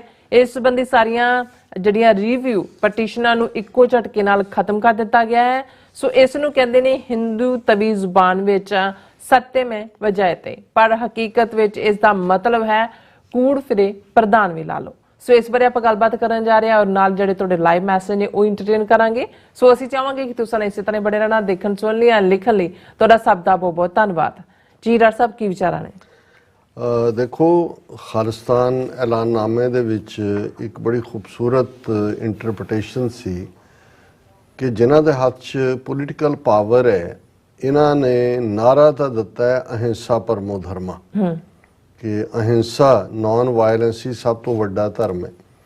ਪਰ ਅਸਲ ਦੇ ਵਿੱਚ ਜੋ ਇਹਨਾਂ ਦੀ ਕਾਰਜਸ਼ੈਲੀ ਆ ਉਹ ਇਸ ਦੇ ਬਿਲਕੁਲ ਉਲਟ ਹੈ ਕਿ ਹਿੰਸਾ ਇਸਤੇਮਾਲ ਕਰਕੇ ਹਰ ਵਿਰੋਧ ਨੂੰ ਦੱਬ ਦਿਓ, ਜੋ ਅਸੀਂ ਇਹਨਾਂ ਦੇ 76-77 ਸਾਲ ਦੇ ਪੀਰੀਅਡ 'ਚ ਇਨ ਜਨਰਲ, ਤੇ ਜੇ 26 ਜਨਵਰੀ 1950 ਨੂੰ ਜਦੋਂ ਸੰਵਿਧਾਨ ਲਾਗੂ ਹੁੰਦਾ ਹੈ ਉਸ ਦੇ 74 ਸਾਲ ਗਿਣੀਏ ਤੇ ਫਿਰ ਇਹ ਅਸੀਂ ਪਾਰਟਿਕੂਲਰ ਦੇਖਦੇ ਹਾਂ ਜੀ। ਇਸੇ ਤਰ੍ਹਾਂ ਜੇ ਇਹਨਾਂ ਨੇ ਆਪਣੇ ਮੋਟੋ ਜਿਹੜਾ ਨੈਸ਼ਨਲ ਐਂਬਲਮ ਹੈ ਉਹਦੇ 'ਚ ਸਤਿਅਮੇਵ ਜਾਇਤੇ ਕਿ ਸੱਤ ਦੀ ਜਿੱਤ ਹੁੰਦੀ ਹੈ ਕਿਹਾ, ਤੇ ਇਹਦਾ ਅੰਡਰ ਕਰੰਟ ਇਹ ਹੈ ਜੋ ਗੁਰੂ ਨਾਨਕ ਸਾਹਿਬ ਨੇ ਫਰਮਾਇਆ ਸੀ, ਕੂੜ ਫਿਰੈ ਪ੍ਰਧਾਨ ਵੇ ਲਾਲੋ, ਕਿ ਅਲਟੀਮੇਟਲੀ ਕੂੜ ਰੂਲ ਕਰ ਰਿਹਾ ਹੈ। ਤੁਸੀਂ ਕਿਉਂਕਿ ਇਹਦਾ ਵੀ ਦਿਲਚਸਪ ਇਤਿਹਾਸ ਹੈ ਕਿ ਬੁੱਧ ਧਰਮ ਦਾ ਖਾਤਮਾ ਕਿਵੇਂ ਸ਼ਾਸਤਰ ਔਰ ਸ਼ਸਤਰ ਦੇ ਨਾਲ ਕੀਤਾ ਇਹਨਾਂ ਨੇ, ਸ਼ੰਕਰਾ ਦੇ ਜ਼ਮਾਨੇ 'ਚ ਖਾਸ ਕਰ, ਔਰ ਅਹਿੰਸਾ ਪਰਮੋ ਧਰਮਾ ਇਹ ਬੁੱਧ ਦਾ ਅਸੂਲ ਸੀ। ਕੰਪੈਸ਼ਨ, ਦਇਆ, ਅਹਿੰਸਾ ਦਾ ਮਤਲਬ ਇਹ ਸੀ। ਪਰ ਇਹਨਾਂ ਨੇ ਜਦੋਂ ਹਿੰਸਾ ਦੇ ਨਾਲ ਪੂਰੀ ਵਾਇਲੈਂਸ, ਉਹਨਾਂ ਦੀਆਂ ਮੋਨੈਸਟਰੀ ਸਾੜਤੀਆਂ, ਭਿਕਸ਼ੂ ਜਿਉਂਦੇ ਸਾੜਤੇ, ਕੁਝ ਦਰਿਆਵਾਂ 'ਚ ਡੋਬ ਦਿੱਤੇ, ਕੁਝ ਭੱਜਣ ਤੇ ਮਜਬੂਰ ਕਰਤੇ, ਔਰ ਉਹ ਸਾਰੇ ਦਾ ਐਂਡ ਕਰਕੇ ਇਹਨਾਂ ਨੇ ਕਿਹਾ ਅਹਿੰਸਾ ਪਰਮੋ ਧਰਮ, ਕਿ ਜੀ ਸਭ ਤੋਂ ਵੱਡਾ ਇਹ ਹੈ। ਟੋਟਲ 180 ਡਿਗਰੀ ਦੇ ਉੱਤੇ ਤੁਸੀਂ ਖਲੋ ਕੇ ਝੂਠ ਬੋਲਦੇ ਹੋ। ਜਿਵੇਂ ਆ ਤੁਸੀਂ ਇਸ ਇਲੈਕਸ਼ਨ ਕੈਂਪੇਨ ਦੇ ਵੇਲੇ ਦੇਖਿਆ ਕਿ ਮੋਦੀ ਜਿਹੜਾ ਇਹ ਵੀ ਕਹਿ ਰਿਹਾ ਕਿ ਜੀ ਤੁਹਾਡੇ ਸਭ ਦੀ ਉਹ ਹਿੰਦੂਓ ਤੁਹਾਡੀ ਜਾਇਦਾਦਾਂ ਖੋਹ ਕੇ, ਤੁਹਾਡੀਆਂ ਜਨਾਨੀਆਂ ਦੇ ਮੰਗਲ ਸੂਤਰ ਖੋਹ ਕੇ ਇਹਨਾਂ ਨੇ ਉਹਨਾਂ 'ਚ ਵੰਡ ਦੇਣੇ ਨੇ, ਜਿਹੜੇ ਜ਼ਿਆਦਾ ਬੱਚੇ ਜੰਮਦੇ ਨੇ, ਜਿਹਦੇ ਘੁਸਪੈਠੀਆਂ ਨੇ, ਔਰ ਇਹ ਸਾਰੇ ਨੂੰ। ਤੇ ਉਸ ਤੋਂ 4 ਦਿਨ ਬਾਅਦ ਉਹ ਕਹਿੰਦਾ ਵੀ ਮੈਂ ਤਾਂ ਕਦੇ ਹਿੰਦੂ ਮੁਸਲਿਮ ਕੀਤਾ ਹੀ ਨਹੀਂ, ਜੇ ਮੈਂ ਹਿੰਦੂ ਮੁਸਲਿਮ ਕਰਾਂ ਤੇ ਮੇਰਾ ਪਬਲਿਕ ਲਾਈਫ 'ਚ ਕੀ ਥਾਂ ਹੈ। ਹੁਣ ਇਹ ਹੈ ਜਿਹੜਾ ਤੁਸੀਂ ਬਿਲਕੁਲ ਨੰਗੇ ਤੜ ਝੂਠ ਬੋਲਣ ਦੀ ਲਾਈਨ, ਉਹਨਾਂ ਤੋਂ ਤੁਸੀਂ ਫਿਰ ਕੀ ਇਨਸਾਫ ਭਾਲਦੇ ਹੋ। ਔਰ ਇਹੀ ਪਾਰਟ ਜਦੋਂ ਅਸੀਂ ਬੇਸ਼ੱਕ ਇਹ ਸੈਕੂਲਰਿਜ਼ਮ ਦੇ ਸੋ ਕਾਲਡ ਸੰਵਿਧਾਨ ਦੇ ਥੱਲੇ ਹੀ ਹੋ ਰਿਹਾ, ਜਦੋਂ ਮਨੂ ਸਮ੍ਰਿਤੀ ਸਿੱਧਾ ਸੰਵਿਧਾਨ ਹੋਇਆ ਉਦੋਂ ਤਾਂ ਇਹਨਾਂ ਨੂੰ ਇੰਨਾ ਝੂਠ ਬੋਲਣ ਦੀ ਵੀ ਲੋੜ ਨਹੀਂ ਹੋਣੀ। ਉਹਦੇ 'ਚ ਤਾਂ ਉਹਨਾਂ ਨੇ ਪਹਿਲਾਂ ਹੀ ਡਿਸਾਈਡ ਕੀਤਾ ਹੋਇਆ ਸ਼ੂਦਰਾਂ ਲਈ ਕੀ ਹੈ, ਔਰਤਾਂ ਲਈ ਕੀ ਹੈ, ਵਰਨਾਂ ਲਈ ਕੀ ਹੈ। ਹੁਣ ਈਵਨ ਇਸਲਾਮਿਕ ਸੁਸਾਇਟੀ, ਜਦੋਂ ਮੁਗਲ ਬਾਦਸ਼ਾਹ ਜਾਂ ਉਸ ਤੋਂ ਪਹਿਲਾਂ ਲੋਧੀ ਖਾਨਦਾਨ ਜਾਂ ਮਹਿਮੂਦ ਗਜ਼ਨਵੀ ਤੋਂ ਬਾਅਦ ਮੁਹੰਮਦ ਗੌਰੀ ਦੇ ਨਾਲ ਜੋ ਉਹਨਾਂ ਦਾ ਰਾਜ ਭਾਗ ਸਥਾਪਿਤ ਹੋਇਆ, ਲਾਅ ਤਾਂ ਹੁੰਦਾ ਹੈ ਨਾ, ਹਰ ਸੁਸਾਇਟੀ ਨੂੰ ਕੋਈ ਲਾਅ ਗਵਰਨ ਕਰਦਾ ਹੈ। ਹੁਣ ਉਹਨਾਂ ਦਾ ਲਾਅ ਸੀ ਸ਼ਰਅ, ਸ਼ਰੀਅਤ ਦੇ ਥੱਲੇ ਇਸਲਾਮ, ਕਿਉਂਕਿ ਡੋਮੀਨੇਟ ਰਿਲੀਜਨ ਸੀ, ਫੈਸਲੇ ਹੀ ਕਰਦੇ ਸੀ। ਹੁਣ ਜਦੋਂ ਗੁਰੂ ਸਾਹਿਬ ਨੇ ਉਸ ਸਿਸਟਮ ਨੂੰ ਵੀ ਚੈਲੰਜ ਕੀਤਾ ਤੇ ਉਹਨਾਂ ਹੁਣ ਸ਼ਰਅ ਦੇ ਵਿੱਚ ਇਸਲਾਮਿਕ ਲਾਅ ਹੈ, ਉਹਨੂੰ ਜਿਹੜਾ ਇਨਸਾਫ ਕਰਦਾ ਉਹ ਕਾਜ਼ੀ ਹੈ, ਜੂਰਿਸਪ੍ਰੂਡੈਂਸ ਦੇ ਉੱਤੇ ਬੈਠਾ।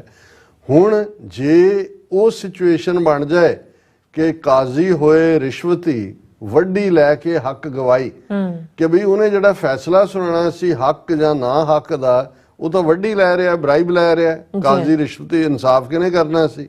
ਔਰ ਇਸੇ ਤਰ੍ਹਾਂ ਜਦੋਂ ਉਹ ਇੱਕ ਪਾਸੜ ਹੋ ਜਾਏ ਔਰੰਗਜ਼ੇਬ ਤੱਕ ਪਹੁੰਚਦੇ ਆ, ਜਿਸ ਕਿਸਮ ਦਾ ਕਿ ਤੁਸੀਂ ਕੁਰਾਨ ਦੀ ਸਹੁੰ ਜਿਹੜੀ ਸਭ ਤੋਂ ਪਵਿੱਤਰ ਮੁਕੱਦਸ ਕਿਤਾਬ ਹੈ, ਤੁਸੀਂ ਮੁੱਕਰ ਜਾਣਾ ਤੇ ਫਿਰ ਤੁਹਾਡੇ ਕੋਲ ਤਾਂ ਤੁਹਾਨੂੰ ਨਾ ਕਾਜ਼ੀ ਨੇ ਇਨਸਾਫ ਦਿੱਤਾ ਨਾ ਬਾਦਸ਼ਾਹ ਨੇ ਦਿੱਤਾ, ਫਿਰ ਤੁਹਾਡੇ ਕੋਲ ਤਰੀਕਾ ਕਿਹੜਾ ਬਚਦਾ।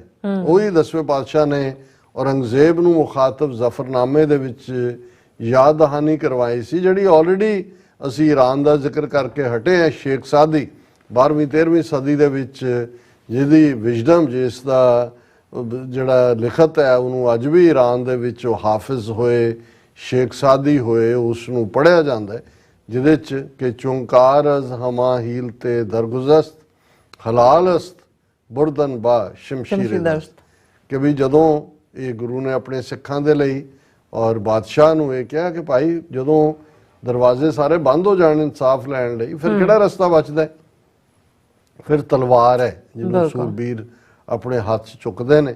ਹਾਲਾਂ ਜਿਵੇਂ ਅਸੀਂ ਸਾਡੀ ਲੀਡਰਸ਼ਿਪ 47 ਦੌਰ ਦੀ ਨੇ ਸਿੱਖਾਂ ਨੂੰ ਇਹਨਾਂ ਦੇ ਚੁੰਗਲ 'ਚ ਫਸਾਇਆ, ਹਿੰਦੂ ਤਵੀਆਂ ਦੇ, ਬ੍ਰਾਹਮਣਵਾਦੀਆਂ ਦੇ, ਇਸੇ ਤਰ੍ਹਾਂ ਜੰਮੂ ਕਸ਼ਮੀਰ ਦੇ ਲੋਕ, ਸ਼ੇਖ ਅਬਦੁੱਲਾ ਜਿਹਨੂੰ ਸੈਕੂਲਰਿਜ਼ਮ ਦਾ ਭੂਤ ਚੜਿਆ ਹੋਇਆ ਸੀ, ਆਪਣੇ ਆਪ ਨੂੰ ਉਹ ਨਹਿਰੂ ਤੇ ਜਿਨ੍ਹਾਂ ਦੇ ਕਾਡਰ ਦਾ ਲੀਡਰ ਸਮਝਦਾ ਸੀ, ਉਹਨੇ ਜੰਮੂ ਕਸ਼ਮੀਰ ਨੂੰ ਇਹਨਾਂ ਦੇ ਚੁੰਗਲ 'ਚ ਫਸਾਇਆ। ਔਰ ਇਹ ਹੋਇਆ ਦੇਖੋ ਜੀ, ਪ੍ਰੋਪਰ ਸਮਝੌਤਾ ਹੋਇਆ ਹੈ। ਉਹਦਾ ਵੀ ਹੈਡ ਆਫ ਜਿਹੜਾ ਇੰਡੀਆ ਦਾ ਬਣੇਗਾ ਉਹ ਵੀ ਸਦਰ ਹੈ, ਪ੍ਰੈਜ਼ੀਡੈਂਟ ਹੈ।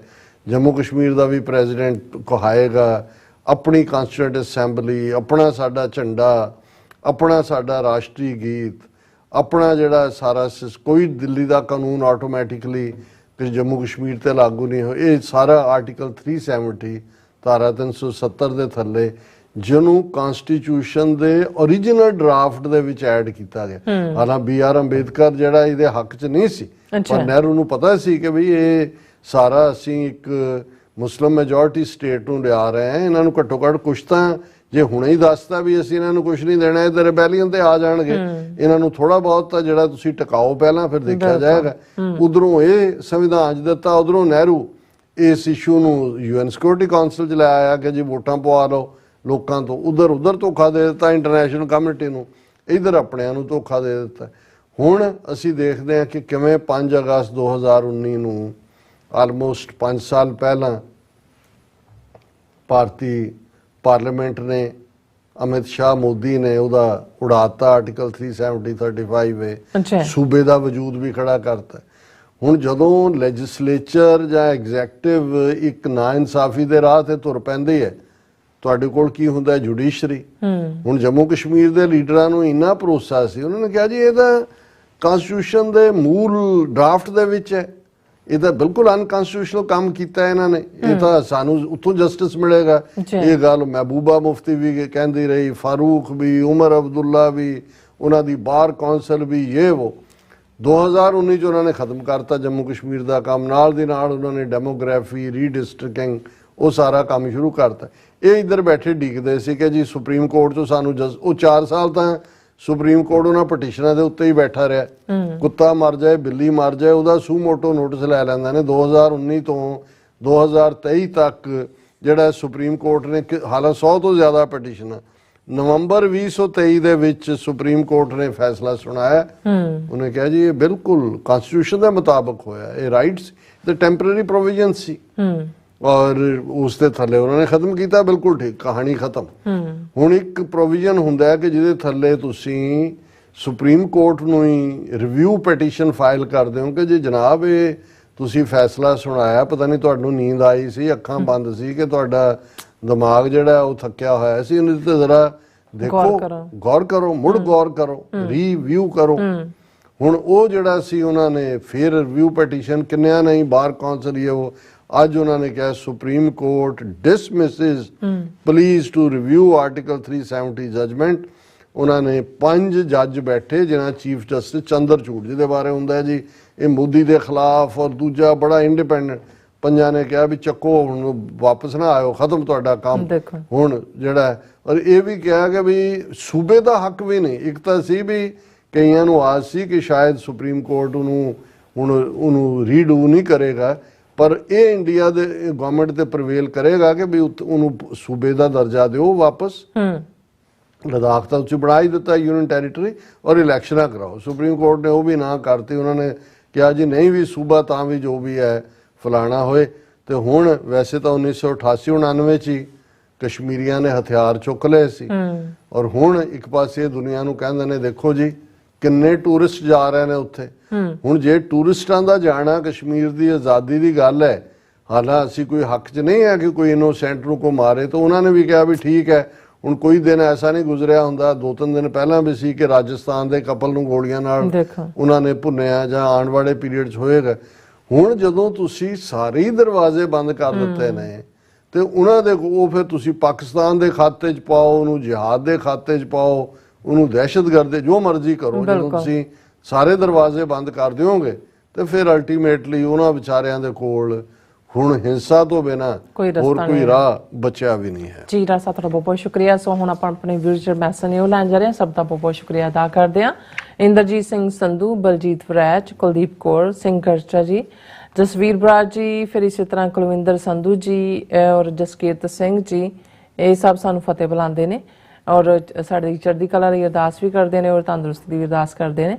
ਔਰ ਰਾਜਵਿੰਦਰ ਸਿੰਘ ਜੀ ਕਹਿੰਦੇ doctor Sahib these crooks might have 2 sets of EVM machine or BJP is going to win which is needed for their fast breakup।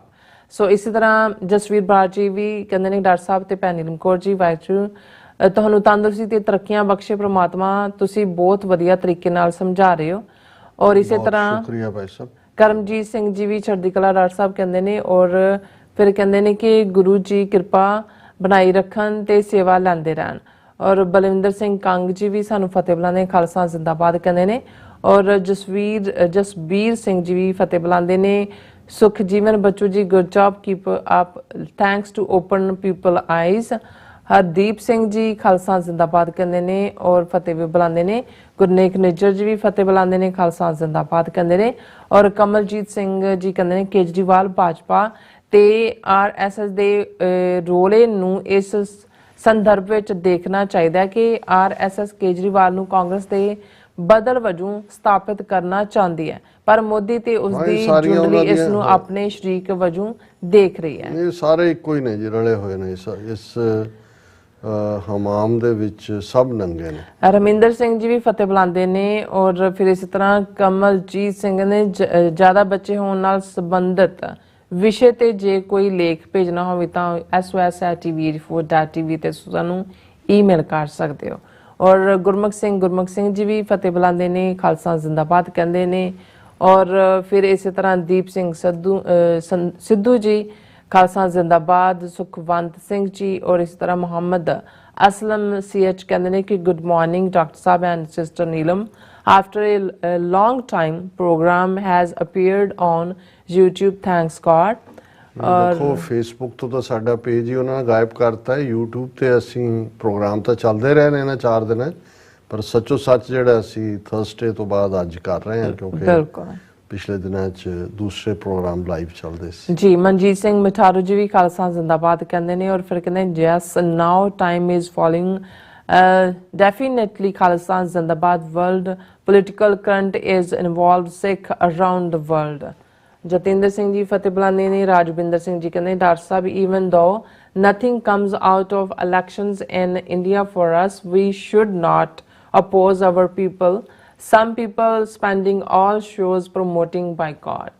और गुरमीत सिंह जी, सुखविंदर सिंह जी और इस तरह हरमिंदर सिंह जी, फिर जसबीर सिंह जी, ਬੌਬ ਸਿੰਘ ਜੀ ਵੀ ਫਤਿਹ ਬੁਲਾਉਂਦੇ ਨੇ ਸਾਰੀ ਟੀਮ ਨੂੰ। ਵਾਹਿਗੁਰੂ ਜੀ ਦਾ ਖਾਲਸਾ, ਵਾਹਿਗੁਰੂ ਜੀ ਕੀ ਫਤਿਹ। ਅਮਰ ਸਿੰਘ ਜੀ ਖਾਲਸਾ ਨੇ, ਹਾਲੇ ਅਵਤਾਰ ਸਿੰਘ ਜੀ, ਨਿਹੰਗ ਸਿੰਘ ਜੀ, ਰਵਿੰਦਰ ਗਿੱਲ ਜੀ, ਸੁਖਦੀਪ ਸੋਇਤਾ ਜੀ, ਇਹ ਕਹਿੰਦੇ ਨੇ ਬਾਬਰੀ ਮਸਜਿਦ ਢਾਹ ਕੇ ਫਲੈਗ ਡਾਊਨ ਨਹੀਂ ਕੀਤਾ, ਮਿਨਿਸਟਰ ਮਰੇ ਦੇ ਫਲੈਗ ਡਾਊਨ ਕਰ ਦਿੱਤਾ ਹੈ ਇੰਡੀਆ। ਵਾਓ, ਬਟ ਇਹ ਡਬਲ ਸਟੈਂਡਰਡ ਕੰਟਰੀ, ਇਹ ਨੀਚ ਕੰਟਰੀ। ਬਿਲਕੁਲ। ਨਿਹੰਗ ਸਿੰਘ ID ਤੋਂ ਉਹਨਾਂ ਨੇ ਕਿਹਾ ਕਿ ਵੀ ਅਕਿਰਤਕਾਂਡ ਤੇ ਬੇਈਮਾਨ ਤੋਂ ਇਨਸਾਫ ਦੇਖਣਾ ਮੂਰਖਤਾ ਹੀ ਹੈ। ਬਿਲਕੁਲ ਠੀਕ। ਸੋ ਸਭ ਦਾ ਬਹੁਤ ਸ਼ੁਕਰੀਆ। ਸੋ ਇਸ ਤਰ੍ਹਾਂ ਆਪਣੇ ਵਿਊਅਰਸ ਕੋਲ ਨੇ ਇਜਾਜ਼ਤ। ਵਿਊਅਰਸ, ਸਾਡੇ ਪ੍ਰੋਗਰਾਮ ਦਾ ਸਮਾਂ ਇੱਥੇ ਮੁੱਕਦਾ ਹੈ। ਤੁਸੀਂ ਆਪਣੀ ਰਾਏ ਤੇ ਸੁਝਾਅ ਸਾਨੂੰ ਭੇਜਣਾ ਭੁੱਲਣਾ ਸਾਡੇ ਇਸ ਪਤੇ ਤੇ sos@tv84.tv ਤੇ ਅਸੀਂ ਆਪਣਾ ਪ੍ਰੋਗਰਾਮ ਲੈ ਕੇ ਫਿਰ ਦੁਬਾਰਾ ਤੁਹਾਡੇ ਸਾਹਮਣੇ ਵਿਖਾਵਾਂਗੇ। ਤਦ ਤੱਕ ਲਈ ਮੈਨੂੰ ਤੇ ਆਪਣਾ ਸੁਣਾ ਗਿਆ ਦਿਓ। ਦੇਖਦੇ ਰਹੋ TV84। ਬੁਲਾ ਦਿਓ ਫਤਿਹ। ਵਾਹਿਗੁਰੂ ਜੀ ਕਾ ਖਾਲਸਾ, ਵਾਹਿਗੁਰੂ ਜੀ ਕੀ ਫਤਿਹ। ਰੱਬ ਰਾਖਾ।